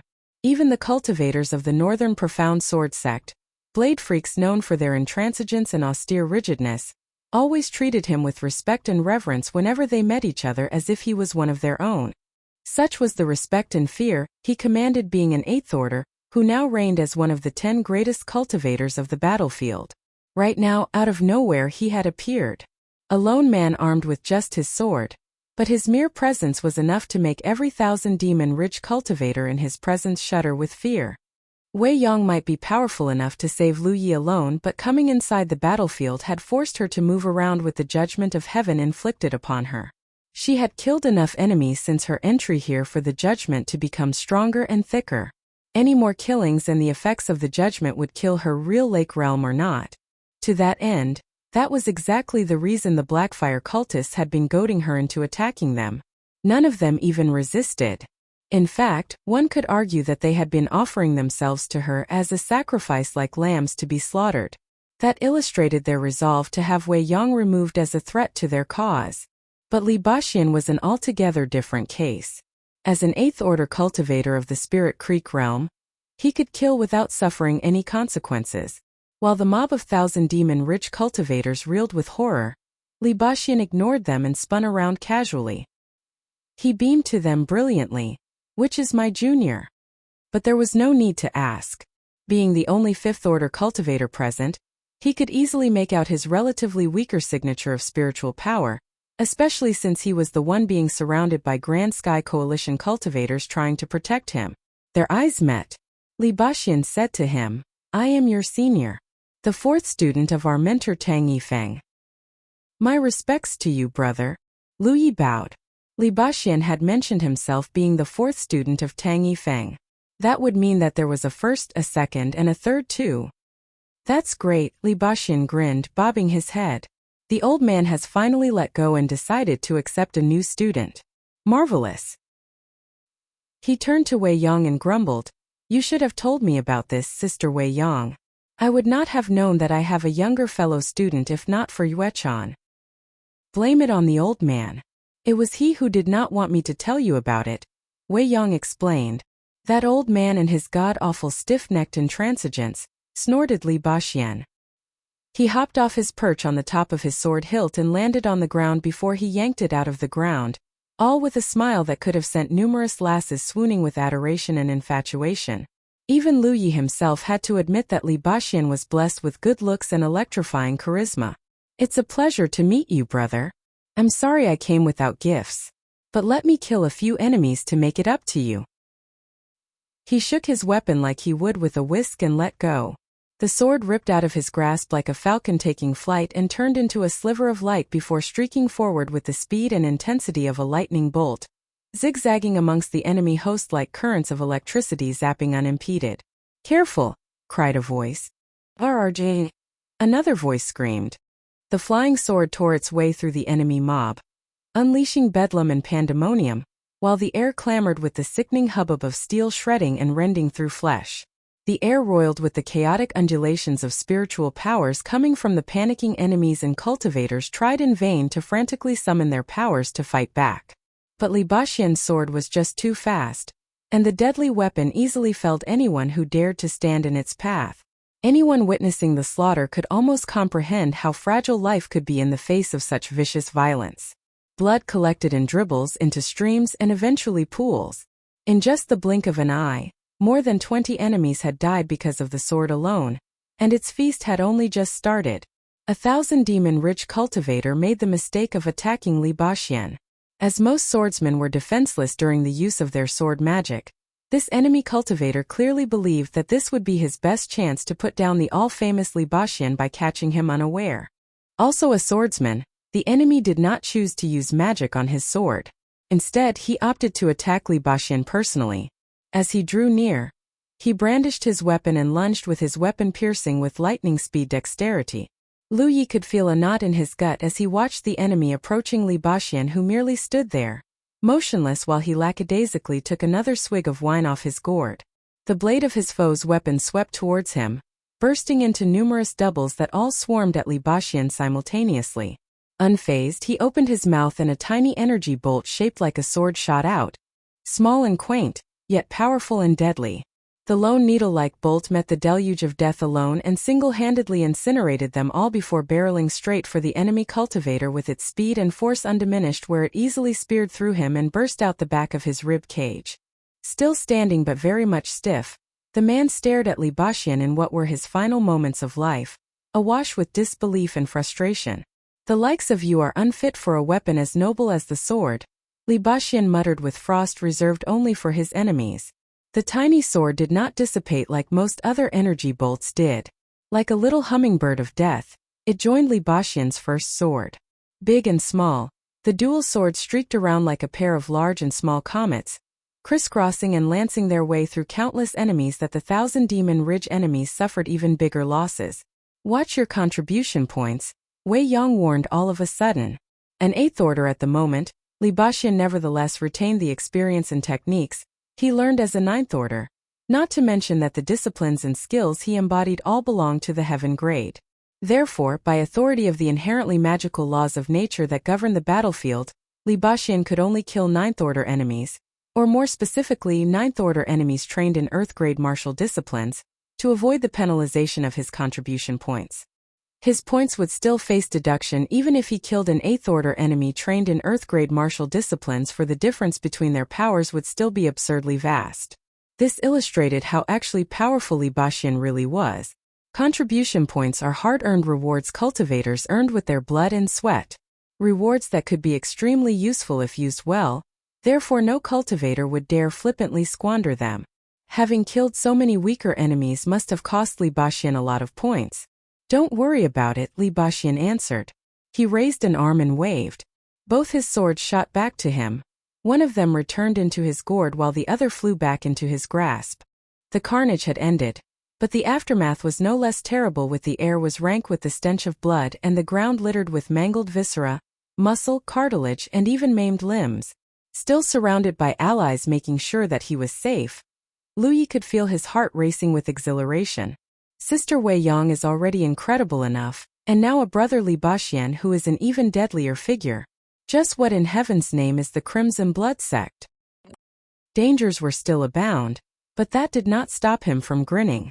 For once, Lu Yi felt relieved and relaxed. Doesn't it feel so good to have someone to depend on? Then he remembered what Lan Yudi told him. She mentioned a certain someone who was already on the way here. So long as they could meet up, Lu Yi would be safe. Lu Yi did not know who that was then, but he now knew who Lan Yudi was referring to now. Li Baxian. That's enough dawdling. Take brother Lu Yi and go. Wei Yang urged. Li Baxian shook his head. I can't, he said suddenly. Someone's here and he's waiting for me, meaning that he would have taken Lu Yi away right when they met each other. After all, Lu Ye's survival was the single most important matter, and sending him into the safety of the turbulent watch outpost took precedence. But he couldn't. As soon as he arrived, he picked up the spiritual power signature of his rival, and that was when Li Baxian knew that he needed to do something. His killing of so many thousand Demon Ridge enemies was hardly just for some frivolous reason. It was to lessen the pressure that his allies had to endure so that their job of keeping Lu Yi safe would be easier, even if that meant losing a lot of contribution points. His rival had long arrived, but he did not choose to show himself. With Wei Yang around, Li Baxian's adversary clearly wasn't thrilled at the prospect of being cut down by her. Even from so far away I could smell you, you scoundrel. Show yourself. Li Baxian swiveled his head all of a sudden to look in a particular direction. He swung his sword and fired an energy bolt in the same bearing. All enemy cultivators nearby quickly flinched and some even ducked. Still, some did not manage to escape in time. The energy bolt speared through them before a wicked-looking saber slammed into it, defeating it soundly. Wielding the saber was this man with a long mane of hair that was let loose down his shoulders, under a circlet that he wore around his head. His sharp eyes emitted a glare so fierce that it burned with as much hatred as a hungry wolf's. That's Yan Xing, cried one of the Grand Sky Coalition cultivators who recognized him. In the real world of Zhou, members of the Jianghu often compared the Northern Profound Sword sect to its bitter rival from the Thousand Demon Ridge, the Raving Bladesmen of Dingzhou. Both Tier 1 militant orders, the Sword Sect and the Raving Bladesmen were all blessed with no shortage of promising talents. It had been a long-enduring tradition that practitioners of the saber loathed all who trained in the crafts of wielding the sword and vice versa. With one in the northern regions of Zhou and the other in the south, the bitter rivals each enjoyed relative peace in the real world and never the twain should meet. But the same could not be said inside the Spirit Creek battlefield. Their outposts sat just right next to each other, prompting frequent conflicts between the two sides. The years of enmity and the countless deaths of acolytes from both factions had turned the rivalry into a blood feud that could only be resolved by the destruction of either side. A raving bladesman himself, Yan Xing's position on the battlefield's role of supremacy far outranked Li Baxian's, in second place just behind Feng Yuechan. But what laid between Yan Xing and Li Baxian was more than just some simple rivalry. It was a vendetta. Long when Li Baxian was still learning his craft within the halls of the Northern Profound Sword Sect, he had once joined an assault by the Sword Sect on several Raving Bladesmen units. It was during that attack that Li Baxian killed a female Raving Bladesman. That woman was none other than Yan Xing's sweetheart. Since then, Yan Xing vowed to kill Li Baxian with his own hands to avenge her.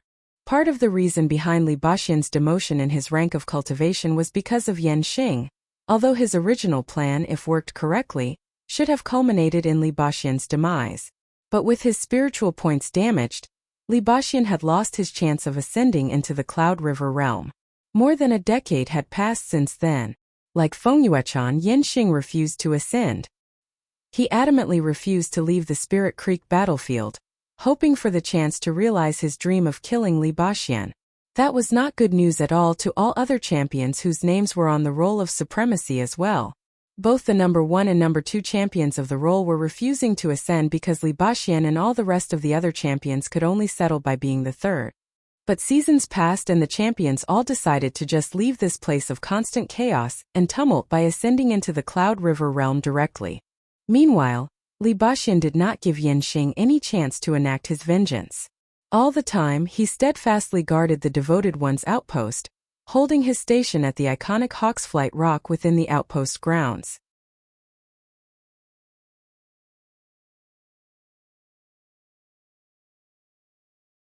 Humanity's Great Sage. Chapter 157. Come fight me. When Yanxing heard that Li Baxi had finally left the Devoted One's outpost, he knew his chance had arrived. He came early and hid himself. Lo and behold, his vigil did not turn out to be fruitless. Li Baxi did indeed come. He could care less about the massive contest between the Thousand Demon Ridge and the Grand Sky Coalition. Brash and straightforward, all he wanted was Li Baxi and to end this more than 1 decade-long vendetta. Let me deal with him. Wei Yang barked. Take brother Lu Yi and go. Li Baxi shook his head. You know as well as I do that I can kill but I can hardly protect. What's more, Yanxing's not the only one here. Wait, you mean Wei Yang murmured quietly. The judgment of heaven electrical bolts still trying to gnaw at her flesh and body had impaired her spiritual senses enough for her to not notice the presence of other powerful foes. They're all lurking nearby, hiding amongst the crowd, watching and waiting for their best chance to strike, snorted Li Baxi with contempt. I'll create a chance, take brother Lu Yi and leave this place. It's not a lot, but we still have to try. Careful, Wei Yang warned him. Li Baxi raised his gourd up to his lips and took a swig, but he did not swallow the gulp of wine. Instead he spewed it all out. What came out of his mouth was not liquid, but a torrent of tiny little corals shaped like swords. At least a dozen of them. The tiny little swords whizzed quickly with purpose and haste and streamed straight at Yanxing, with Li Baxi himself peeling just closely behind, engulfed in a shining glob of light. That was the cue for Wei Yang to act. She flung out a leaf that magically enlarged into the size of a blanket, and she wrapped it around Lu Yi. Then she seized the collar of his tunic and shot up into the sky. The chaos that Li Baxi was now creating would be her best chance to take Lu Yi and leave. From inside the bundle, Lu Yi could not see what was going on outside, but he could feel the discharges and flare-ups of spiritual powers coming from nearby and the occasional thuds and bumps hitting him. Then he heard a grunt that he recognized as Wei Yang's. Next he realized that the leaf blanket was no more. He looked around. They were back where they were before. Wei Yang had failed to take him away. When Wei Yang was killing the enemies with ease earlier, the true Thousand Demon Ridge champions were all skulking around quietly without attracting her attention. They knew that the more lives she took, the stronger the judgment of heaven would become, and soon she would die by her own hands, with their interference or without. But none of them would sit back and allow Wei Yang to leave with Lu Yi. As soon as she soared up, they attacked her in unison, forcing her to retreat lest Lu Yi might be killed before they could even get any further. That was the impetus for another wave of pandemonium. As soon as Li Baxi attacked and Wei Yang tried to bolt with Lu Yi, the enemy horde attacked and the fragile, short-lived peace was shattered. The Grand Sky Coalition cultivators held their ground and staved off waves and waves of onslaught piled on them by the enemies. Fortunately, the enemy numbers had been drastically reduced, all thanks to Li Baxi and Wei Yang's earlier efforts, and this had greatly lessened the pressure, or none of them would be able to weather the storm. Wei Yang no longer actively tried to attack. She stayed close beside Lu Yi, swinging her scythe around to parry away whatever spells and talismanic attacks that came this way. Lu Yi would be safe so long as she was around.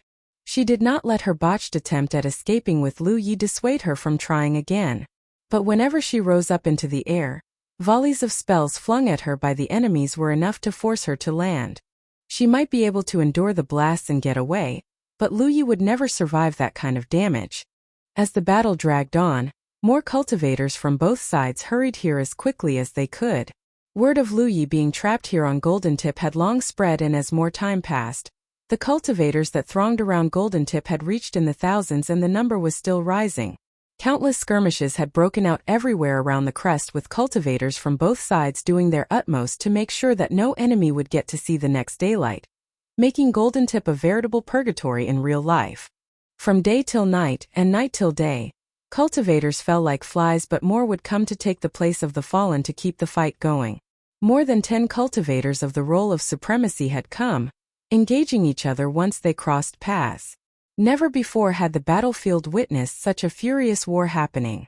No one had anticipated that what was initially a manhunt for the newest acolyte of the Crimson Blood sect would spiral into such a chaotic disaster. Killing a fifth-order cultivator should have been easy enough. Given time and chance, Anyone with the prerequisite skills and rank of cultivation for such a deed could have finished the job and be done with it. But the one thing that the Thousand Demon Ridge Confederacy underestimated was the resolve of the Grand Sky. An iron-like resolve that would not be dented and was what had kept Lu Yi alive up until this moment. Despite the stalemate, so long as any Grand Sky Coalition cultivator endured, Lu Yi would still have a chance to stay alive. What a huge conundrum this had become. Since the beginning of the Spirit Creek battlefield, never before had a war of this scale occurred this far out in the outer regions of the battlefield. With such huge losses on both sides, both the Grand Sky Coalition and the Thousand Demon Ridge had long passed the point of any truce. Meanwhile, Lu Yi, the center of this whole war and the one person his allies were desperately trying to protect, stared at his weapon. The growing feeling of helplessness and frustration was gnawing at him. He liked none of this at all. The sensation and comprehension that his life and death had slipped out of his own grasp were unbearable, and he hated it. Weakness really was a sin. The weak get sidelined and ignored while the powerful get heard and noticed. Such is the way the world works. The survival of the fittest, Lu Yi realized. But he wouldn't have it. Screw this war, he told himself.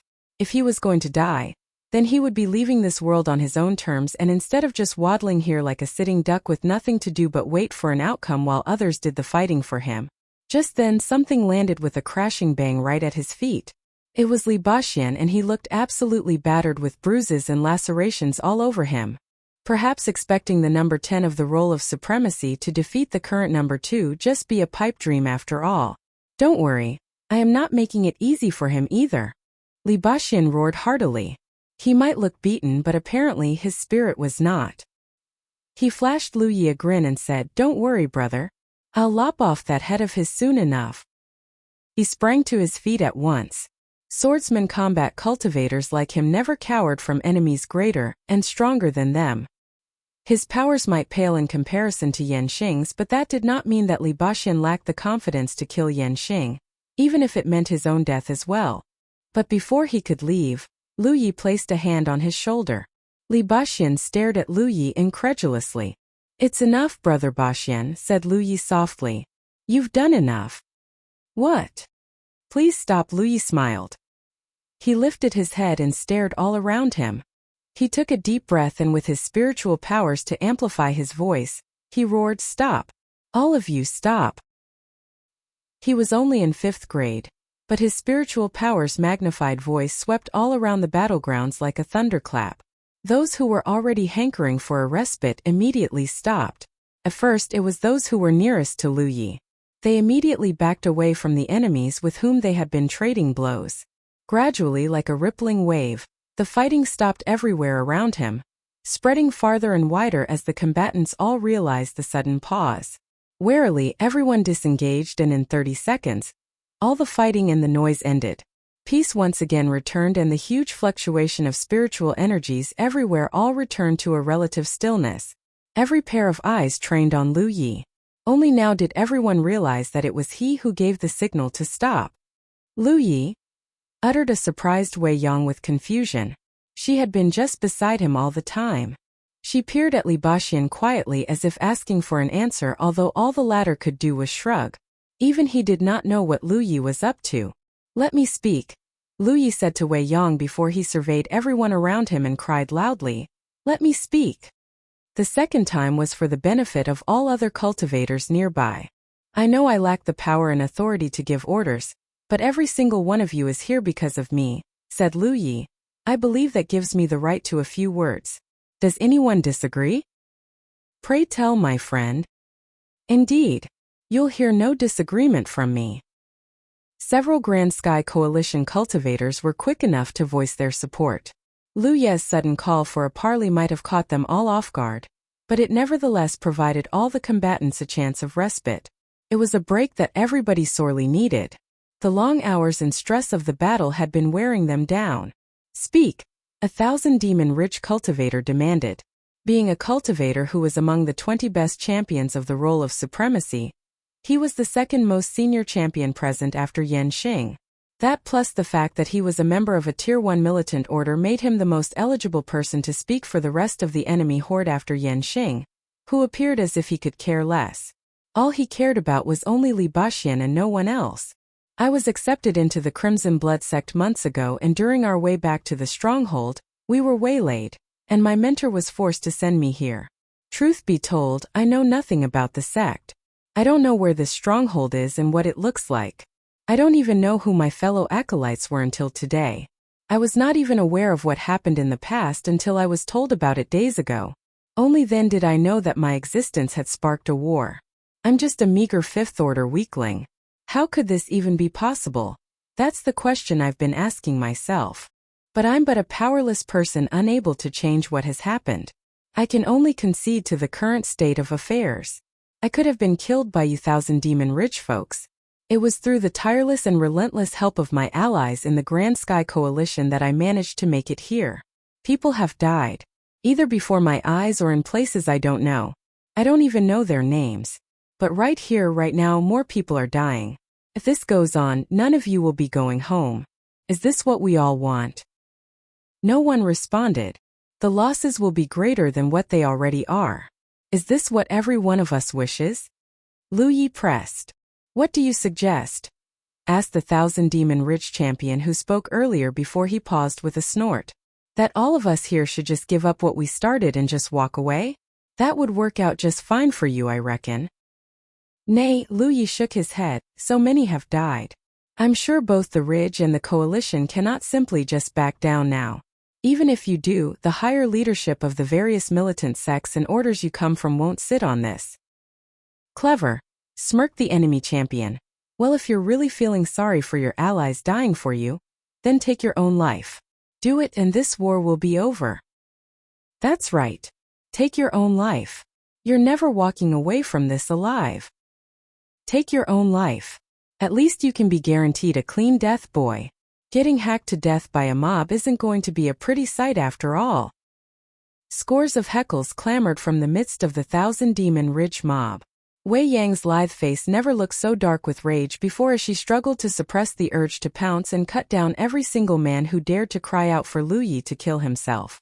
Lu Yi shook his head wearily. Can I? So many of my allies have been killed on my account. Is this the right gesture of gratitude to repay their sacrifice? No. What's more, I'm still too young to die. Then why the hell are we wasting time here, having this useless conversation? The enemy champion glowered. Lu Ye's eyelids drooped to a close. He paused and said at last, being protected gives me comfort and thrill, but I am a cultivator. This is a matter that concerns me, so I must be doing something. But I admit that I'm powerless to bear the whole weight of the war on my shoulders.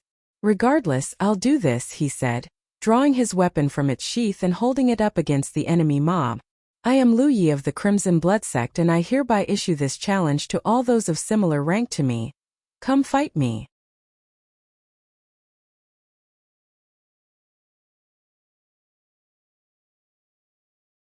Humanity's Great Sage, Chapter 158, Proposal. I am Lu Yi of the Crimson Blood sect, and I hereby issue this challenge to all those of similar rank to me. Come fight me. The deep and loud voice swept further from the crest of Golden Tip with every pair of eyes fraught with disbelief, puzzlement, and most especially with amazement. Challenging the entire mob sounded mighty and impressive enough, but arguably foolish too. Almost 1,000 Demon Ridge cultivators had amassed here in Golden Tip, and Fifth Orders among them numbered somewhere around 100. Enough men to easily overrun Lu Yi with. Although no one could deny that Lu Yi demonstrated courage and valor that even his enemies had to acknowledge. Are you saying this on behalf of the Crimson Blood sect and all of the Grand Sky Coalition? The enemy champion peeked a brow with interest. We're not going to take seriously the nonsense babbled by a boy. Li Baxin interjected coldly. Lu Yi swiveled around and gave him an assuring grin. He looked at the enemy champion again. That's true. I cannot speak for anyone else, but I dare say I can speak for myself. Are you all not here because of me? Then heed this. There's no possible way to solve this quandary through ordinary means. Not unless you wish to see more casualties. What I'm offering is a way to solve this problem, while minimizing the losses on both sides. But if the 1,000 Demon Ridge folks find my offer unacceptable, then by all means continue. Let the war go on and I'll just be here, watching with my arms folded. Go on then, the enemy champion growled. I will accept one challenger from every militant sect and order of the 1,000 Demon Ridge. If I lose, you'll hear no objections from me. But if I were to be lucky enough to survive, then the sects and orders whose challenges I have endured must agree to leave this war. You'll swear this upon the heavens. Li Baxian couldn't help tilting his brow wryly. It appeared that his newest fellow student was more level-headed than he initially gave him credit for. He had been worried that Lu Yi might be acting rashly earlier, but what bothered him now was whether Lu Yi had what it took to survive the crucible of challenges. If Lu Yi could triumph, then this would really be the best way to end this war. Otherwise, Lu Yi could be killed and his meager existence would be nothing but someone else's stepping stone for greater advancement. The victor would reap huge rewards for being able to kill the newest member of the Crimson Blood sect, and effectively ensuring its impending dissolution. He turned around to glance at Wei Yang, tacitly conveying his doubt. But all he got in return were dubious shakes of her head. She too did not know how Lu Yi would fare. Wei Yang knew about Lu Yi, but she had zero knowledge about his abilities. Having just met him, all she knew about him was that he had reached the 5th grade and nothing more.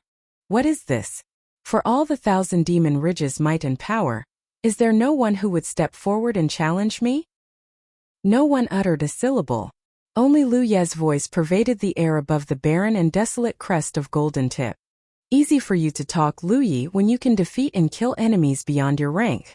Hardly anyone in your rank is your match, cried a shrill female voice. A woman sauntered forward, extricating herself from the mob while staring coldly at Lu Yi. He knew who it was. Han Jiyu of the Tai Luo clan. She had just not long ago tried to kill him for his exploits during the Dragon Spring Conference, although Tang Wu's timely intervention had thwarted her. But Tang Wu was nowhere to be seen now, and here she was. What do you mean he could kill enemies beyond his rank? The 1,000 Demon Ridge champion could not believe his ears. He had been frowning over how Lu Yi could have the audacity to issue such a challenge, and Han Jiyu's revelation was exactly the answer he needed. The female 9th Order cultivator bowed to the champion to show respect. She gave Lu Yi a hard look and said, "It's true. I have seen how this brat could kill 5th Orders from my clan with ease back when he was still a 4 Order. Since he's a 5th Order now, that would mean that only 6th Orders and above stand a chance at defeating him." Oh, remarkable. I guess that's why he's accepted as an acolyte of the Crimson Blood sect. That's not all, added Han Jiyu, who looked only too happy to reveal more of Lu Ye's secrets. As most of you might not still know, he is skilled in employing a form of defensive glyphs that activate during battle, so it won't be easy trying to land a hit on him. When she finished, she looked absolutely gleeful to have contributed to Lu Ye's downfall. Peals of exclamation clamored from everywhere around. But at the same time, Lu Yi finally knew what those strange spiritual patterns that he had been relying on really were: glyphs. Most cultivators knew all about glyphs. They were an integral part of a cultivator's journey of ascension to true power, or even immortality. There existed in the real world of Jojo a role specialized in the study and use of glyphs known as glyph weavers. With most of their time spent poring over tomes and scripts in their indefatigable research of the arcane and eldritch symbols and runes, they could hardly devote any excess effort to training how to fight.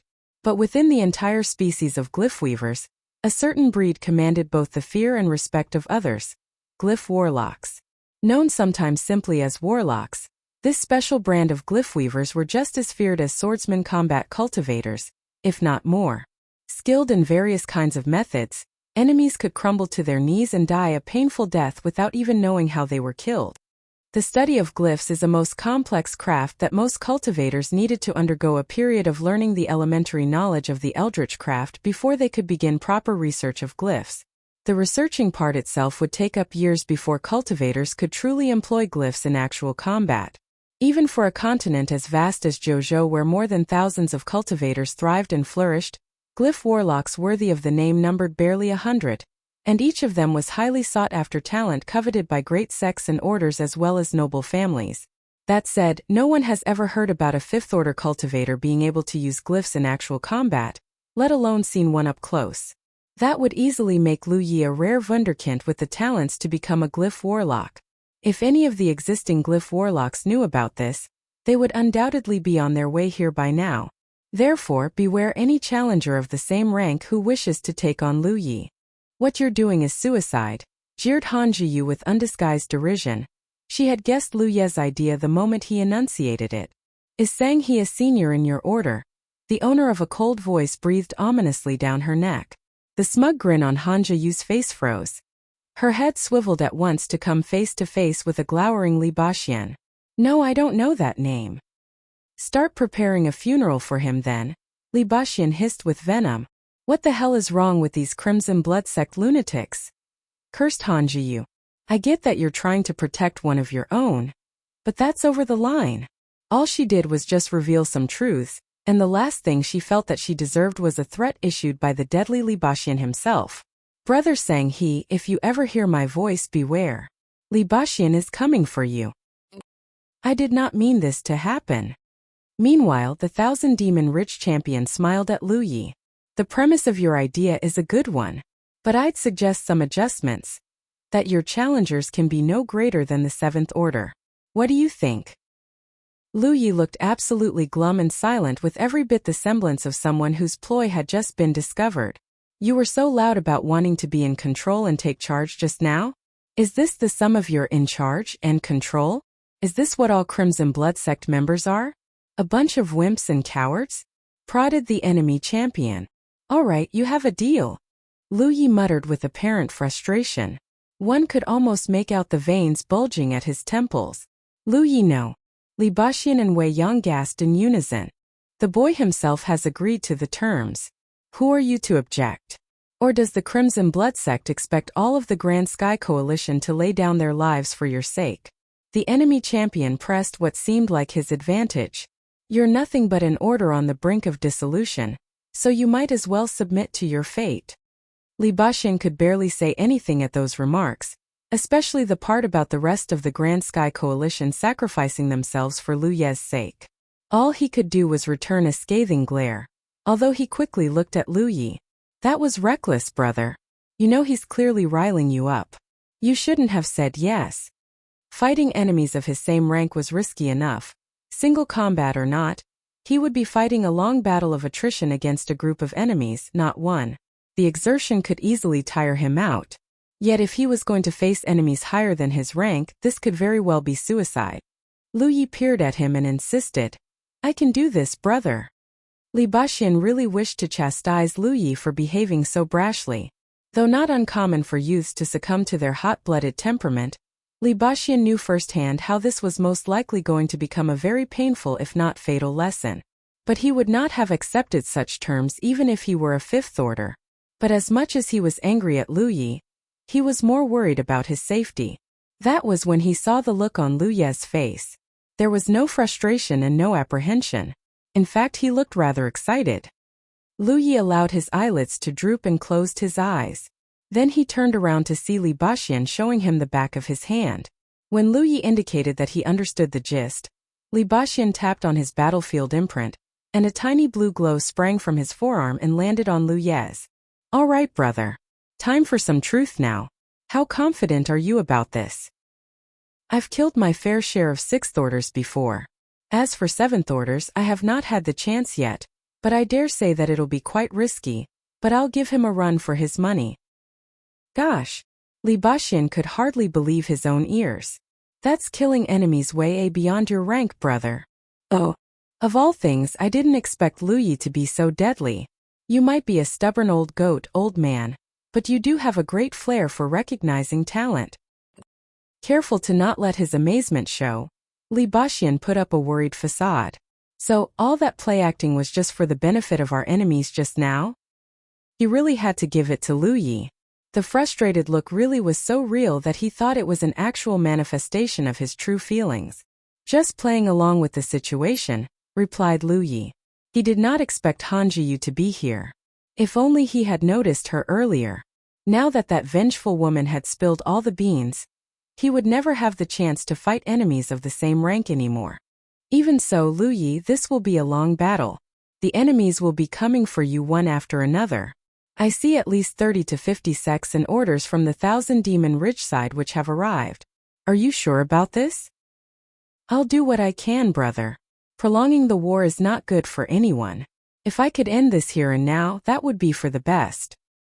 Li Baxuan did not answer. Lu Yi was right, and he of all people knew it. Beyond any doubt, the Thousand Demon Ridge side knew this too. The status quo of the battle had spiraled out of control, with more cultivators joining the fray by the minute, and the mayhem would intensify further. Yesterday, Lu Yi could have sworn that he saw at most 1,000 people here at Golden Tip. But the number of cultivators now embroiled in the battle here had doubled in just a single night. Prolonging this fight would only cause more bloodshed. How else could the entirety of the Thousand Demon Ridge mob listen to a fifth order? The die had been cast and both sides had long passed the point of no return. Lu Ye's idea was the single chance they ever had for the survivors to walk away alive. It wouldn't be a stretch to say that Lu Ye's proposal came at a perfect moment, with the exact thing that both sides yearned for: survival. That was the exact reason the Thousand Demon Ridge mob ever agreed to the proposal. Now that the terms had been articulated clearly, there was no way for Lu Yi to worm out of this. Numerous cultivators from the Grand Sky Coalition side had perished, and the rest would hope to be able to live and breathe and see the next sunrise. Disagree with the terms and the Crimson Blood sect would lose respect and credit. Especially with that crisp clear talk about how the Crimson Blood sect expected the Grand Sky Coalition to lay down their lives to save Lu Yi. That sentence had practically sown the seeds of discord, which could very well bud if Lu Yi refused to accept the new terms. Thousand Demon Ridge cultivators all came because of the rewards promised if they could kill Lu Yi.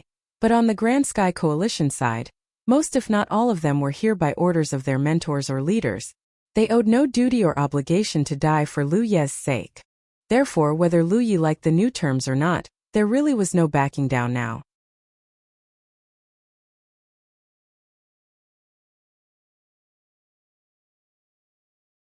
Humanity's Great Sage. Chapter 159, The Sacred Pact. Li Baxuan suddenly realized that Lu Yi might just be a fifth order who had survived this war because of everyone trying to protect him, but he did not let all that dull his instincts at all. He exhaled heavily. With a weary look at Wei Yang, he asked, "Can you change to her?"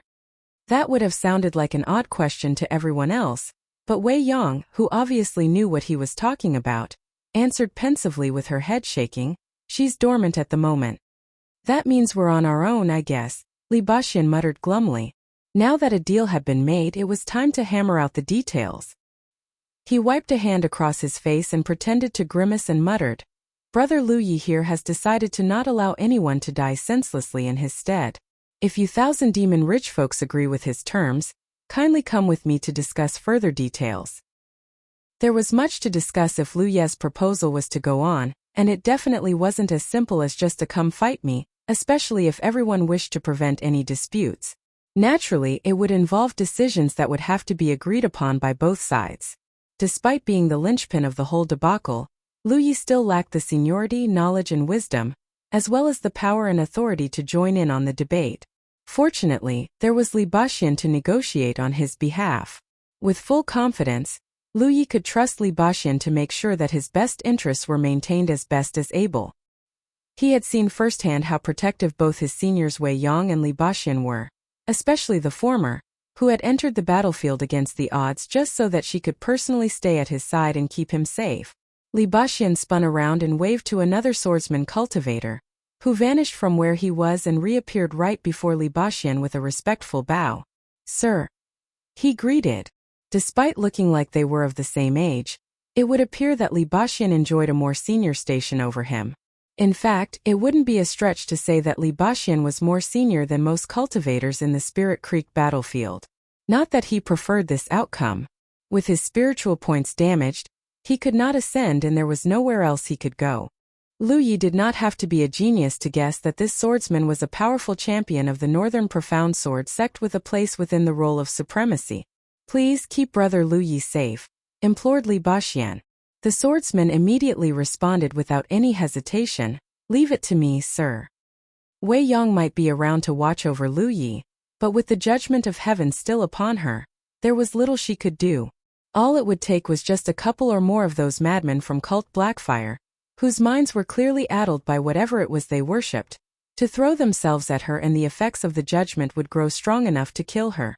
Enlisting the help of this swordsman was just for insurance. The debate did not take long to mutate into a rowdy quarrel with the champions trading barbed words amongst themselves. Curses were exchanged and Li Baxian had to forcibly adjudicate peace by summoning his spiritual powers, tacitly indicating that he would cut down anyone that threatened to foil what should be a smooth negotiation. Apprehensively, Lu Yi muttered, "They are not going to fight, are they?" Another spark right now could potentially mean the end of any discussion. Wei Yong peered at the group of champions huddled together not far away with a disinterested glance and remarked, "Nah, it's just brutes flexing their muscles." Lu Yi continued watching the debate, only to realize that the heated debate was showing signs of aggravating.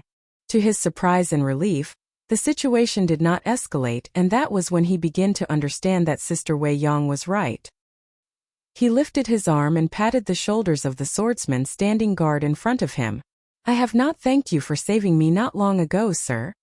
This was the same northern profound sword sect swordsman, who saved him from a very deadly enemy just not so long ago. "Any concern of Brother Li is a business of the sword sect. There's no need to stand on ceremony, sir," replied the swordsman placidly, no more a conversationalist than he was the last time. "Sir?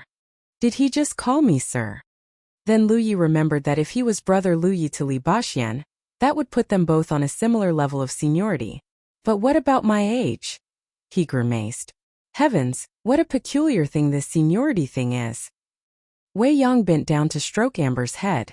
The tiger lifted himself to allow her to continue, keeping his eyes closed with ecstasy as Wei Yong moved her hand to scratch his chin. Strangely, the lightning bolts that were still crackling around Wei Yong looked dangerous enough, yet they seemed to not affect anyone who got in close contact with her. From the conversation with others, Lu Yi learned that the lightning bolts were called the Judgment of Heaven, and Wei Yong incurred its wrath because of her entry into the Spirit Creek battlefield, and the more enemies she slew, the greater the damage it would deal to her. But seeing her all normal as if nothing was going on, Lu Yi did not know if it was prudent to allow the lightning bolts to continue bouncing all around her. All of a sudden Li Baxian roared, "All persons in charge of all 1,000 demon ridge sects and orders, get here at once." The enemy mob stirred uneasily before one figure after another disengaged from the crowd to head over to Li Baxian's side. Lu Yi did a head count and realized that there were at least 40 people. In other words, that was the amount of 1,000 demon sects that had come to Golden Tip. Next came a litany of muffled voices that Lu Yi recognized as Li Baxian's. He could not make out anything from that gibberish. But almost immediately after Li Baxian stopped, a golden vortex swirled in the skies overhead before a column of light shafted straight down from the sky and landed on Li Baxian. Before the column of light hit the ground, Li Baxian flung out an arm and he caught something that Lu Yi first thought was a flag. An animal skin parchment. The column of light quickly ebbed into nothingness and the golden vortex disappeared as quickly as it came. "What is that?" asked Lu Yi curiously. It was the first time he saw something like that. "The sacred pact," Wei Yong explained. "For so many people to make sacred oaths in the name of heaven would be messy and time-consuming. That's why one can just opt to use the sacred pact, although it would cost a few contribution points." That was a real surprise to Lu Yi. So heaven was a real and yet mysterious entity that not only watched but governed the battlefield. And with the use of contribution points, one could trade and engage with heaven too. Li Baxian held up the sacred pact and examined its contents carefully before he bit the tip of his finger and stamped a mark using his blood. The others followed suit and did what he just did. Minutes passed and by the end of it, the pact contained several dozens of marks all left with blood. Quietly, Li Baxian came back to rejoin Lu Yi with the sacred pact in his hands. As if on cue, both sides withdrew. As per the agreement, the crest of Golden Tip would be where the duels began. Cultivators from both sides began clearing up the area, removing every dead body in the vicinity. At last, the cultivators all stood around a makeshift ring almost 70 meters in diameter. This would be where Lu Ye's reckoning would occur. In the meantime, Lu Yi and Wei Yong were still going through the clauses in the pact. Agreements made on the pact were as good as oaths made in heaven's name, and anyone who refused to abide by the pact would suffer heavy consequences. More than 30 clauses were set out in clear language to prevent any possibility of any loopholes. Among the terms included the explicit statement that the highest possible rank for challengers could only be 6th-order cultivators trained in earth-grade cultivation disciplines. Cultivators skilled in heaven-grade disciplines and earth-grade disciplines were a far cry from each other. Using heaven-grade disciplines meant that one must have more than 180 spiritual points unlocked, whereas the latter required only 81 spiritual points. That alone reflected how huge the difference in power. Lu Yi did not think of this before, but fortunately, Li Baxian was around to keep an eye on things for him. Next were the restrictions that prohibited the use of any external aid, except weapons or personal tools which had already been fully assimilated with one's spiritual powers. Even talismans were not to be used in the duels. All the stringent rules left the 1,000 demon-ridge challengers no other choice but to fight Lu Yi in a fair and open manner, if they wished to win the glory of defeating and slaying him. A few of the clauses weren't too favorable for Lu Yi, but in contrast, a sizable amount of them still afforded him certain advantages. For instance, one of the clauses dictated that Lu Yi had the right to a quarter of an hour break after every duel. It was all thanks to Li Baxian who managed to think of this, although he would have preferred a longer duration if not for the persistent objections proffered by his 1,000 demon-ridge counterpart. The time was nowhere near enough for any proper rest, but there was little Li Baxian could do otherwise. Although that did not prevent him from securing another advantage for Lu Yi. This string of duels must end in 3 days. If Lu Yi could survive past the 3rd day, then the 1,000 demon-ridge coalition must withdraw. Another way for Lu Yi to win was to just defeat each and every single challenger who dared to stand before him. Lu Yi read through the pact and committed whatever he could into memory. Wei Yang looked hardly pleased. You don't have to do this, Lu Yi. As your seniors, both Baxian and I will do anything if you wish to just walk away from this. I'm sure we'll have a chance of getting out of here if we try our utmost. Despite Li Baxian's best efforts to secure as much advantage as he could, one could barely expect a 5th-order cultivator to survive 3 days' worth of fighting. The onslaught itself could easily swamp Lu Yi and tire him out, while all the enemies needed to do was throw enough men at him. But Lu Yi shook his head. You've all done enough for me. So many have died on my account, and I cannot just sit in the back and watch you all do all the fighting for me. I know you wish to do more for me, but as the newest fellow student, I'm afraid I cannot accept your good gesture. This war started because of me, so it must end by my hand as well. Wei Yang did not know what to say. She had waited for so long, and they finally got a new and young brother-in-arms in Lu Yi. For once in decades there was hope that the Crimson Blood sect would endure. But fate once again proved itself to be a paragon of vengefulness and irony. Lu Yi found himself becoming the center of a huge war. What a shame that her hands were now tied, and there was little she could do for Lu Yi.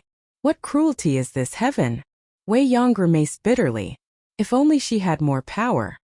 Sister. Li Baxian warned her with a sharp growl. Wei Yang immediately recollected herself to prevent her churning emotions from getting the better of herself. Her dilated pupils slowly contracted back to their usual size. I will survive, Lu Yi said to them sternly. I still have to see with my own eyes the stronghold of the Crimson Blood sect. I have no home and no family, but teacher took me in nonetheless. So that would be my home, and you are all my family. So I will survive. I must survive. He stepped forward and paced towards the center of the ring. Champions standing around the ring watched his every movement. Finally, he paused at the dead center of the circle and called out, "Come challenge me." But all he got were derisive stares from the enemy mob. Sardonic gazes as if they were staring at a dead man, and victory was assured. Every one of them was under the impression that Lu Yi had been driven mad by the stress of the war into making such an irrational and brash decision. That a 5th-order cultivator has the courage and valor to challenge the whole 1,000 demon-ridge coalition was nothing but foolish recklessness to them. But the sacred pact was what assured them.